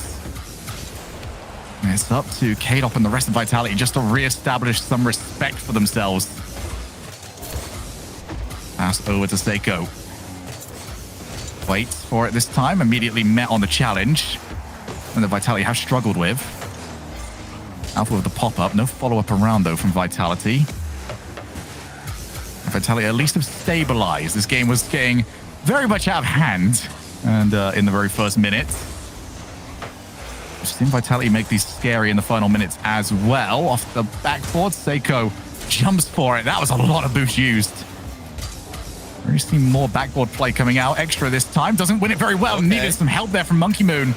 And Seiko does clear. Vitality just slowly edging back into this. Yeah, they nearly found a way through there, but credit to BDS. Just getting a piece of the ball in every single exchange. But unfortunately for Vitality, the fact that that was their glimmer in this game it shows how dire the rest of the game and the rest of the series has been for them, because that really wasn't much. They were definitely not even half chances, maybe quarter chances on a BDS net. They've got to figure something out. They've got to figure something out fast. Otherwise, one of the most one-sided matchups that has happened since RLCS Season X began will become even more one-sided, even after 2 roster changes have happened, 1 on each team. And it doesn't matter which version of this roster it is. For BDS, this is Catharsis. We were talking about it earlier on about the legacy that the former trio was going to leave, the one with Mark by 8. And the biggest blemish, as the ball is on the line and put in for number 4, the biggest blemish against them was that RLCSX Grand Finals, the one that BDS lost to Vitality. Every time BDS get a chance to beat Vitality and avenge that, they will take it. Absolutely. It's a matchup they became so used to winning right up until the championships in RLCS Season X. And, you know, since then they have been back to winning ways. But kickoff goals are happening at a strangely regular rate against, well, actually both teams today. Great physical play there after the kickoff by Vitality. K-Dop slots the open net with plenty of time remaining to think about a comeback. But let's see if BDS are going to iron out these kickoff strategies to try and play them a little bit less risky. The key is to have at least 2 players ready to defend any potential play that can come off the kickoff from your opponents. If you leave somebody alone at the back, they're just vulnerable to being demoed, vulnerable to being bumped, vulnerable to being outplayed in a 1v2 situation, as we saw earlier in this game with Seiko and Extra scoring a kickoff goal in, I think, 5 seconds. So you've got to have some kind of backup plan if your kickoff doesn't go your way. Vidosin challenging Seiko. Very difficult challenge to win, as Seiko proves. Now K-Dop doesn't have any boost to follow this up. Monkey Moon sees the ball away. A demo as well is going to slowly dissipate this play from Vitality. As time ticks further and further away, 2 goals is the deficit. Back to the corner. BDS have just settled down here. This has looked like maybe 3rd gear for them throughout the entirety of this series. As they do set it up, there's number 4, Monkey Moon, being the good guy, not choosing to steal it. I'll tell you what, Extra deserves those sort of goals. He has been on fire this game. What a fake out. Yeah, a great play by BDS. As Vitality, who are having to stretch themselves pretty thin here in the hunt for a late comeback, they know that chances are few and far between today. And if you're not getting many opportunities, you're going to need to leave some gaps at the back. And they've done it again here. It's getting ugly, as game number 1 did also. You can't really blame Vitality too much. They have to take some risks here if they're going to come back. Unfortunately for them, BDS are just too consistent today. And they will, at this rate, be the team advancing to that upper final to play against Moist. That, I think, is a scary proposition for Mice because BDS were probably the team who had the best matchup against Queso in the last split. And they're playing very, very consistently with Seiko. And I think this is going to be a great match for Mice later on in the tournament. That'll be tomorrow. And will they be good enough to beat them? Well, it's hard to tell because Vitality were not too impressive against them today. So we don't know too much more about this BDS Seiko edition until they play against a team who are firing in all cylinders. Just think it's going to be scary for Moist. It's going to be scary for my heart rate. I get a feeling that with these two teams peaking, that could be fireworks, and there is also potential for 2 best of 7s, maybe even 3, depending on how results go tomorrow. But BDS have secured their spot in the top 3. They are through to Championship Sunday. And maybe the other roster, the other fan base that is maybe secondarily the happiest compared to the BDS fans out there is the Misfits fans. They will be encouraged by what they just saw. They've got Vitality in the lower bracket later on today. Yeah, not just Misfits, but every team outside of the top 3. They're really just hoping that BDS keep on winning. They're hoping that Mice keep on winning because, and even Dignitas, all the teams outside of the top 3 are hoping Dignitas keep on winning because if the top 3 stay the top 3, they're not this event because Dignitas aren't here. But if they're still the top 3 at the end of this split, that means that there's more positions being fought for. So Vitality making a deep run here would have been bad news for every team on the cusp. Teams like Karmine Corp, teams like Misfits, even teams like SMPR who are eliminated. All these teams are going to be delighted that Vitality are now in the lower bracket, and it's still BDS and Moist who are winning. Yeah, certainly so. I mean, what a day of Rocket League we have had, but for BDS, just managed to breeze on through in this round. A bit of a contrast from what we had over in our last series, but it is now time for us to head into the matches where it is all to play for. We're going to go for a break. When we come back, we've got ourselves some lower bracket action.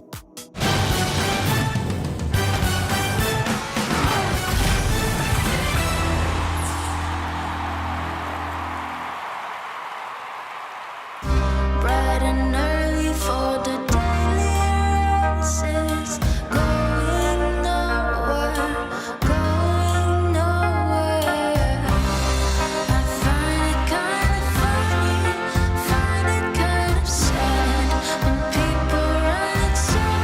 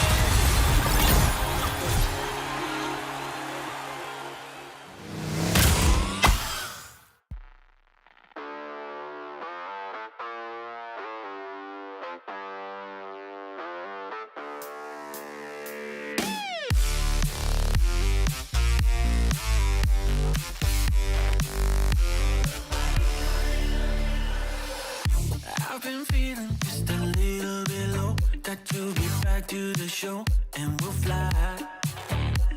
Yeah.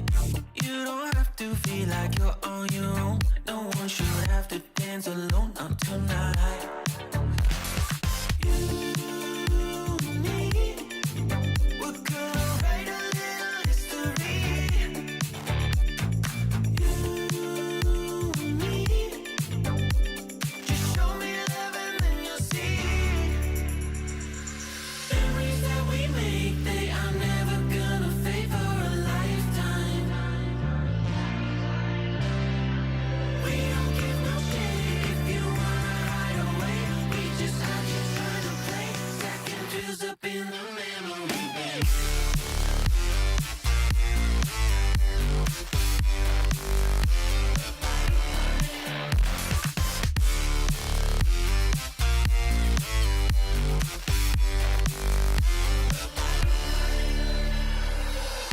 I've been looking for somebody to make memories in a bank forever in time. There's no reason to be hard to find, 'cause we've already lost our mind. You and me, we're gonna write a little history. You and me, just show me love and then you'll see. Memories that we make, they are never gonna fade for a lifetime. We don't give no shit if you wanna hide away. We just have you trying to play second fields up in the memory bank.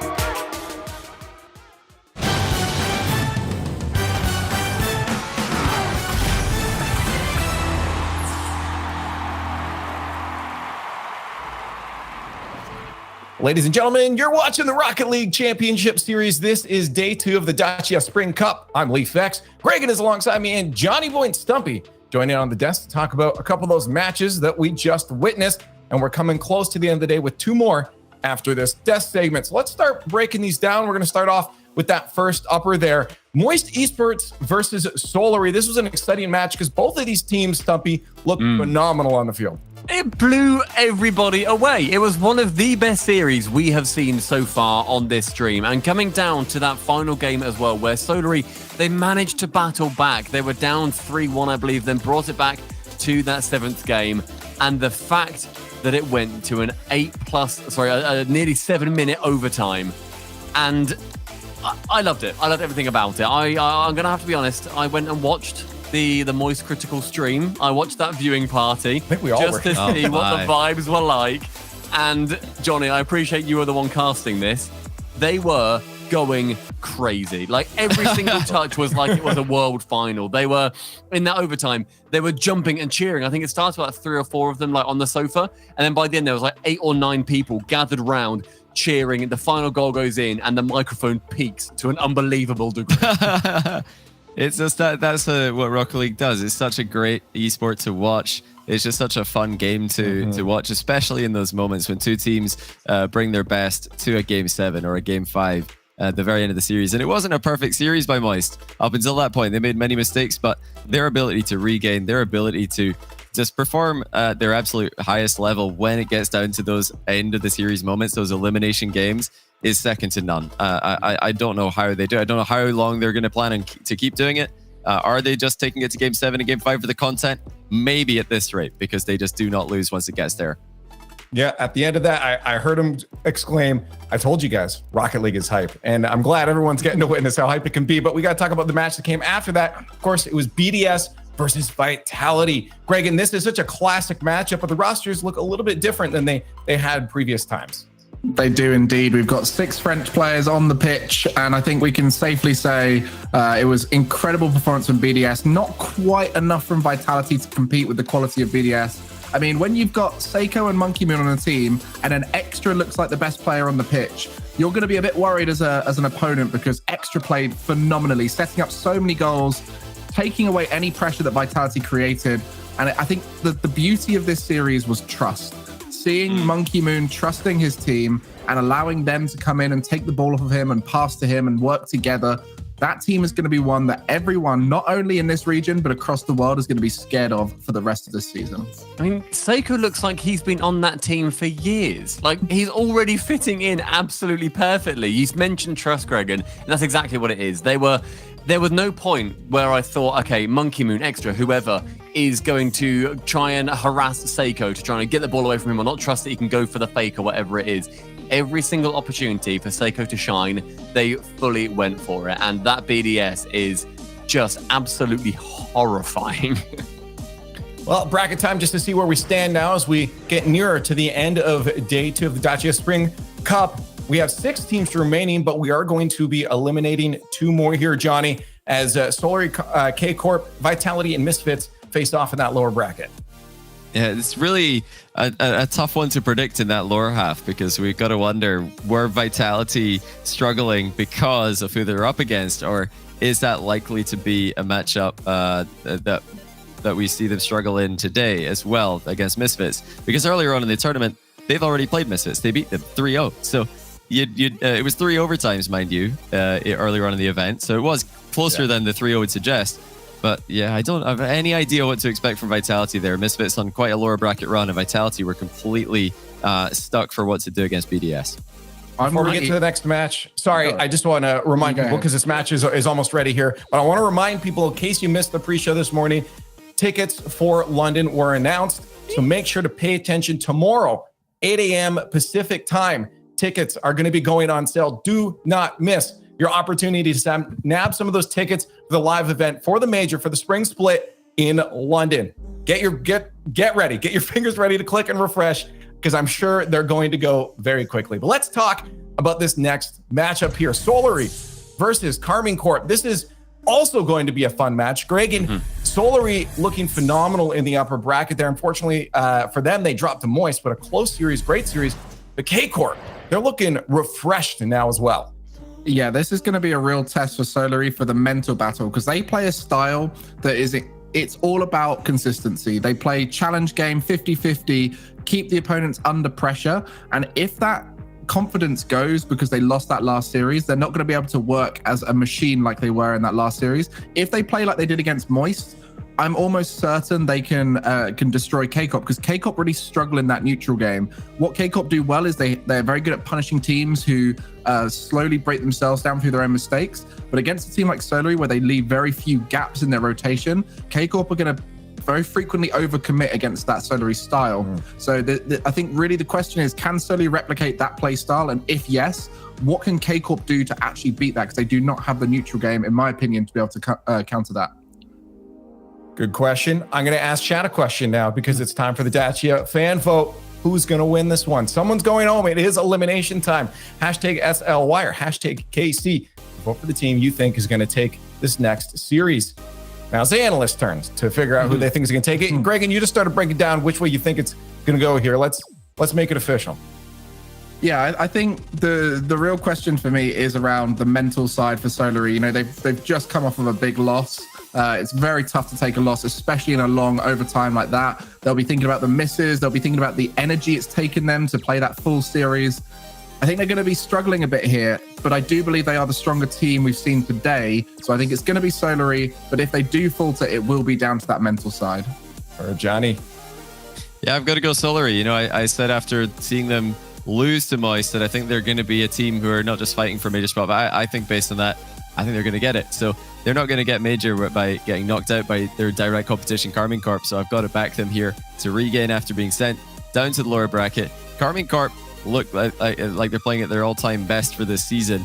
But Solary, I think, on that next level when it comes to consistency. Okay. Well, I'm going to put mine up now, Stumpy, and see, because I know sometimes you like to be different, but I want to see if you want to be different, because I'm also going to go Solary on this.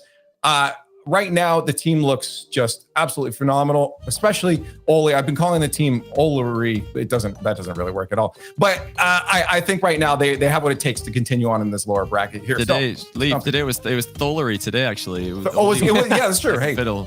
Solary today. I am going to be different because I normally pick against Karmine Corp, and I really, really want to see that this is the change that are needed. I want Nolly to be that piece of the puzzle that makes them work. So far, I have no reason to doubt that. I think it'll be very close, but put me down as Casey. Okay, I had a feeling. Chat, what did you guys end up going with in the fan vote? 33. Oh, okay, not surprised at all. Stumpy, you're alone on that one. We have to head over, though, to the Skybox because the next match is about ready. Here, Solary is looking hot, but K-Corp is showing the addition of Nolly could be the spark they needed. It's elimination time. Let's go. Only one life left, or else you're out of this tournament. K-Corp versus Solary about to take the pitch, Daz. And K-Corp looking pretty saucy here early on, but that Solary series against Moist also, they're trying to make a case for themselves here. You got to look at both sides of the coin here, Jorby, because Solary are making a case for themselves here in this Dacia Spring Cup. Now, looking at Karmine Corp as well, I mean, both teams have been performing down to the final second.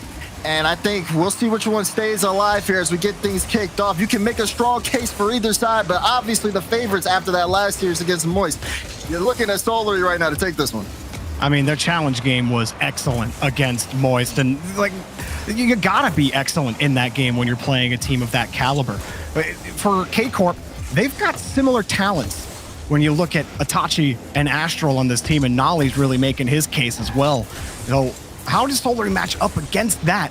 And will it be similar to what we saw against Moist, or will K-Corp show us something a little different? Nolly trying to set something up here, but K-Corp are having some struggles getting set up on offense. They definitely haven't been really controlling the ball here in the early end.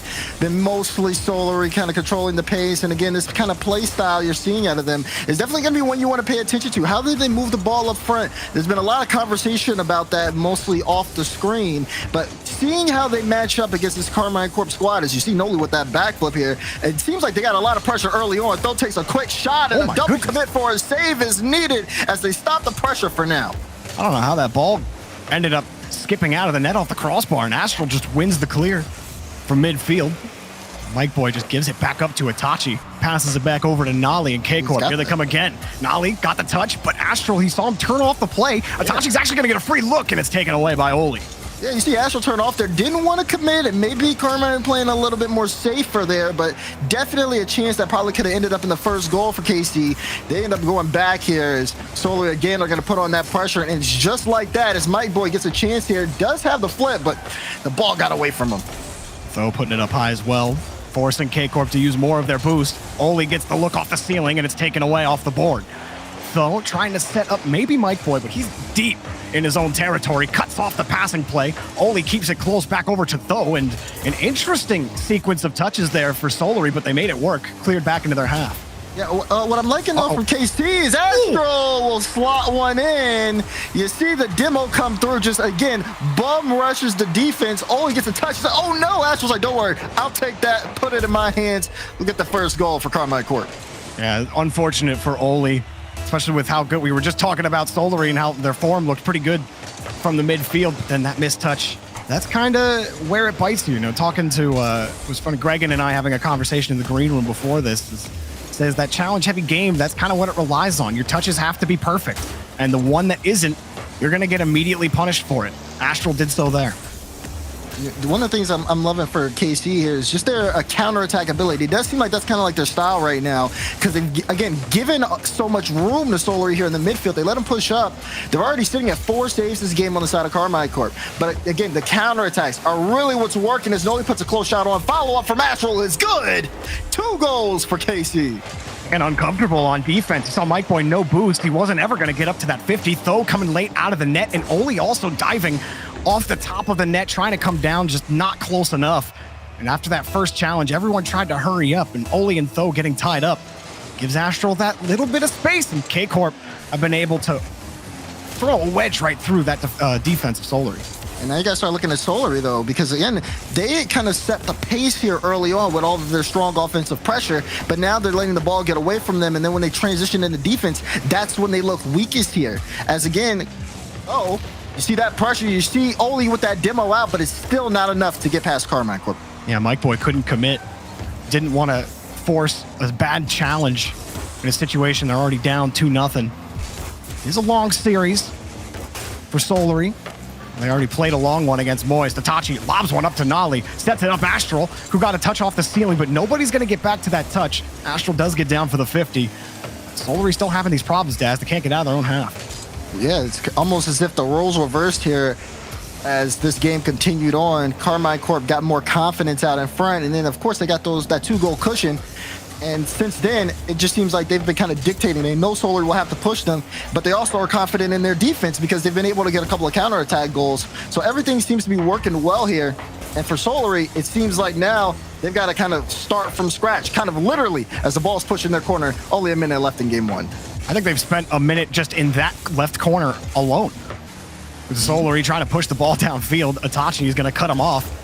And there's just no room to work with for Solary. Maybe Oli's created some here. Got the 50, but then again, K-Corp's rotation's clean. Astral gets another clear. A boomer for Tho. Forces Itachi up. You see Oli diving forward, sets it up in front. Mike Boy scores, and they split the lead. And instead of controlling the ball forward, they just say, you know what, let's just send it. The boom, Itachi's trying to clear to Noli, but Oli's there first, and Mike Boy with the dunk to force it in. They get one now, Jorby, but time's not on their side. 33 seconds left for Solary to equalize.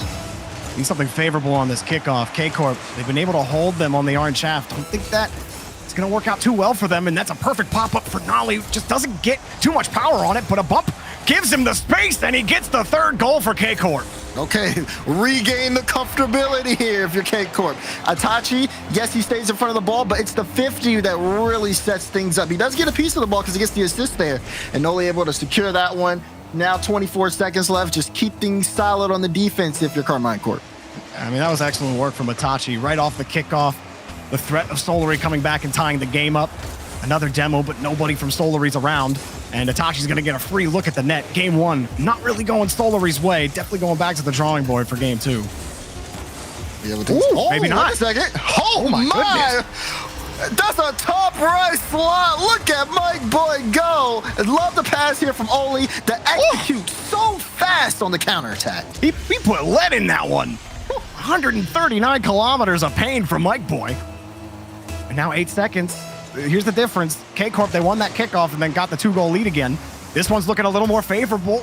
Although Mike Boy's on the far side. He's going to have to contest Itachi. He wins that touch, but Nolly's got the ball, and it's still off the ramp. K-Corp take game 1. Yeah, you kind of see sigh of relief there from K-Corp as that hits the ground. They weren't expecting that last second play come out from Solary, but now things are starting to settle. And they had they gained control, I'd say, of game 1. When you look at the start, Solary immediately right out the gate, offensive pressure. Let's get some shots on. Let's get some demos out. K-Corp said, okay, we're gonna have to play the counterattack game, and it worked out well. Astro picking up 2 back-to-back goals, and then at that point it was just weathering the storm, and Solary just tried to get back into the game. Not necessarily a definitive lead here for K-Corp, but it's a good start. Yeah, there's just no way for Solary to relieve the pressure that K-Corp built. They spent so much time in the orange half, and they were content to, they were controlling the boost. So it's like, okay, hit the ball back to me. We have midfield. And then Solary, just those little mistakes came out. You think about that missed touch from Oli near the start of the game, and then you think about the double commit in front of the net, Oli and Tho diving back. Even though Oli was able to recover, you're not dictating the pace of the game. Solary have to find a way on Aquadome to right the ship. But this K-Corp squad is proving game after game, Daz, that it's a new look with Nolly on this team. Astral and Itachi are looking really strong as well. And for me, you know, when you see, especially Nolly on K-Corp, like a lot of people had their doubts going into it. I think that they've done a good job of at least silencing those doubts for now with this performance. I mean, this is a pretty strong run in the bracket so far, and a win here would be really good for them. I'd even say the same for Solary. A lot of people kind of had Solary as kind of their shadow pick or their, you know, their dark horse, so to speak. But they're also trying to fight for a reason to be like, hey, no, we deserve to kind of be in that talk for, you know, maybe this is a team that could go to the major. The way they're playing against some of the top teams in Europe kind of speaks for itself, but they're not done just yet in this tournament run. One of these teams is going to go away. Yeah, the way the Solary have looked so far in this tournament certainly puts people's eyes on them in terms of major contention. For K-Corp, you know, they've been struggling to get over the hump for a while, and this feels like this is them getting over the hump. Solary going to push this ball back downfield. They got a long series to go here in the lower bracket, but a good start for K-Corp. And starting in the opening minute, Mike Boy going to turn right back around on that ball, and Solary not spending a lot of time in the orange half yet. In fact, that might be their first shot, though. Just misses. Rebound, Mike Boy, and it's in. Solary get the first goal. There's that Solary pressure coming out. You see, though, look at this control. Gets to beat Astro. He's back post, but he didn't expect it to get that far out from him. He got a little piece of the ball, but you're not stopping that trajectory. The pressure pays off. Quick first goal. Solary start on the right wheel, if you will, and Tho is going to take this one right off the kickoff. Forces the 50 in front. Up high, Oli is going to take that ball away. Mike Boy also committed, so he's got to buy some time. And he does buy some, but the ball's cleared right back to the orange. And getting deleted on the play was Nolly, trying to make that 50 happen. Tho takes it right back. And I'm watching Tho right now. He looks really comfortable down the stretch. He's not going to be able to get that one, though. That's a clean beat. Astral just to tie. Where'd the rotation happen on this one? Oli just jumps off where he just loses. Oli was playing real close as third man. He has to go for that. It's you either go or you just run and pray, and he decided to go. Astral, the faster player. Yep. And that goes back again. That Solary pressure, it can kind of be a double-edged sword there a little bit. You have that aggressive third man come up, but if he can't make that touch and he's getting beat by Astral, oh, wait a second. I'm a shut up right now. That's a response goal. Astral right in front of your face. Oli says, nah, I'm taking that one back. What a touch. It's so close to Astral. Almost got his nose onto it. And coming up at an awkward angle, Oli delivering the strike. Solary popping off here in the opening minute and a half. Things you love to see. These guys are playing Rocket League right now. I mean, you have that touch from Ash with a clean, hard beat, and for Oli to get that response so quickly. I mean, I was talking about comfortability from Tho, but it looks like everybody on Solary is really feeling it right now, and they are not going to let K-Corp get away with just a one-game win. They're looking to respond here in Aquadome. So trying to set up another play, but Oli's forced back to his own corner. Itachi coming off the ceiling, lets it drop for Astral. Where's the follow-up? Well, Nolly did commit. And Itachi's the last man. Astral bumps him on his way back to the net. Can he make the touch? No, he gets caught. And Mike Boy gets another goal.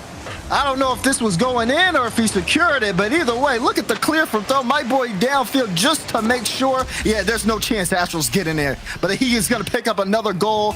Everybody from Solary getting involved here, and they have just completely switched up the style, and K-Corp having a tough time really getting control of this game. Yeah, they haven't been able to do much. Only one shot on net. We're almost halfway through Aquadome. All right, halfway through the game on Aquadome. Technically, the players are halfway through Aquadome every time they cross midfield. But here's Mike Boy setting up another one, and nobody gets the touch. Only a massive fake. And he sends that one across, but Astral sets up the touch for Nolly, keeping Tho honest on his approach, and they get the clear. Nah, see, this is different, Jorby. Oli is third man faking the ball. He's flip resetting on top of the heads. And right now, Karmine Corp, they are struggling to just get the ball out of their own half. Again, a completely different change here from game one. I'm loving what I'm seeing from Solary. So able to force that 50 out. The rest of Solary are going to wait. And it's K-Corp looking much like Solary did in game one. There's a demo, and flying in to take the save was Astral. But still, Solary dominating the pitch right now. Getting bumped. K-Corp trying to find a way through the carnage as Astral pitches that one back over to Itachi, but it's only Mike Boy who's there to take it. Astral got the 50, and again, it's Tho. Slips it underneath. Can't get the 50. Oli next up, and a fourth goal would surely put this game on ice for K-Corp, and they're holding the line as well as they can. Nolly up for this, trying to push the ball back out, but it's all Mike Boy. He got the 50 back around the corner, forces K-Corp into this endless cycle on the blue half. Rotate back post, back over to the corner, lose the 50, try again. Finally, they break out with Astral here. This is a big breakout for them. They were under so much pressure. Now they may even have a chance. Itachi shot just not enough power behind that as Stowe gets the save out. But now K-Corp, they can start to get back into this one. And the biggest thing is to stop the bleeding here. Because like I said, Solary looked really comfortable. Taking that comfortability away could lead to some offensive strides. Because we know Karmine Corp, they have those good counterattacks. They just need to finally get the boost and get the play out. It was a good little back pass from Itachi to set this play up, and Astral's moving down the field. Itachi's in the air. Goal! K-Corp on the board. There's the counterattack, as sharp as a knife. Noli pop up to Astral. 1, 2, 3. Itachi with the finish. Mike Boy, you can't get there in time. That's the plays we're used to seeing from Karmine Corp. It worked in game 1. It's working now. 54 seconds on the clock. They still need some more magic if they want to tie here on Aquadome. What was that kickoff? Both the follow-up men ran into each other instead of the ball. And, well, we play on. Nolly gets the touch, and K-Corp got control. Though, dropping that ball back down to Mike Boy. Corp all set up. You know they can be a threat with that passing, also in the mechanical department. But it's Solary moving forward again, and Mike Boy really starting to take center stage on these challenges on offense. Hang on, quick pass transition. One touch, 2. Oh, he missed it. Oh, no. I'm so confident every time I see Astral go up, and now he's got scored on. Mike Boy runs away with it. You weren't the only one confident. Itachi was confident too. He saw Astral miss. He said, oh no, couldn't get back in time. And Mike Boy said, I'm going to pick that up and secure the game. Karmine Corp put everything they had on that offensive drive, and unfortunately, they could not clutch it out. 17 seconds left. I don't see Solary giving up a goal here. Bounces up a good response from Solary on Aquadome.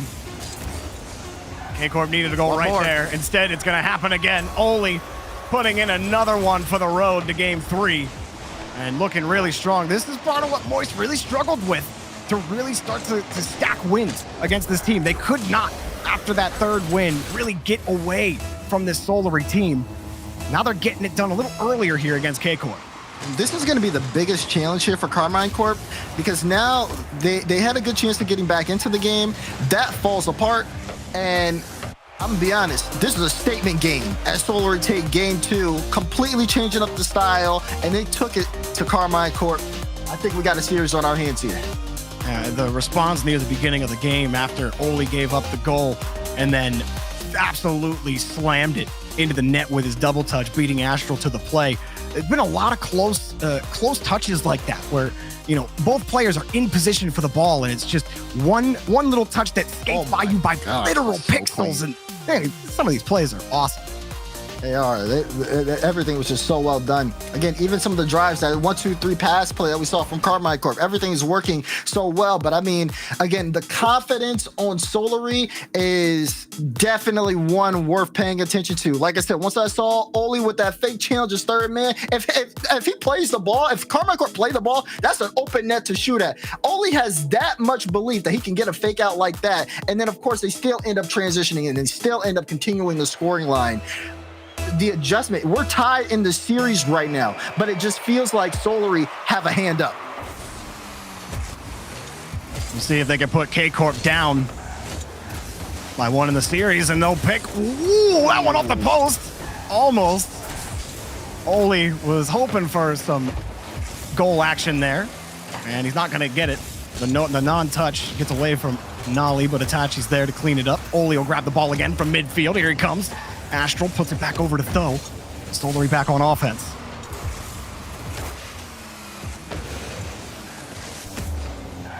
Another loose ball here for Oli. He does is kick it downfield. He did have a defender careening down the pitch to come challenge him. Mike Boy tries to keep it close, Tho going to avoid the traffic that Nolly's causing here on both sides of Solary territory. Astral trying to set something up, but all they can do is pitch it out to the side. K-Corp, they have control in midfield, and they're just kind of taking pot shots right now, but not really starting to push the pressure pin on Solary just yet. Some of these 50s starting to do it. And that's been a case for them in the series, right? Karmine Corp definitely have never been a team of sending the house, because every time they do, they usually come up empty. Again, you look at that last goal that we saw them give up, where the drive to equalize, Astral hits that double, or if Itachi is just a little bit further back, then that's a tied up ball game. But now they're starting to play a different approach. Let's cut them off in the midfield. I think them making adjustments here is the only reason we haven't seen a goal scored in the first minute and a half. Mike Boy stays on the ground. His 50 game has looked strong as well. Really taking his patience, if you will. Really trying to download where exactly K-Corp are coming in onto the ball and informing his challenge decision from there. Not just throwing himself into it on defense, despite the amount of pressure he's felt at some of those points. And Solary now having issues, again, getting by midfield. Astral going to try again here from the corner. Scoops it up under one. Pushed out.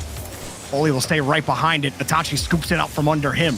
Solary still looking for a way out. Mike Boy might have found it, but Itachi gave him the space and took the ball away. Though trying to follow this one up. Solary looking, and it's taken back to the corner. Itachi preventing Oli from getting back to that ball. Now Oli with control, flips it over one. Uses the rest of the tank to get in the way. Mike Boy going to screen across. A lot of boost as well. Taken off the pitch by Solary. Astral needed that booming clear for K-Corp.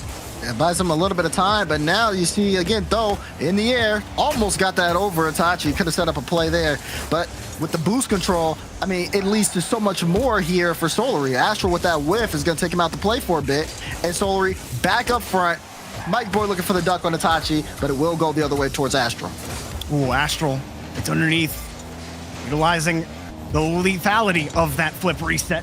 Astral trying to set that one up, but Tho is going to take it back over to the side. Itachi comes back, setting up Nolly. K-Corp, even when it looks like they're losing these 50s, they're able to repurpose and realign their rotation to get right back into position and with control. But Solary are knocking at the door. Some of these transitions look a little scary as Tho throws that one up.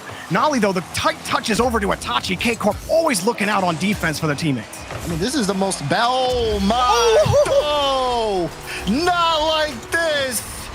Nolly thought he had control. Tho said, I'm not giving you the time of day. That's mine, and it's going into the top left corner.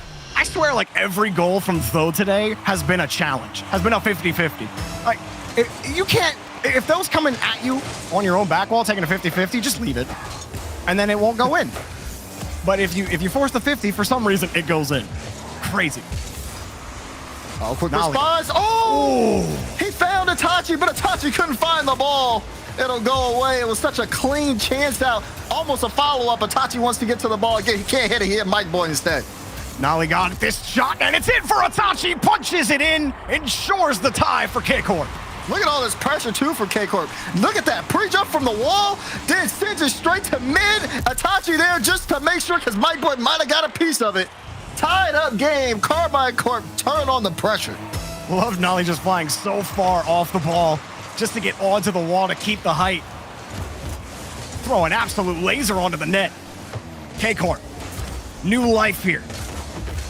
Itachi slips that one underneath and a big clear for Tho back over to K-Corp's corner.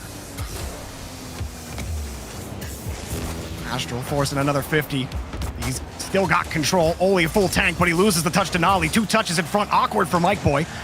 And it's a free ball hanging in the air. Mike Boy wins it. Astral just keeping it away. These little back passes from K-Corp have been so good at just relieving that pressure. But Solary is so good at taking it right back. That redirect not quite on target.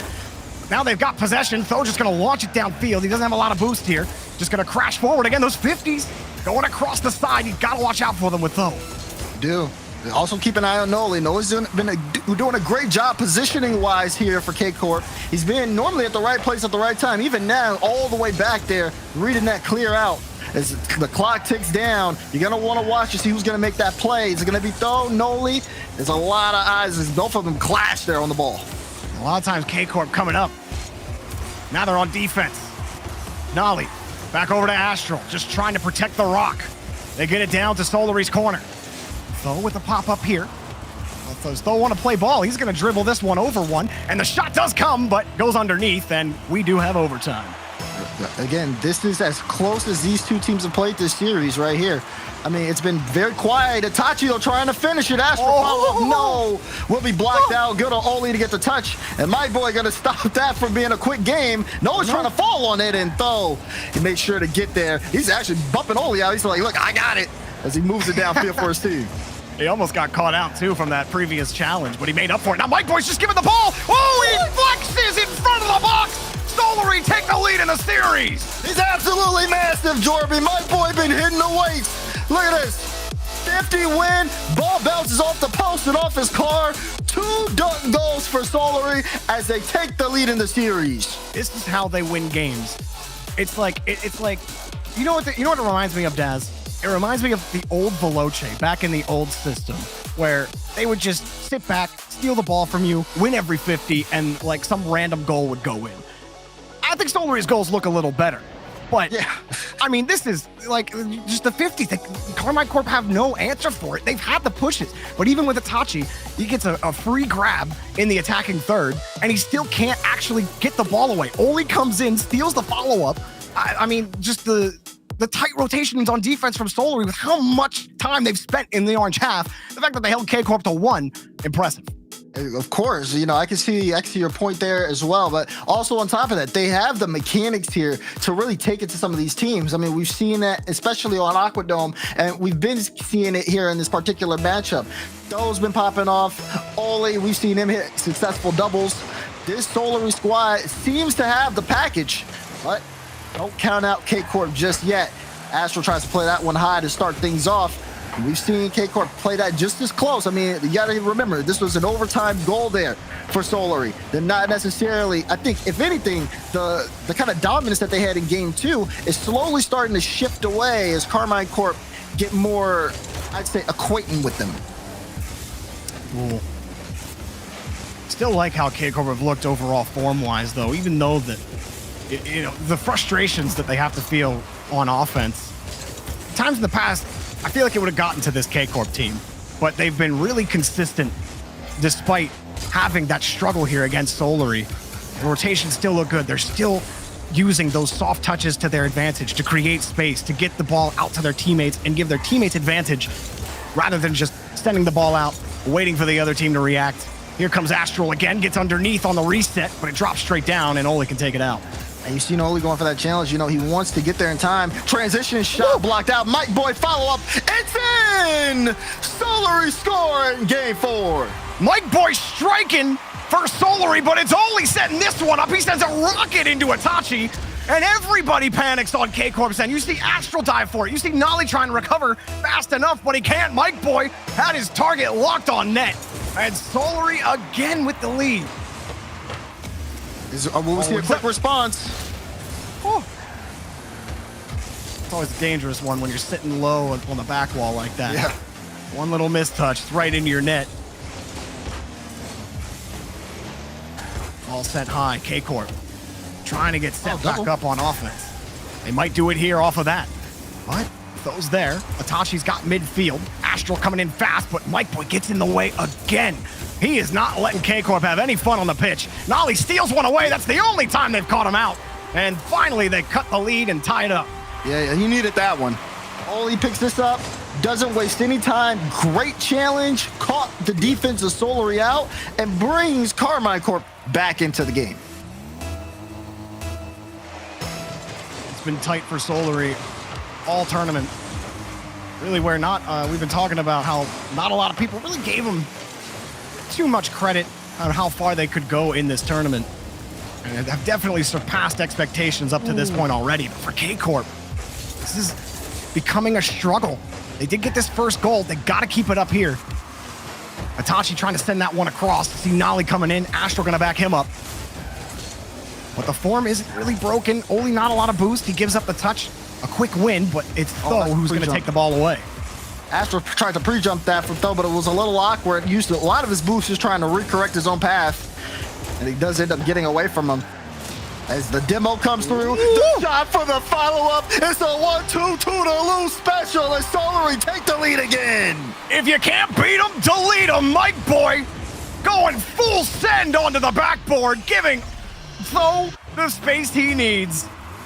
Just like that, Solary take it back into their hands. And this is so great to watch because Karmine Corp, this roster, from what we've seen, has been really solid. But Solary are just as they are really, really good at Rocket League. I mean, watching them play is just fantastic. The way they can move the ball upfield, the way they they break down the defense. Okay, if the demos don't work, let's play the backboard. No one's on the backboard. Okay, only double tap. Let's see how we move up the field. Might boy downfield to make plays. Everything just works so well for them as, again, looks like another chance. When they have all this offensive pressure, it's only a matter of time before they start scoring again. They're a team that is greater than the sum of their parts. Mike Boy, not going to get set up. Astral has to dive in front. Though going to send that one forward. And Solary still keeping that midfield pressure, but Astral wins a big challenge. Puts that dunk down. Though gets up in time to get the touch against Nolly, who has no boost. Seals away Solary's, but they get the clear anyway. Astral, last man back, has to jump for it. He's missed. Goal! Oh, boy. And you know Astral's frustrated with that. Only had 12 boosts, but knew he had to jump. Tried to use whatever boost he had. Didn't work out at all. Didn't have the read. Only with a free look on the net. As Solary, they keep this up. Series on match point. K-Corp just can't get control of the ball for any extended period of time. Here comes Itachi, though, quick off the ceiling. He's not going to follow that ball up, and Nolly wanted a hard pass out to Astral. Astral got one, but ball sailed right over his head. Here's a quick pass back to him. Gets another try, and Mike Boy's up for it. The touch on throw, get that touch out. And again, it's just immediately, the counterattacks from Karmine Corp have been not as effective as what we've seen earlier. And Solary will just take any moment. They say, okay, if you guys want to sit in that play counterattack, that's totally fine, because the way we're playing our game is just giving us everything we need. So we're going to continue to do that. It's up to Karmine Corp to try to force the issue and make Solary uncomfortable, which is something I don't know if they have in them. Oh, he wins it! God. Oh my! A 3-point passing play with absolute disgusting power. Oli throws it right into the center. The read on that off the ceiling, the power behind the shot. What more can you ask for from Solary? That transition play was beautiful. Now Mike Boy's got control again. Solary just want more. Said you can't have your cake and eat it too, but Solary are trying for it. Taking it back over to the corner. And everything has just been working for them, Daz. You talked about it. There's no challenge really going K-Corp's way. They're constantly diving at these balls. Every time I switch to Nolly Cam, he's got no boost. This time he's got a little bit to set this ball up. Maybe Itachi can get there, but the follow-up, he's just too far back. And then Oli wins the touch against Astral. So what are you supposed to do when you think you've got the positioning beat, and then Oli comes in from the backside to take away the challenge from you? You can't do anything. That's the answer. Here comes another one just for the road for Itachi, but they're shut down. One goal for K-Corp, and a whole lot more to go as Solary have put them on match point. It feels like Karmine Corp have run into a wall that has Solary spray painted all over it. And for them, it's just been a block. And now we have a tactical timeout coming out from Karmine Corp, as they are going to need some time to talk this over, which, I mean, when you look at things, I would too. The way it's been here, I mean, it's been rough. It's been rough. You need like to kind of slow things down before they get too out of control. You're on match point, tournament life on the line. You know, you got to think of something here. Yeah, I mean, they just couldn't really keep, like, where's the game one for? Where they just held midfield. Itachi was setting up control plays over to Astral. Nolly was hitting sick passes. We didn't see any of that. And they're just not able to control the pitch nearly as well. They keep losing to this 50-50 game from Solary. They just can't find a way to get past it. And when they do, at least in game 4, they didn't have any boost to do anything with it when they did get downfield. So things just snowballed out of control for K-Corp. They got to be able to reset 0-0 5 minutes heading into Wasteland. This is it. They got one game life left. Yeah, for Solary, everything's been kind of working for them. They're clicking. They just got to stay locked in. You can see the screens. They look happy. Someone's going to clip this, though, for JG, and he's going to be put on a meme on Twitter, so I kind of feel a little bit bad for him. But that being said, I think he's pretty happy with how his team's doing right now. Again, sitting on a match point situation. They played really close against Moist earlier, and I think for them, knowing that they could play that well against one of the best teams in Europe gives them a lot of confidence moving forward. And I think especially how they've played this series, it seems to have a breakdown. Things are a little quiet here on the side of K-Corp, as again, maybe it's just, okay, take this time to slow down that ice out, I'd say, Solary, try to get things under control, because this game got out of hand quickly. Of course, you see some early goals, but Jorby, once Solary got going, it was a short game. I mean, think about this Solary team, Daz. Mike Boy, Tho, and Oli, 3 players that have been playing for a very long time. Tho, I mean, he's been on how many teams? Like back in 2019, he played on MCOM. Then he played for Singularity, then Guild. And we know the history that Guild has had in the RLCS so far. It hasn't been pretty. Tho has been at the edge for so long. And finally, honestly, like Tho is performing excellently in this tournament. Oli, same thing, finally getting over that hump. And Mike Boy, who has also just been in that bubble circuit for so long. All 3 of these players have been on different teams and have found differing levels of success, but haven't been able to actually get over that hump. This is them climbing that mountain and getting over the other side, reaching that summit of, okay, we can be an RLCS caliber team, and they look like it today. They took Moist to 7, where it looked like they might have won. You run that game 7 back a couple times, and they may have. But now against K-Corp, again, they've been dominating them, Daz. It's a great story with Solary. It is. They got to finish the job, though, as Astral and the Karmine Corp boys are coming. Again, not done yet for them, but they're going to have to pull off an amazing feat. They're sitting at match point now. They're trying to force Neo Tokyo. And at the moment, they need to force some solid defensive plays to stop this scoring run that Solary have been on. Noli has to get that read off the backboard. Things from the start have been pretty clean, but you can see a little bit of holes in the defense. Oh, another pass to Mike Boy, and Oli takes it away. Astra was there as well, though. One more touch, can he get there? No, Nolly takes it away. Itachi trying to follow that one back up. Mike Boy racing back to midfield. He doesn't even get the boost, and the challenge goes right back to Solary's corner. It looked threatening for a second, but K-Corp able to stabilize.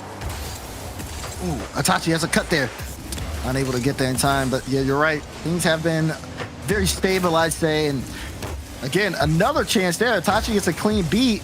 We're seeing a little bit of pressure come out from Karmine Corp as Noli flip reset, tried to play it a little low, got the flip, but Mike Boy, he's seen that goal scored before, especially, I think it was Monkey Moon who scored something similar to that today. That was ridiculous. Yeah, it was somebody on BDS. Either way, the mechanics have been fire.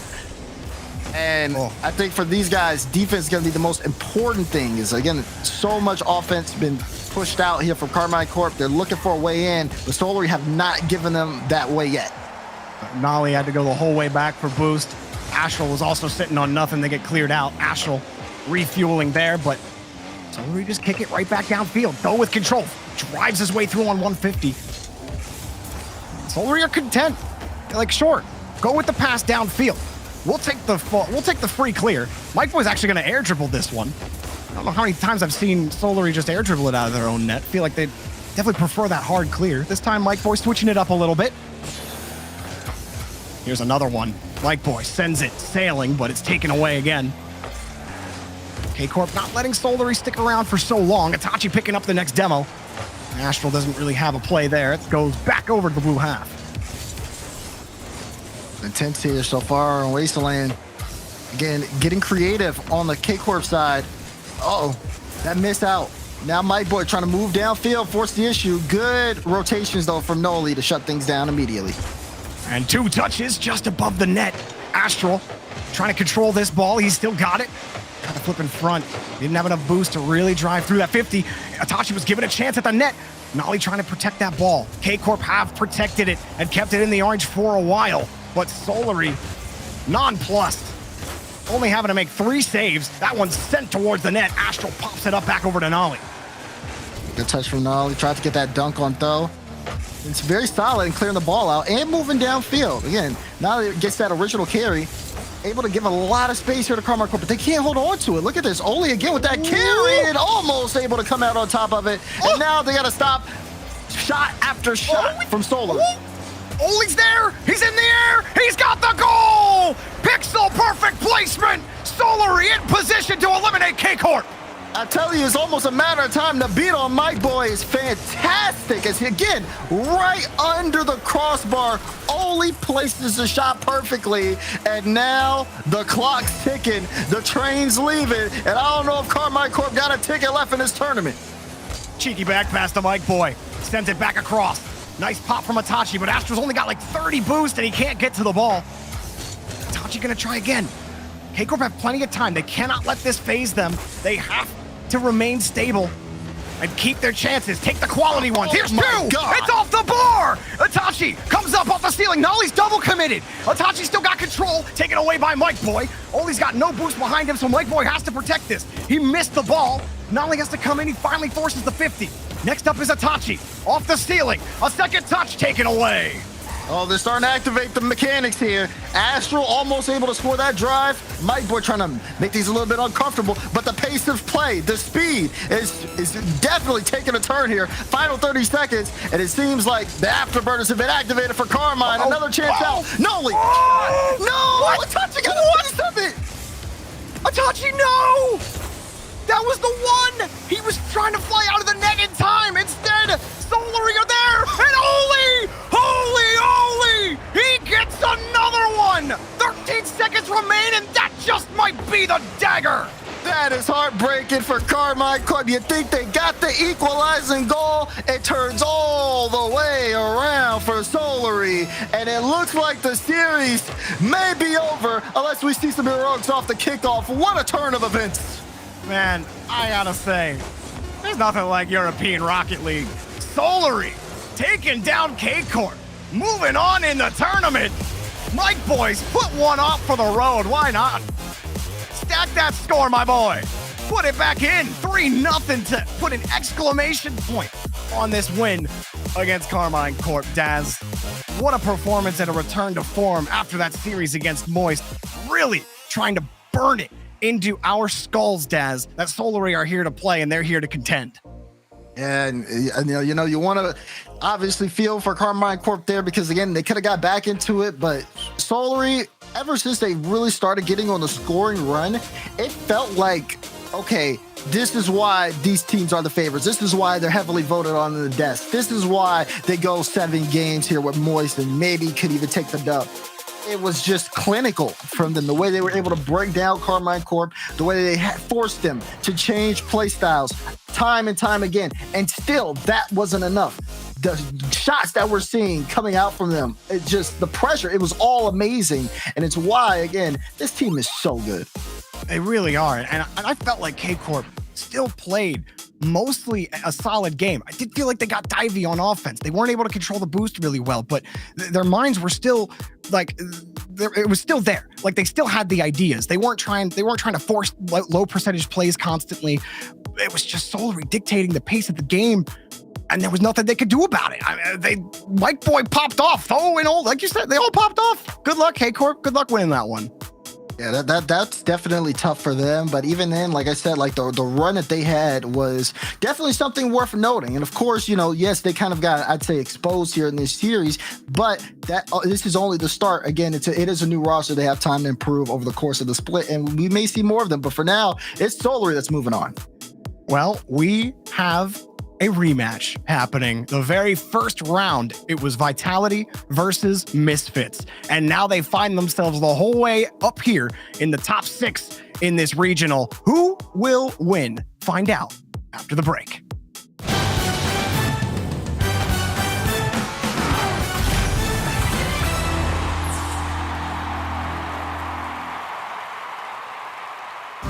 Bright and early for the daily races, going nowhere. I find it kind of funny, find it kind of sad when people run so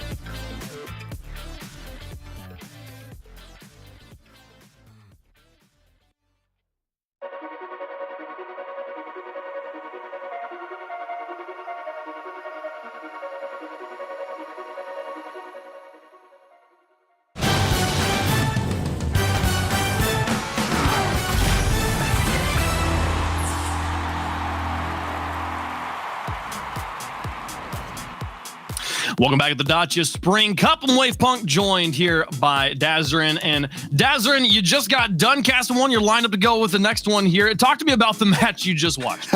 Yeah, of course. I mean, Solary versus Karmine Corp. That one, I mean, Solary again coming off a loss to Moist Esports in the upper bracket, which was a crazy series that I recommend everybody go back and check out if you got the time. But I think that Solary, again, was a team that was trying to show everyone, hey, you know, this isn't a fluke. We're a team that's here. We're making a push for the major. Karmine Corp finished with a top 6, which I think that they'll be pretty happy with. But of course, in that series, it wasn't so pretty for them. They got kind of exposed by Solary, and now they're out. Yeah, Solary there going 4-1, taking that one down pretty cleanly and bouncing back after a Game 7 thrilling overtime loss that they suffered in the upper bracket. So we're going to see Solary again a little bit later, happening tomorrow. Let's talk about the other match. We got one more match here today to close things out. Vitality taking on Misfit Gaming. Vitality making a huge roster change here, bringing in Radosin. We're seeing that make waves, moving them much further into the bracket than we saw in previous splits, but still here on Elimination Point. This is a lower bracket match as one of these teams is going home. Exactly. And this is going to be an interesting one because Vitality sent Misfits to the lower bracket at the beginning of this tournament. It was a sweep. All matches went into overtime. And unfortunately, I believe Misfits only scored 3 goals. Vitality won every game, though. And now Misfits get to see whether or not they can strike back. Well, let's get some thoughts from the fans on how they feel that this one's going to go. Does the last one influence things at all? With the Dacia fan vote here, hashtag VIT, hashtag MSF on the votes in chat. Let us know how you feel about this one. I feel pretty confident in this new Vitality. I've enjoyed the addition of Radosin. Upper bracket losses to the craziest team we've seen in a long time. BDS, not going to change that opinion for me at all. How about you? Yeah, for me, I can understand Vitality, how well they're doing. I still am going to put some stock in here for Misfits just because I feel like, the way Misfits is a very, I say day-by-day team. And the way I'm looking at them versus like how they played previously into today, it does seem like they've kind of turned on the Jets here a little bit. Still, I will say I'll kind of go with the easier route here and say Vitality because I feel obviously, you got to go with the sweep. You got to go with the fans, everything else. Are we going with the fans? Let's take a look at the result of the votes here. See where chat's. It's down the middle. Misfits brought some fans to play. Okay, so literally 50-50. Let's get into the game and see how this one's gonna go. Misfits in the orange. We got Vitality in the blue. Maybe not. The players might have debated me. We'll see what's gonna happen here. Yeah, you might get into debate. That being said, this is definitely going to be an interesting one for all of us because, again, how far can things go here? For Misfits, you kind of expect them. They've always been outside of the margin. Can they push into the top 4, the top 3s of Europe? And for Vitality, they've been quiet. A lot of people have written them off, though. Is this pickup with Radosin worth it as we get game 1 underway?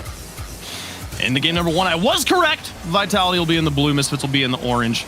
both teams kind of orange color. Someone's got to be blue, okay? So we'll see who's able to move forward here. A best of 7 first to 4 games advances in the lower bracket. Loser goes home for the first regional of the European split here for Spring. Matane advancing on to Alpha and then getting bullied on the wall. Somehow Alpha emerges with ball control and wins the 50 afterwards. Verdosa now in the sky, just trying to play a bit of defense deep in his own third. He's got to watch out. Cash is coming. Cash was looking for the double there. Alpha read it. Good offensive pressure here, though, off the start for Misfits. As Arju will just try to keep this ball in play here for a little bit. But Vitality definitely on the defensive end so far in the first minute. We'll see how those rotations change as teams get a little bit more comfortable. But the tone has been set. Oh. Arju almost found it, but it's off the post. He got the ball across, could not get it in. And we'll see the first minute come and go quietly here.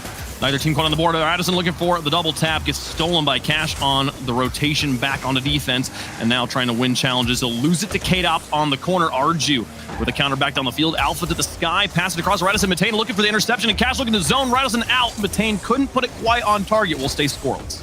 You see, again, that play forward. Cash not afraid to get up in front. Again, even his second man here, going to play that low 50, but it's a good win for K-Dop. Looking at the rotations for Misfits, they have that kind of aggressive third here a little bit, and they got to be just a bit careful. We haven't seen a dangerous attack from Vitality just yet, so we don't know what they look like when they're in form. What's their type of play style here coming in?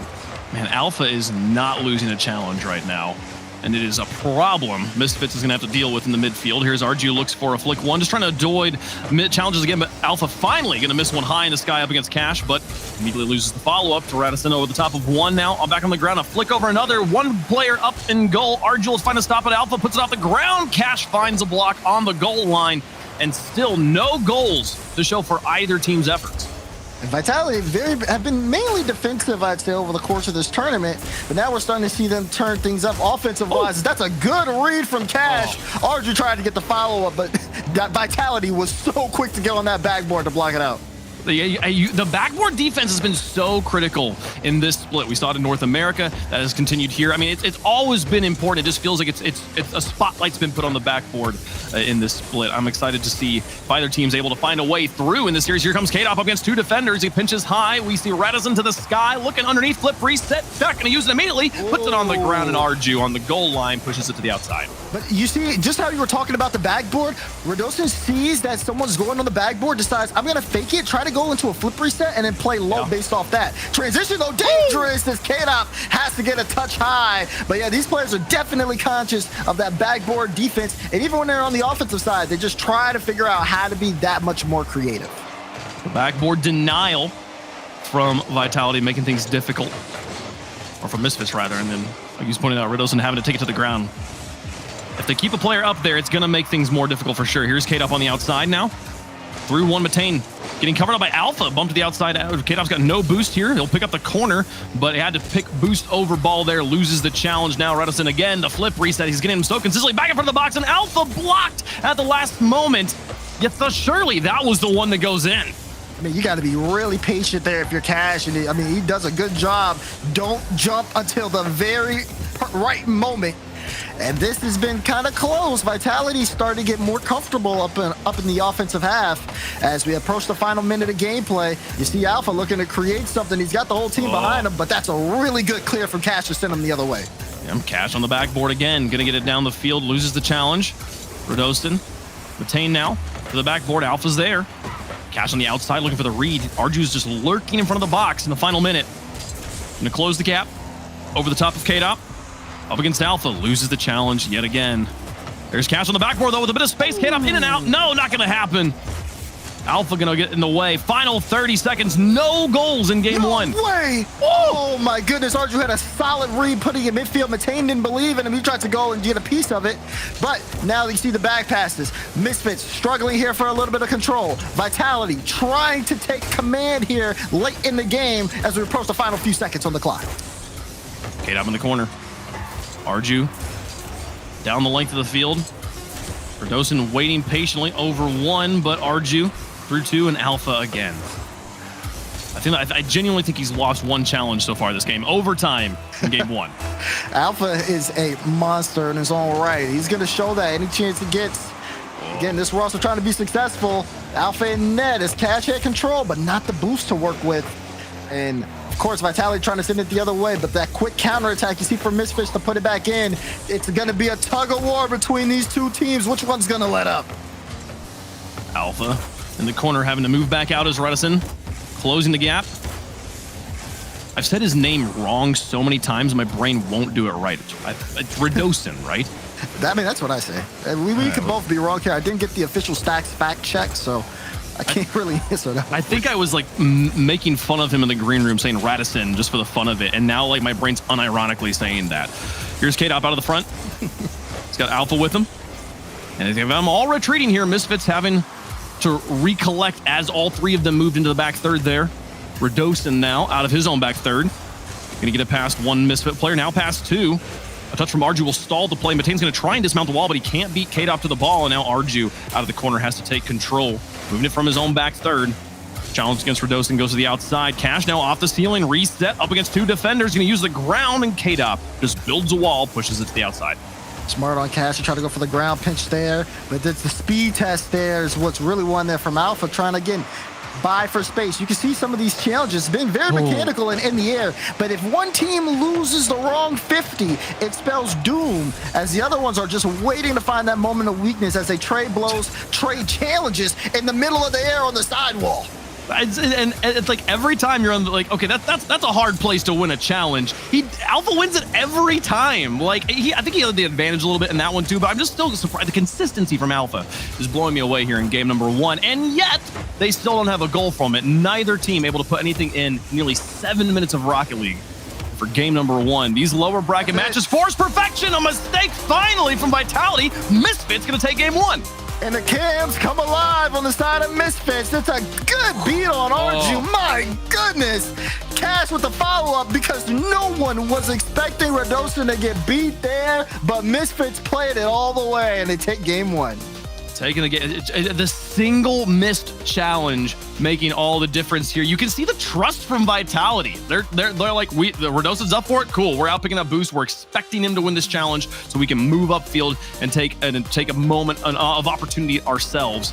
But no, in this one, gonna lose the challenge. Cash gonna score the goal. And man, I've never seen a game more immediately validate a 50-50 chat prediction than this one. This was so even down the board. Of course, yeah. I mean, seeing again, Vitality was really solid, I'd say, on like that defensive end, and of course in some of the transitions on offense. Alpha, like you said it yourself, it felt like he didn't lose a 50 that game. We may have only saw like 150. I think they double commit on Vitality. K-Dop went for a challenge. Alpha still won it. He's beating his own teammates in the 50-50. I mean, that doesn't really matter at the grand scheme of things. But for me, it just goes to show how close things are. And for Misfits to win that game in overtime after losing every overtime. No way. No way. Oh my goodness, already almost a hot start from them. It just goes to show how confident Misfits are and how ready they've been to take on Vitality again. The Misfits have been preparing, looking for revenge. As Matane in the corner here. Challenge goes neutral. Alpha moves up. I think a decal change here for Alpha. The anti-tilt mechanics in effect. Matane now looking for the pass into Cash. It's over the top of his teammate, and Redocin will close the gap. Now pass two off the backboard. Whoa. They're lucky that they missed the follow-up. You can save there. You talk about Alpha changing. Redocin swaps to the Octane now off the Fennec. Still, will it be enough for Vitality? Now they're getting pushed and kind of suffocated on their own end as Misfits are looking for a way through. Cash loses that 50 to Alpha as expected. And Arju only try to control that ball just for it to get sent back into the other end. One of Redocin's like, Car wasn't tall enough to win that one challenge. Now let's go to the slightly taller box here. We're moving forward. Matane off the backboard. K-Dop will take it away from him, and it's past Cash as well. Arju has to fall all the way back to his back boost to pick up control here, but I have a lot of space. Takes to the sky, and Alpha wins another one. Redocin to the corner. Alpha following it as well. This is difficult for Matane to read, but he does properly suss out what Alpha's trying to do there. He still manages to get it through him in the corner, but it slows the play down enough for the rest of Misfits to rotate back and build a defensive wall. We see K-Dop on top of the ball. Still looking for that way in. As, again, Vitality trying to create some offensive chances here. But Misfits now coming in with some clean beats. Matane is big! K-Dop gets there just in time, but it won't matter. Arju follows it up, and Misfits force the issue. The power here Rodolson losing it, and K-Dop trying to clear with the backflip, actually kind of sets it up off the post and leaves it there for Arju to put in. 3:13 left to go. Vitality yet to score in the series. That's big. Because they were the ones who had Misfits kind of figured out. But again, you can tell Misfits have been doing their homework, and they've come out with a different roster. Matei might need to go on some more sidewall reads, though. He ends up missing that one. We'll have to come back in and make a 50. It bounced off the corner. Arju will try to keep this in play, still keeping up that Misfits pressure as they keep Vitality just stuck into their own sidewall. They can't get out. Rodolson into the midfield. Retain extends to the outside. Arju reaches for it, but K-Dop gets there first. Now Rodolson looking for goalies. K-Dop going to try and find some as well. Leaves nobody with the ball. Matane's happy to pick it up, but Alpha comes in, wins the challenge, and Cash finds the booming clear. Matane now in a cherry pick, drops it into the goal. Rodolson on the retreat manages to find the stop, and look at the transition. K-Dop trying to put pressure on Arju. He'll do that, but Arju does get it to the corner and will survive. Neither team able to put another goal in. Alpha keeping the pressure on for just a moment. Cash has other ideas. Across midfield, across halftime, Misfits holding on to a slim 1-goal lead. There's been an issue on the offensive side of Team Vitality is the fact that they've got 3 shots, but they haven't really felt like shots. Meanwhile, you look at that, Arju faked out K-Dop, and Alpha will get that flick. That'll count as a shot, but that's normally how most of the shots, if not all of the shots, have been for Vitality. Oh! There's a follow-one from Rodolson. It'll go in to tie us all up. Arju tries to put this one to the outside. K-Dop's already got it covered, and an open backboard. Dazarin, we were talking about that in game number 1. Finally finding an opening here. Rodolson's not going to miss. So counterattacks paying off here. Vitality able to get a solid shot on, and they stop the scoring drought. Now that they've gotten on the board, what does this mean, most so to speak? Because I feel like for Misfits, if anything, I think they're just going to come in with even more offense, just trying again to make Vitality as uncomfortable as possible. Vitality definitely they have put the pressure on them, getting them this far into the series without scoring. Also, fun fact, Vitality was on a 5 overtime win streak there. They had not lost an overtime in 5 games. Misfits able to break that one. Now Misfits overtime streak at 4. So definitely a few trends changing pace here. K-Dop down the back wall, getting pressured, just hangs out with the ball, waits for the challenge to come to him. Alpha over the top of another player. Alpha, we've been talking about his challenge game for both games 1 and 2 so far and how strong that's been. We haven't seen that translate directly into offensive opportunities for him. He's setting up Rodolson, he's setting up K-Dop, but we're not seeing Alpha with the opportunity to shoot. No, and that's really the big thing here between Alpha and Rodolson, right? They can both kind of pressure out and take out a defense, and I think it really kind of depends on who's got like the high hand right now. Who do you want to prioritize in that particular aspect? Right now, Rodolson's been the one who scored the only goal for Vitality, so you're starting to look at him, and maybe Alpha can just set up the new player on Vitality, and it can lead to a win here. 30 seconds left, it's still tied. Whoop, not anymore! Cast slots it, Caster curses rain, and we'll see Misfits back on top. Can't be mad at that one. Rodolson tries to flick it out. K-Dop can't get a piece. Cash plays the miss. And no one from Vitality was expecting a big-time goal here. As again, 32 seconds left on the clock, and Vitality have to play from behind. Oh, an important kickoff, and it's won by Misfits. Alpha versus Cash now in the corner. Alpha will dismount the wall, use all of his boosts just to get the ball to midfield. Arju now taking over control. Rodolson puts it back in front. And K-Dop doesn't get much of a touch on it, leaves it for Alpha, who finally misses the ball. Rodolson here, back in front of the box. Arju to the goal. Rodolson will find the save. Alpha on the outside. What a read. 10 seconds left. Needing a goal. Vitality having to force overtime. Alpha going to miss. K-Dop across the goal. Alpha's going to be in the place. Can he find something to do with this? He's low on boost. No. Loses the challenge. Loses the second one. Misfit takes game 2. Now this is big here for Misfits as well. Close games with Vitality, same as the first series. You talked about those win streaks, though, from Vitality. 3 of those overtimes were on Misfits. As things now, you look at it, Misfits, okay, they win that one, they're going to keep winning. The way it looks like, I love the way Misfits have been placing the ball out in front, because it's been kind of breaking down Vitality, forcing them to make awkward touches, which only sets them up even more for Misfits to maintain offensive pressure. It's been a really solid offensive strategy for Misfits here in the opening 2 games, but of course, you see Vitality having to take a timeout. They'll take the timeout. This has become the standard to take the timeout the game before, like after you've lost 2. Don't take the timeout after match point here. And looking to reset their mindsets, reset their approach to this game. We've seen. I mean, is there a specific thing or a specific dynamic, a specific area of the pitch you think Vitality needs to be focusing on in this overtime or this timeout? I mean, for Vitality, it's got to be the upper third, right? Again, like they end up with 5 shots that game, but I think the only shot that really mattered was the one Radosa took. Most of the shots registered there as clears for Vitality, and for me, it's like, okay, if you can't maintain offensive pressure, and I think there's also stats that support that Vitality have been playing more defensively this event.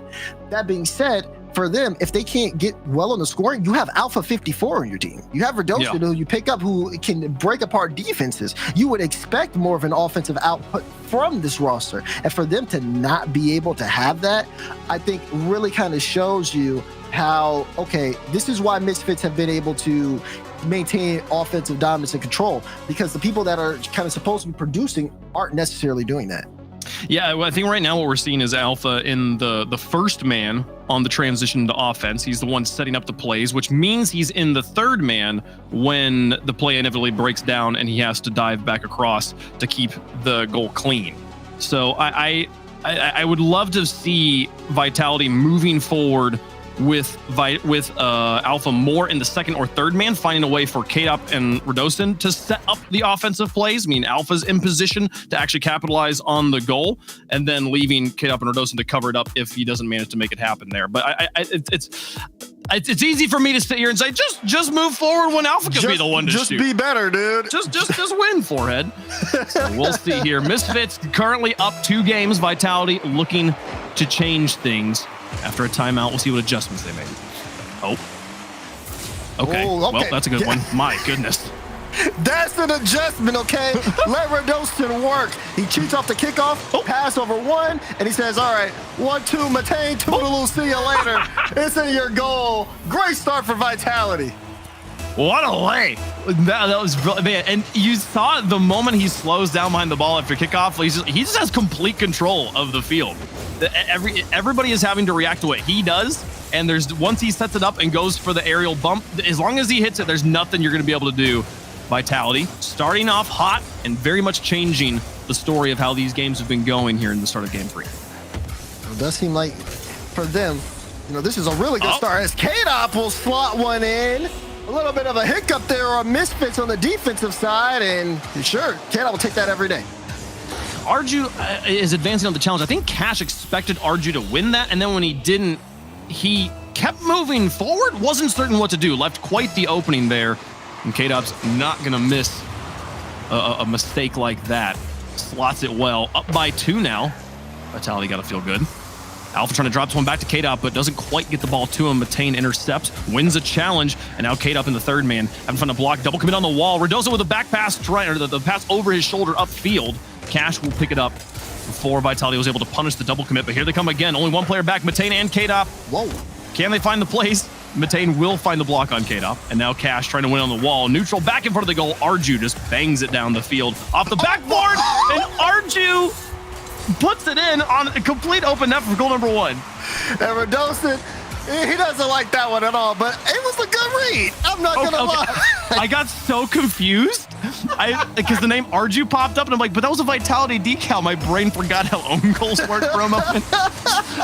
Oh my goodness. Poor Radosin. Yeah, that's unlucky. Good read though. I'll give it, the mechs for Radosin are still good. He scored, air dribble or pop-up bumps on one end and doubles on his own. So it's showing just how successful Vitality are. If anything, I feel solid because at least Misfits, yeah, they get that one off a mistake, but it's off of a mistake. That's it, right? They haven't been able to break apart your defense just yet, so you just got to remain composed. As good follow-up touch there midfield, but no one's going to expect that.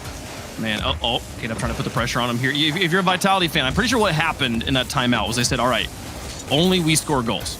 So if they're going to score, just own goal it. So technically, Vitality is the only team to score in this match. Just saying.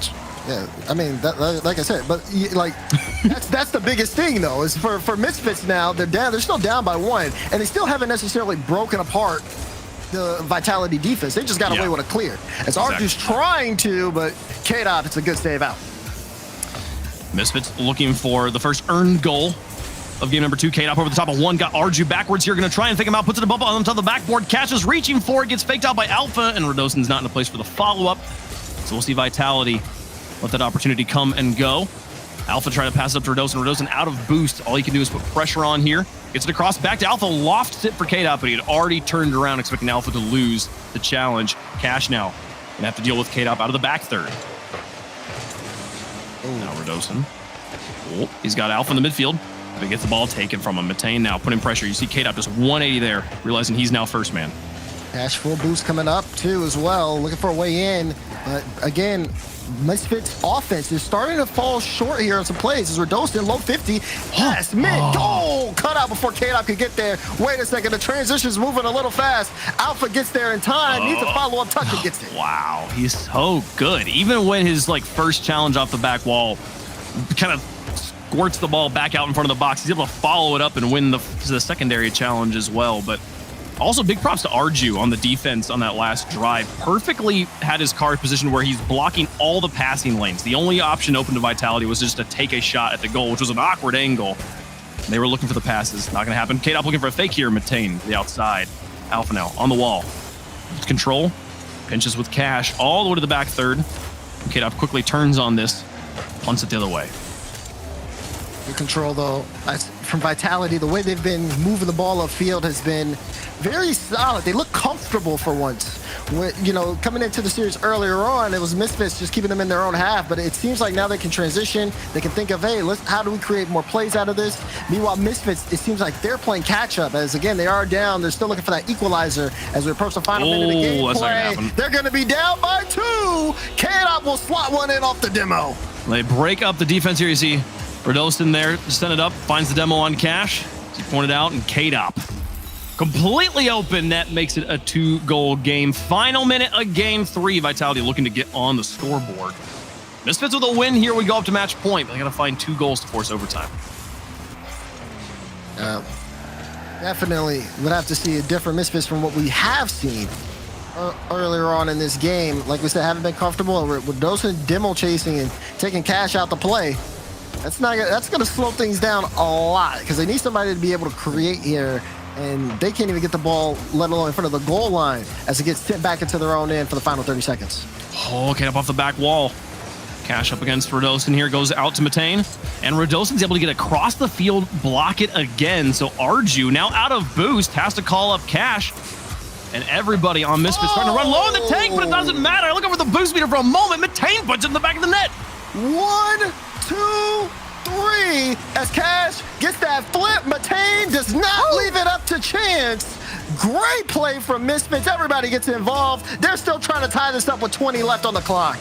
The only earned goal from Misfits is easily the best goal of the game so far. Can they find one more, though? 15 seconds left. Flip reset. Cash takes it to the ground, fakes them into the air, puts it across 2, gets a demolition. Arju, the ball's behind him. Matane's been demolished. Oh, it's into the empty back third. Final 7 seconds. Misfits so close, but now with so much work cut out for them. Got to go the full length of the field. Arju's up for it, got a full tank, drops it back to his teammate. Cash is there, puts it up, but it's to the outside on the block. Alpha's in the way. Past another, into the empty field. And it's, they're keeping it alive. Cash on the outside here. One more touch. No, Radosin back to the midfield, and Arju somehow is there so far back to keep this alive, to get a third opportunity at 0 seconds off the backboard into the ground. Vitality fake it out and take a game. Oh, they got away with it. I'll say that much. Vitality picked that one up. Even with Radosin own goaling and the last second heroics there from Misfits. Misfits finally figured out what they needed to do to get past Team Vitality, but it was way, way, way too late in the game. Vitality established control, and they just played Misfits really well. They didn't let them get too much space. Cash was cut off a lot whenever he tried to go up for solo plays. And of course, some of the demos that we saw that Misfits definitely wasn't ready for. That was a solid one to almost try to end it. If they had that so much earlier in the game, Wade, we could have just seen a completely different pace of that. Yeah, no, and props to Vitality for keeping their wits about them in those final moments. Easy to panic at that spot. Either we did see a little bit of panic, which is what created those extra opportunities, but especially that last final fake touch from K-Dop on the back wall they have to respect his positioning. He doesn't touch it. The ball falls into dead territory to end the game. Man, Misfits got their hands full with Vitality in that game, but you pointed it out there. You said that they'd finally figured out how to get past them with the past game in the midfield. Do we see a continuation of the end of game 3 here at the beginning of game 4? Do Vitality have to find another way to deal with an adapting Misfits? I think so, because even though Vitality have started to find their form, they're playing against a Misfits team that looked stuck, so to speak.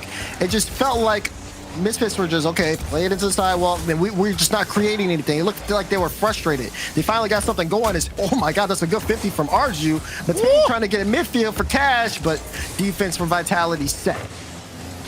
I've noticed this a few times. I'm starting to pay more attention to Radosin's boost meter. He gets boost and he uses it almost immediately. This pinch going to be blocked by Matane.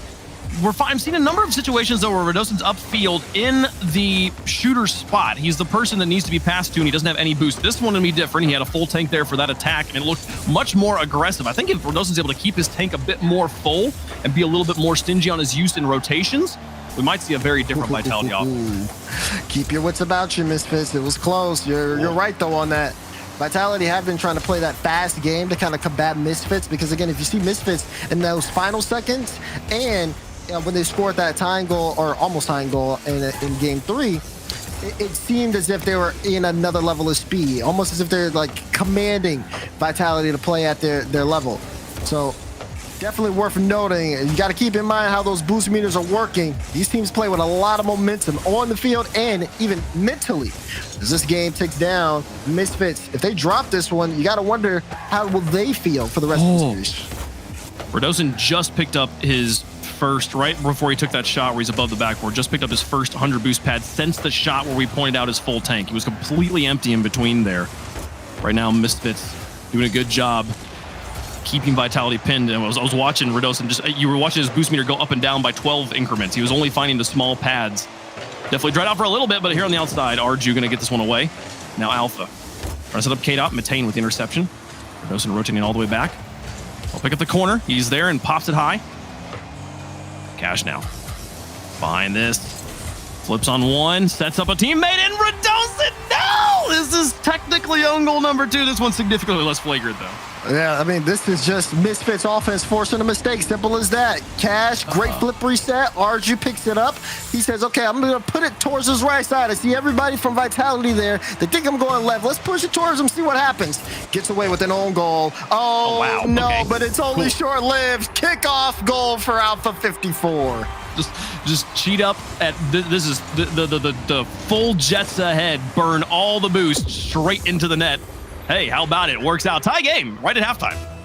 Get it right back. And all that work. One team has to flip reset, the other one just go straight. Use all boost. Yeah, just hold B and gas and then jump at the end. Easy one here. Misfits. Right back to the drawing board, looking for that lead. Cash will flick over one. He's going to follow it up himself. Alpha's already got the ball. And then a demolition on the Cash in enemy territory will strengthen the back line of Misfits. Matane can just turn and stay aggressive here. Finds one bump, looks for another, but Alpha, an extension at midfield after rotating around. He's going to set up K-Dop on the backboard. It's back and loose. Alpha onto the top, off the ceiling, going underneath. Cash gets the block. He reads that, and then he picks up the boost and gets a demo here as well. Get out with space, but actually got a mistouch there, and we'll have to send that one away for now. But could have been a prime chance for some consistent offense for Vitality. Instead, they'll have to play it from their own end again. Misfits tangled up here, but finding demolitions on the other side. Matane going to get blocked by the only remaining player. K-Dop finds the stop in net. Now Alpha trying to get out. He's in a lot of traffic. So many Misfits players around him on the wall. Still got the ball back to midfield, but it went straight to the third Misfits player. And now back on offense. Misfits trying to push the issue. Cash dumps it into the box, and Alpha to the outside for Radosin. He's up on this guy and has boost this time, keeping it high. Up against Matane. Oh, Arju. I respect the pre-jump, Arju. But you got to at least be close to him. Make some type of contact. Arju ends up wasting boost. He's out to play. Finally gets a 50. He's going to try to look for some now. As, yeah, that sidewall play really well done for Vitality. A minute remaining. They seem to have some control here, but for how long? Radosin now out of his corner. Full tank dismount. Looking to extend it on the ceiling over the top of one. Can I get the flip reset? Not able to use it. Matane takes it away from him. And now a bump in net. Does he find a second one, opening up the space for Alpha? Matane followed on the wall the whole way and blocked it out, now setting up Cash. 36 seconds left. Radosin on the wall over one. Arju there to challenge. One by Radosin, now Alpha.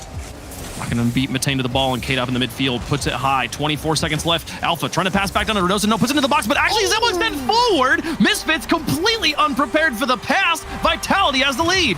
I think as they were unprepared for the shot as well, Radosin goes so quickly, and they think it's going one way, but he just slots it in the perfect position. Big time goal for Vitality. 20 seconds remaining in this game. They might have just sealed the deal. Yeah, I think that they got tangled up in communication on rotation back. That like one player was coming from one side, one's coming from the other side. They see the ball kind of bounce loosely, where if one player just turns and grabs it, they'll be able to block the shot at the point of contact, but neither player commits.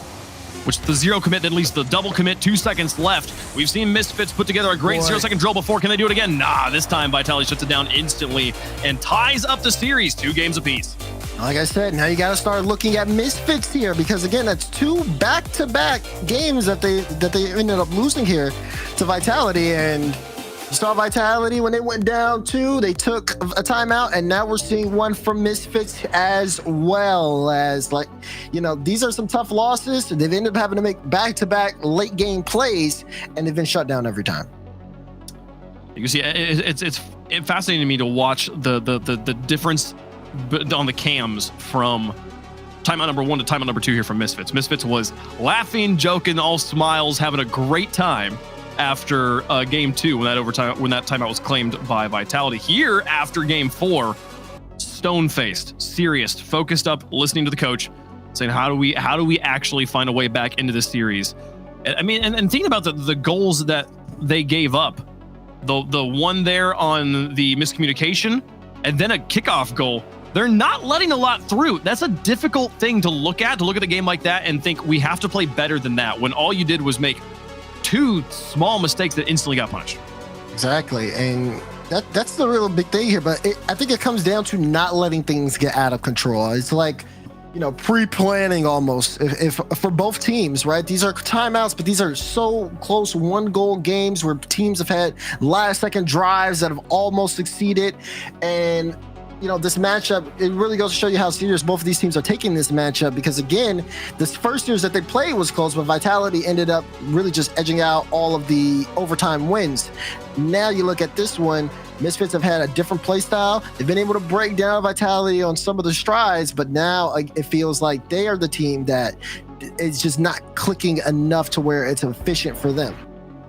You see so many, when we take a look at the replays here, I forgot about the own goal. That one was definitely a forced own goal in this situation. But man, and then the pass play. You see how they're both rotating back. I think neither player knew who was supposed to go for it in that moment, and that creates that opening. I mean, in theory, the player coming across the goal easily attacks the ball and blocks the shot, but just that moment, though, the perfect timing of them crossing the goal at the same time the pass is happening, leaves an opening.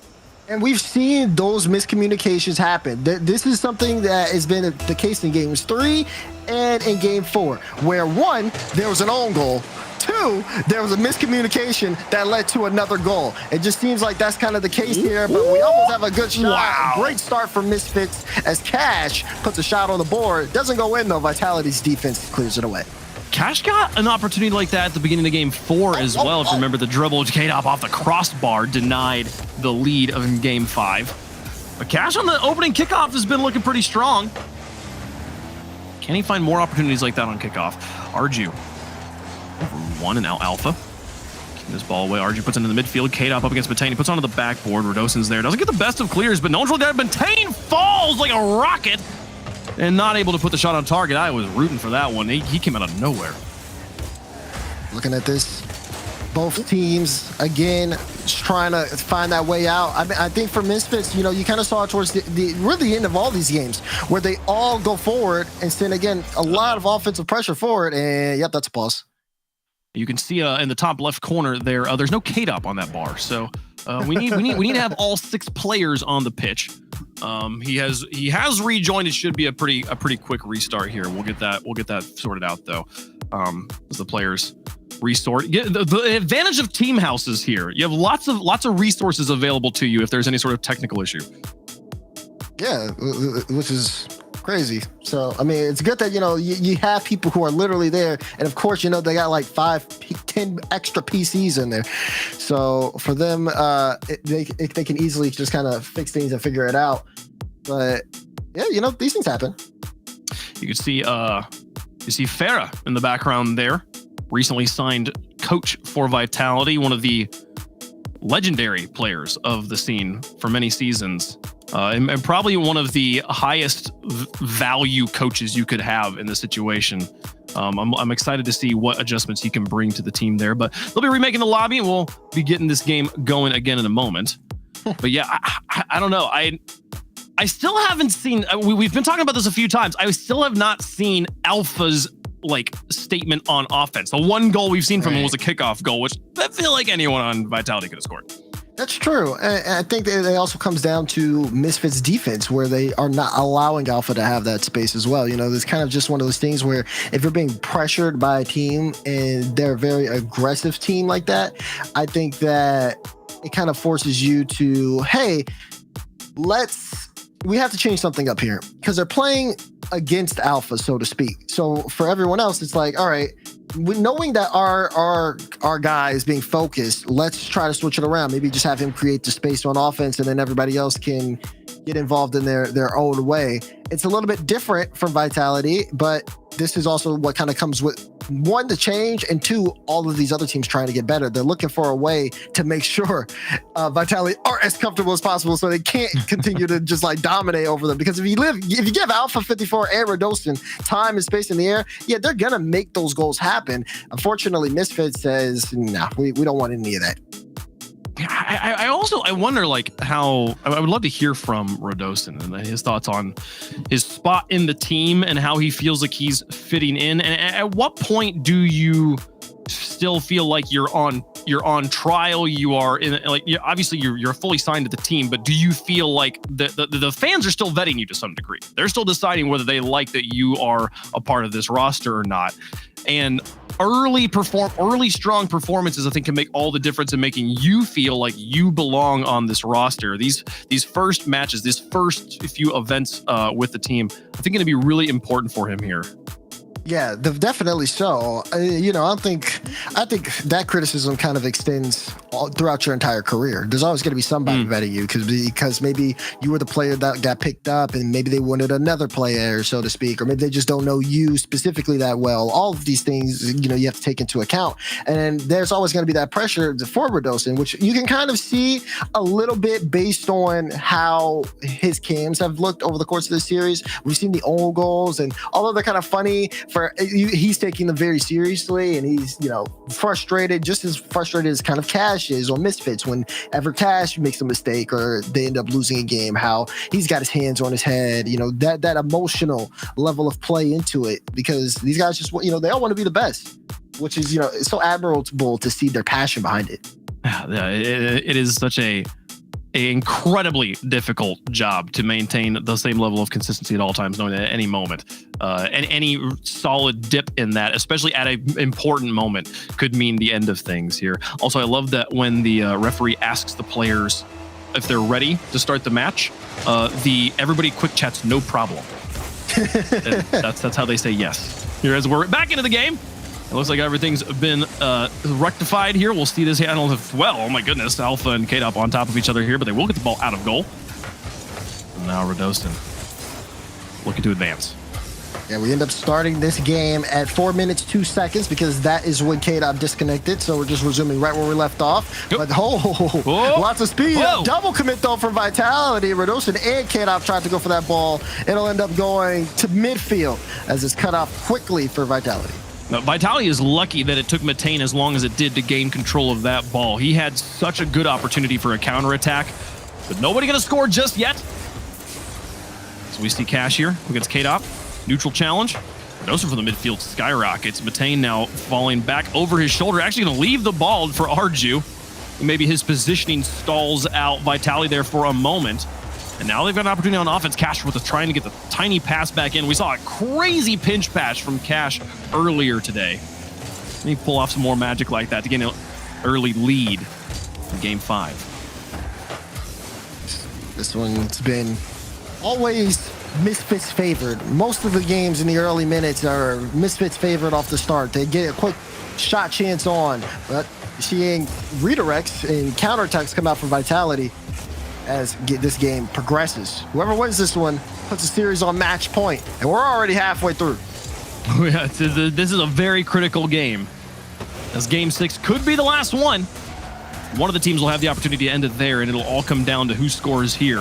Matane onto the back wall, 2 players up, and a strange commitment. I think of Redosin there trying to like chase the shooter through the sky with no hope of touching the ball there. Falls back, no one gonna punish anything just yet. Here's catch over 1. Alpha and Redosin to the back. Redosin gonna miss off the back wall, but regrounds himself. Out of boost, and uses small pads to refill. This Misfits going for this, I don't know, long-range artillery style offense of just drive all the way in, let the ball come all the way back to your third, and then drive all the way back down again. Yeah, just again, given the space, I think they want to regroup and try to push with as much boost as possible, as well as try to look for some people downfield to maybe pass to.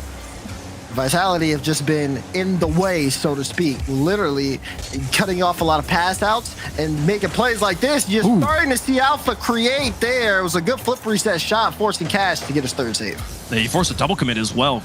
More opportunities here if they can keep that insecurity, that lack of communication going on in Misfits here. If they're able to maintain an environment that makes those things difficult for them, Vitality's gonna more opportunities, but no, I think a demolition happens here. Maybe too much of a commitment in the midfield. Cash gonna score the first goal.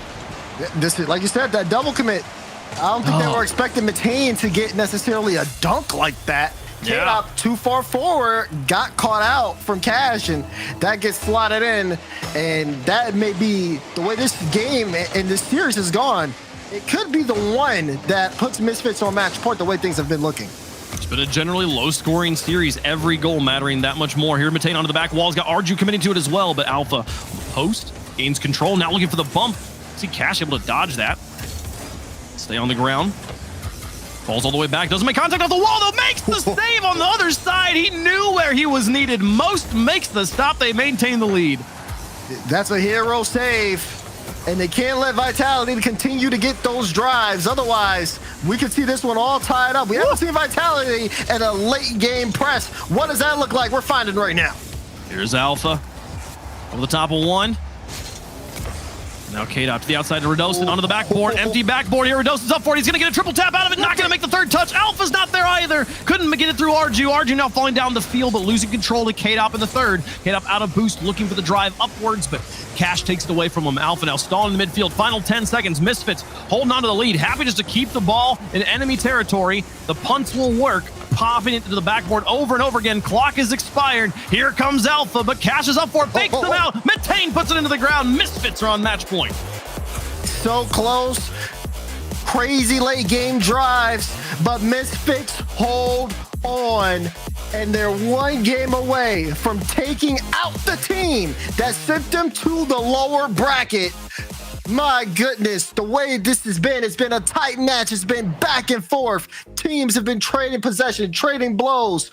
But what it comes down to for this game is a simple mistake. K-Dop, veteran level player, but was not expecting that 50 to go their way. Cash went all in, and it paid up big time for Misfits. And that save too. I mean, he did the need for the diving save was created by the fact that he didn't commit after the ball. But I'm glad he didn't, because it was way more cool to watch that.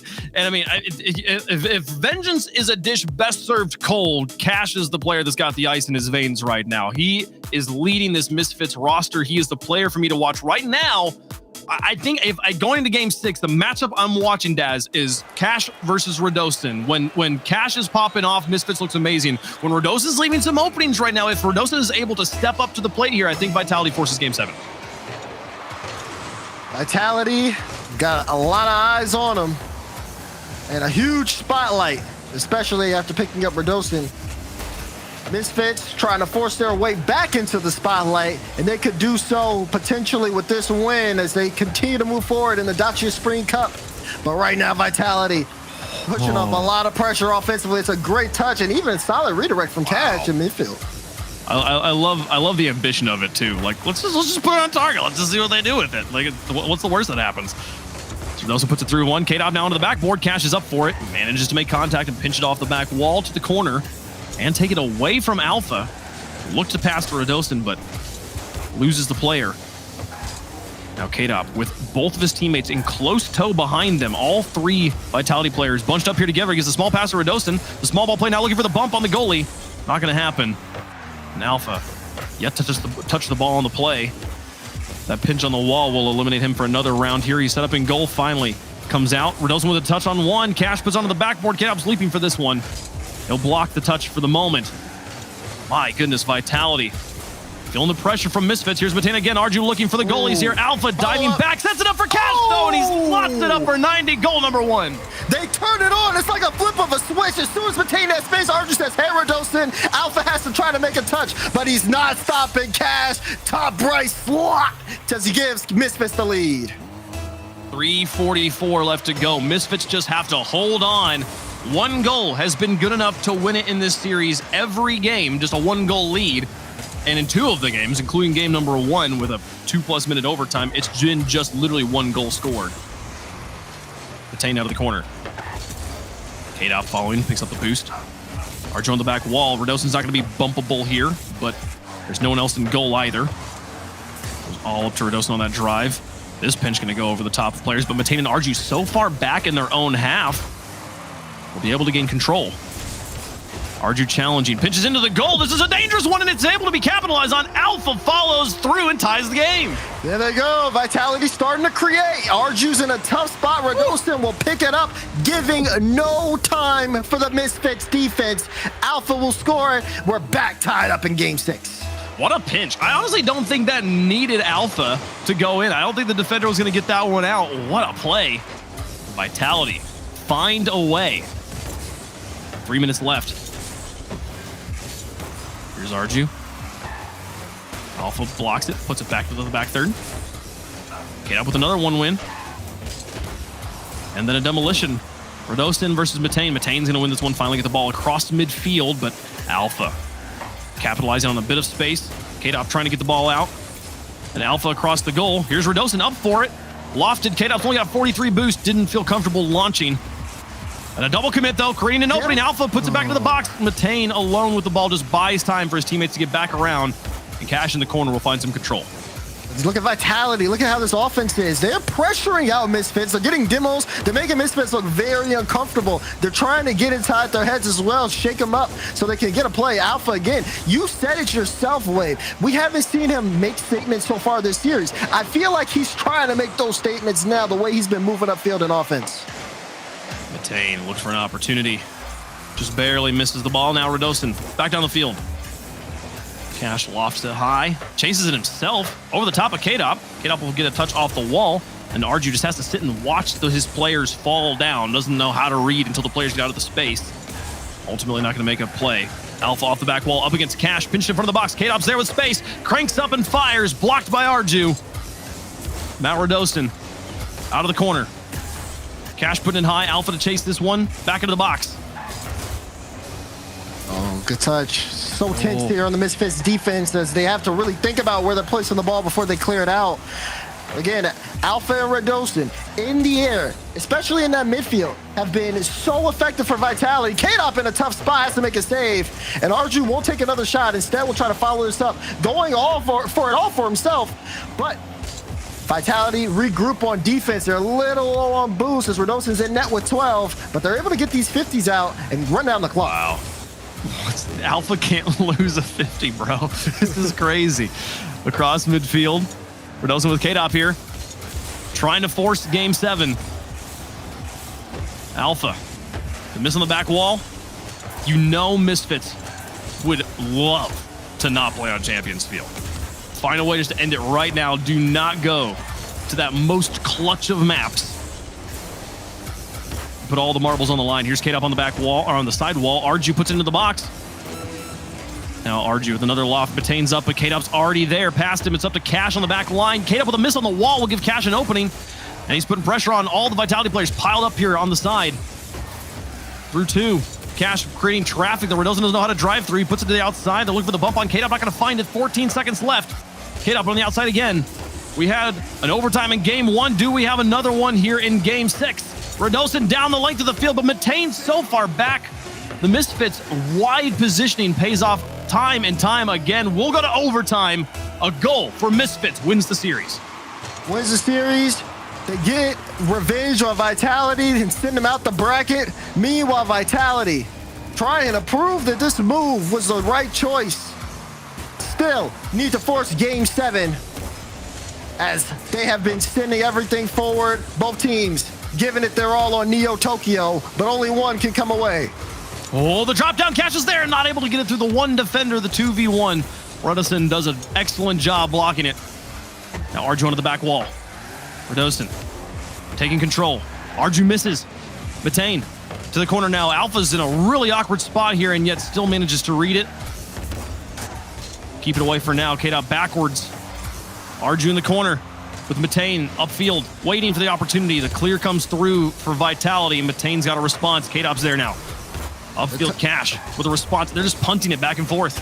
They are. Misfits have been doing a great job offensively to stay on the line, but that's close. Follow from Redoson. It's in! Top right for Redoson to send us to game 7. Alpha with the setup on these challenges. The defense is there enough to block Alpha, but they can't deal with them both. Redoson steps up when his team needs him. And in the Cash versus Redoson battle, this one, Vitality gonna take. We'll move into game 7. Winner stays alive.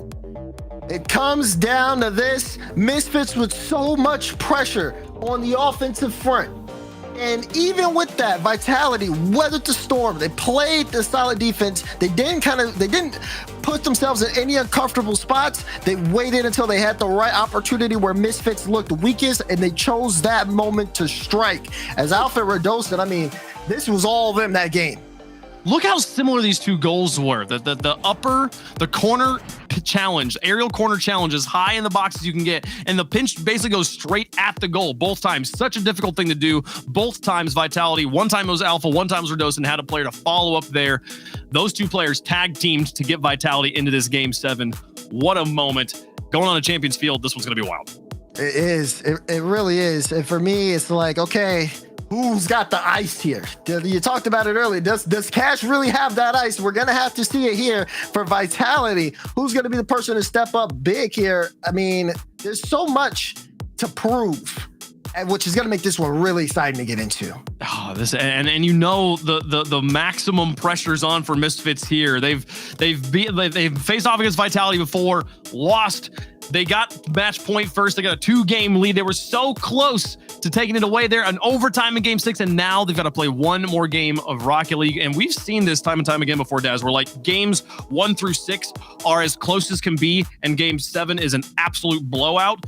That would be if Misfits can do that, that's amazing. If not, it's a problem. Game 7 presented by Dacia is coming up. This is going to be wild.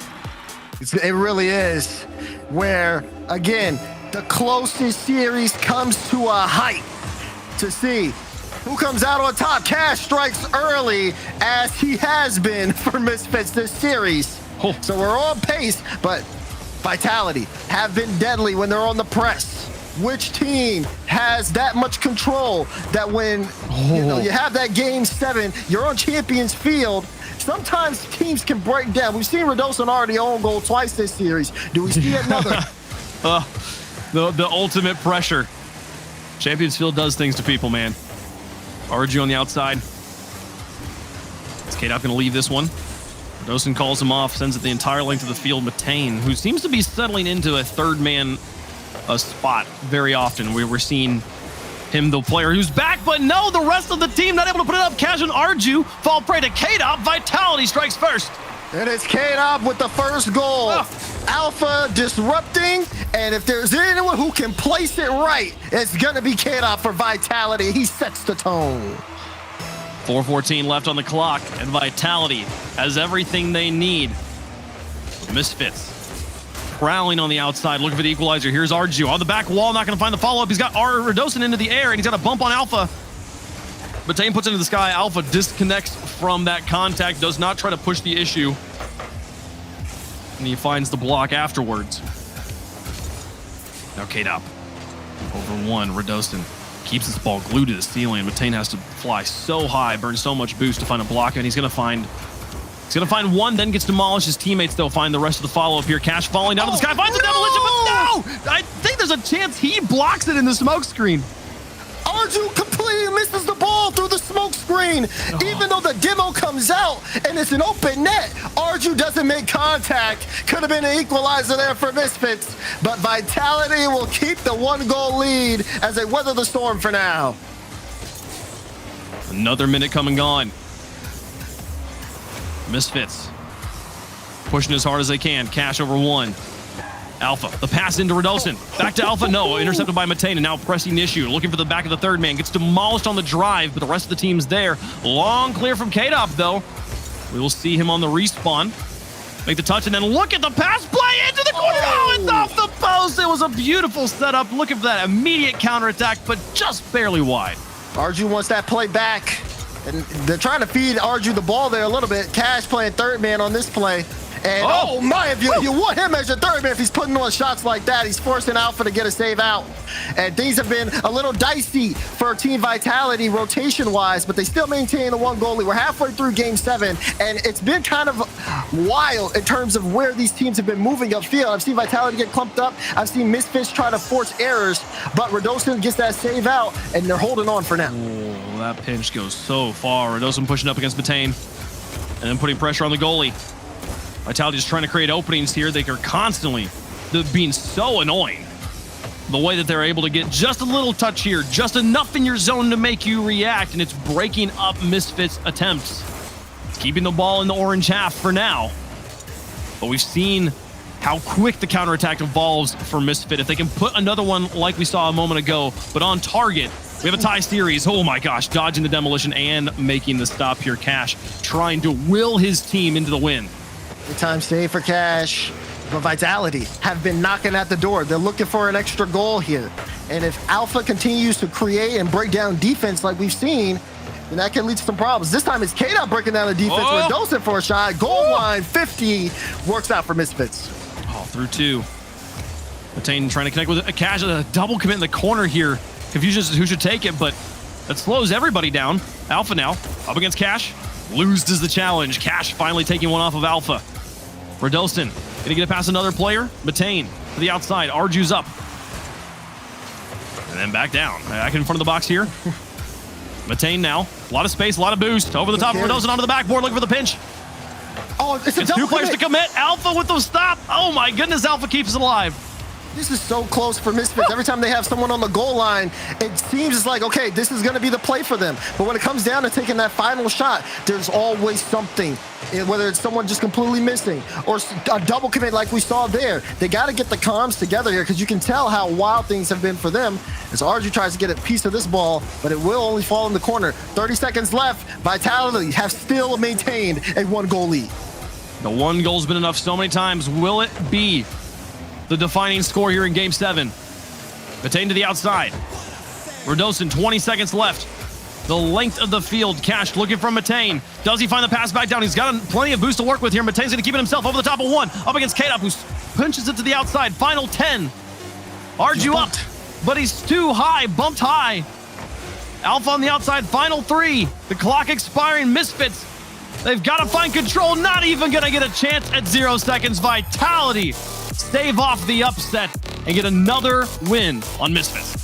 Vitality go through, and man, oh man, this was a team that had set the tone, and when you looked at it, for them to be able to control the pace of play throughout this overtime, it's almost, you kind of expect that from them because they've been in these situations, talking about K-Dop, talking about Alpha, so to speak. Even though Misfits had so many chances there in the offensive front, they had a lot of pressure, it's definitely heartbreaking for them because again, you think that, man, if what happens if Arju hits the touch off the demo? What happens if they don't double commit and Cash and I think Matane, who went up, both are able to play a shot with a follow-up? At that point, this is what makes these Game 7 so tense, and that's why Vitality end up coming out with it because again, they've been aware, they've been in these positions before, and they kept their cool throughout it. It's hard to undervalue the experience that Vitality has in so many roles at coach, with KDOP, with Alpha as well. But my goodness, what a run here, and what a way to cement themselves and move forward here in the bracket. You saw the pain there from Misfits, man. This is the drama and the intensity of the lower bracket, Dazzler, and every match could be the end of your run. Yeah, it could be. And this is what we talk about when we look at these players, okay, because they put in a lot of work day in, day out to, get as far as they can in these tournaments. And then when you get down to that game 7, a lot of people kind of just go, everything's on the line, because that makes the difference if you're staying in the bracket or not. And unfortunately for Misfits, they couldn't get their revenge on Vitality just yet. Well, Vitality stays alive, continuing the run here through their first spring event here at the Dacia Spring Cup. To close things out for today and get you guys set up for tomorrow, let's head back to the desk.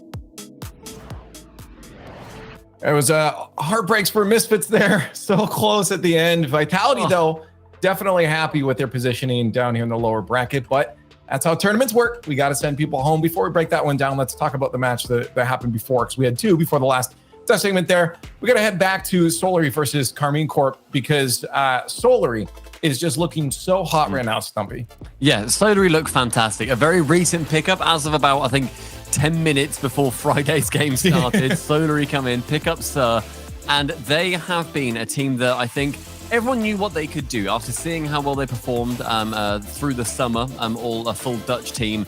They have come out and have just continued to impress us time and time again. And coming against the Karmine Corp team as well, that I thought realistically could beat them. And they took them down 4-1. A massive performance. And then, of course, we have to head to this series right here. Vitality and Misfits. Jorby, I feel like you're sharing in a bit of the heartbreak.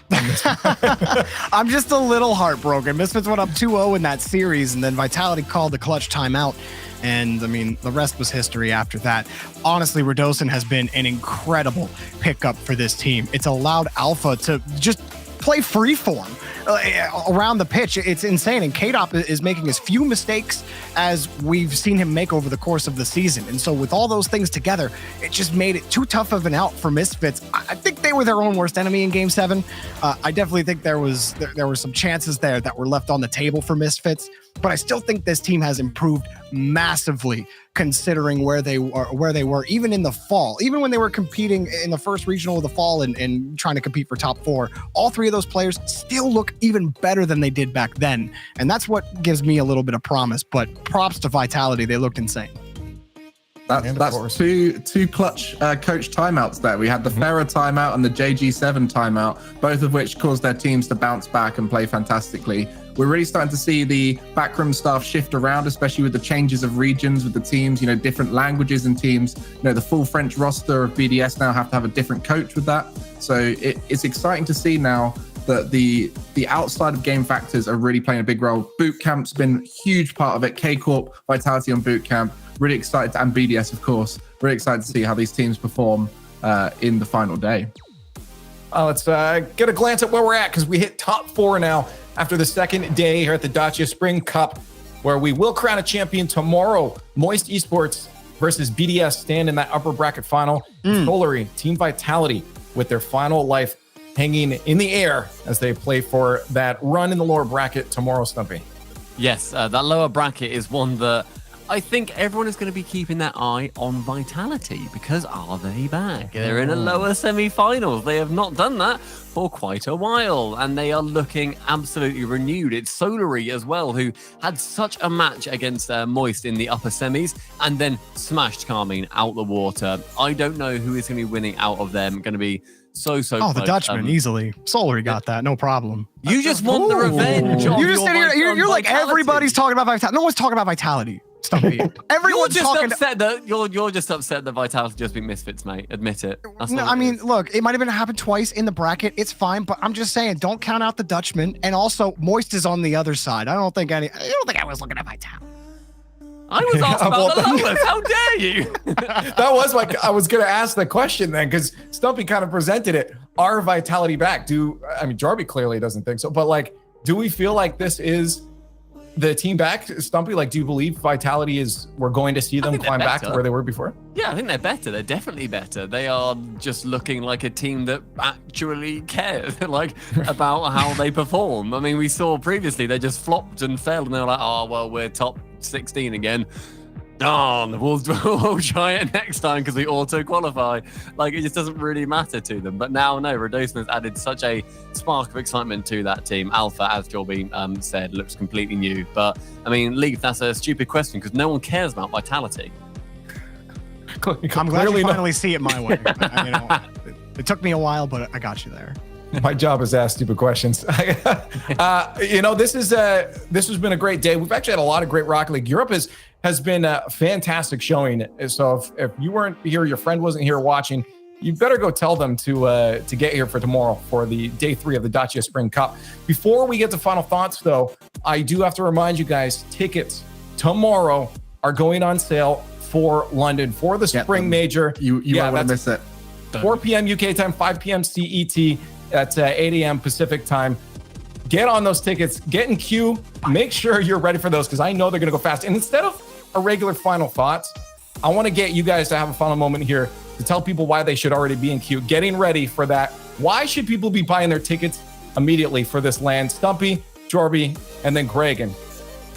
I mean, we are looking at LAN coming back to the Copper Box, and we are going to be introducing them and setting them live right before game 1 tomorrow of that first series. So if you think you're going to miss it, just come and tune in as you normally do, and you will see us screaming about it. You need to experience what the best crowd in esports is going to offer you. The European region has wanted this LAN for a very, very long time. We return to the cauldron of Rocket League, and I cannot wait, and I would love to meet every single one of you there.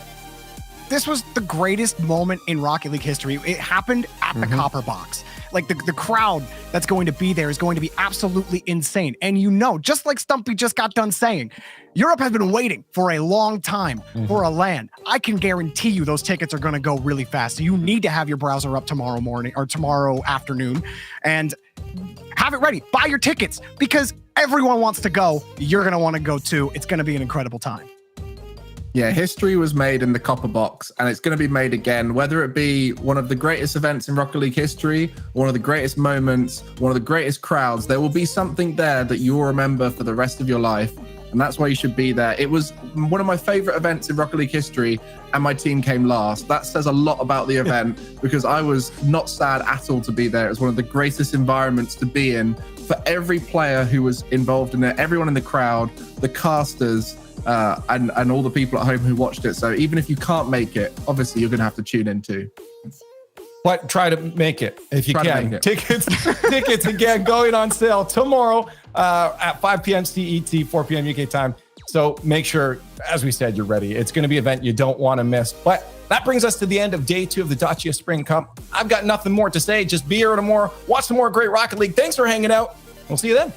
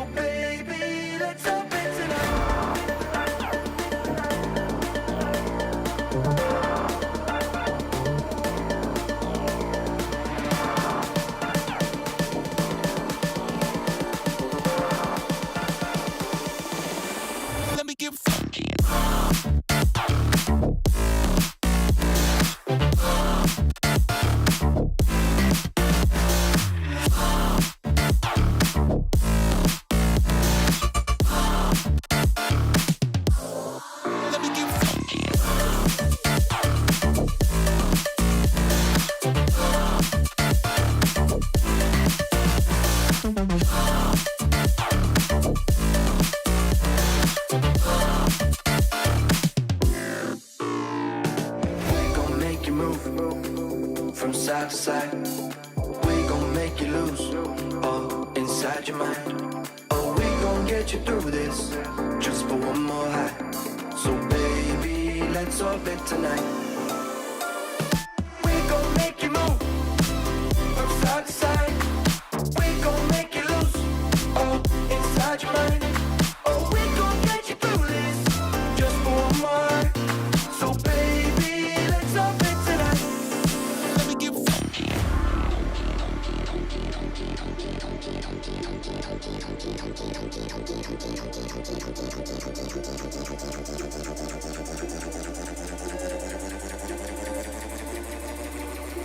Let's lose our mind.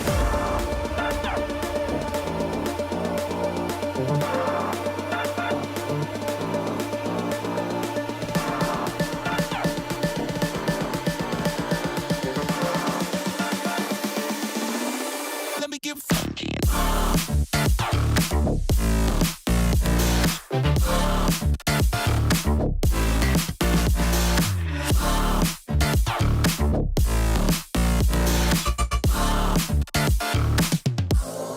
Let me get funky.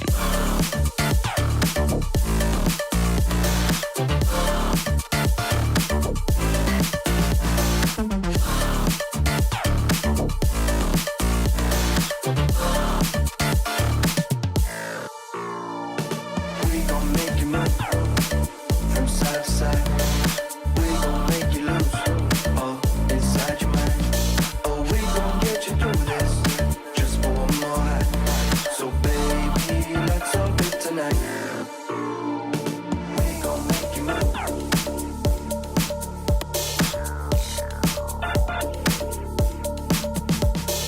We gon' make you move.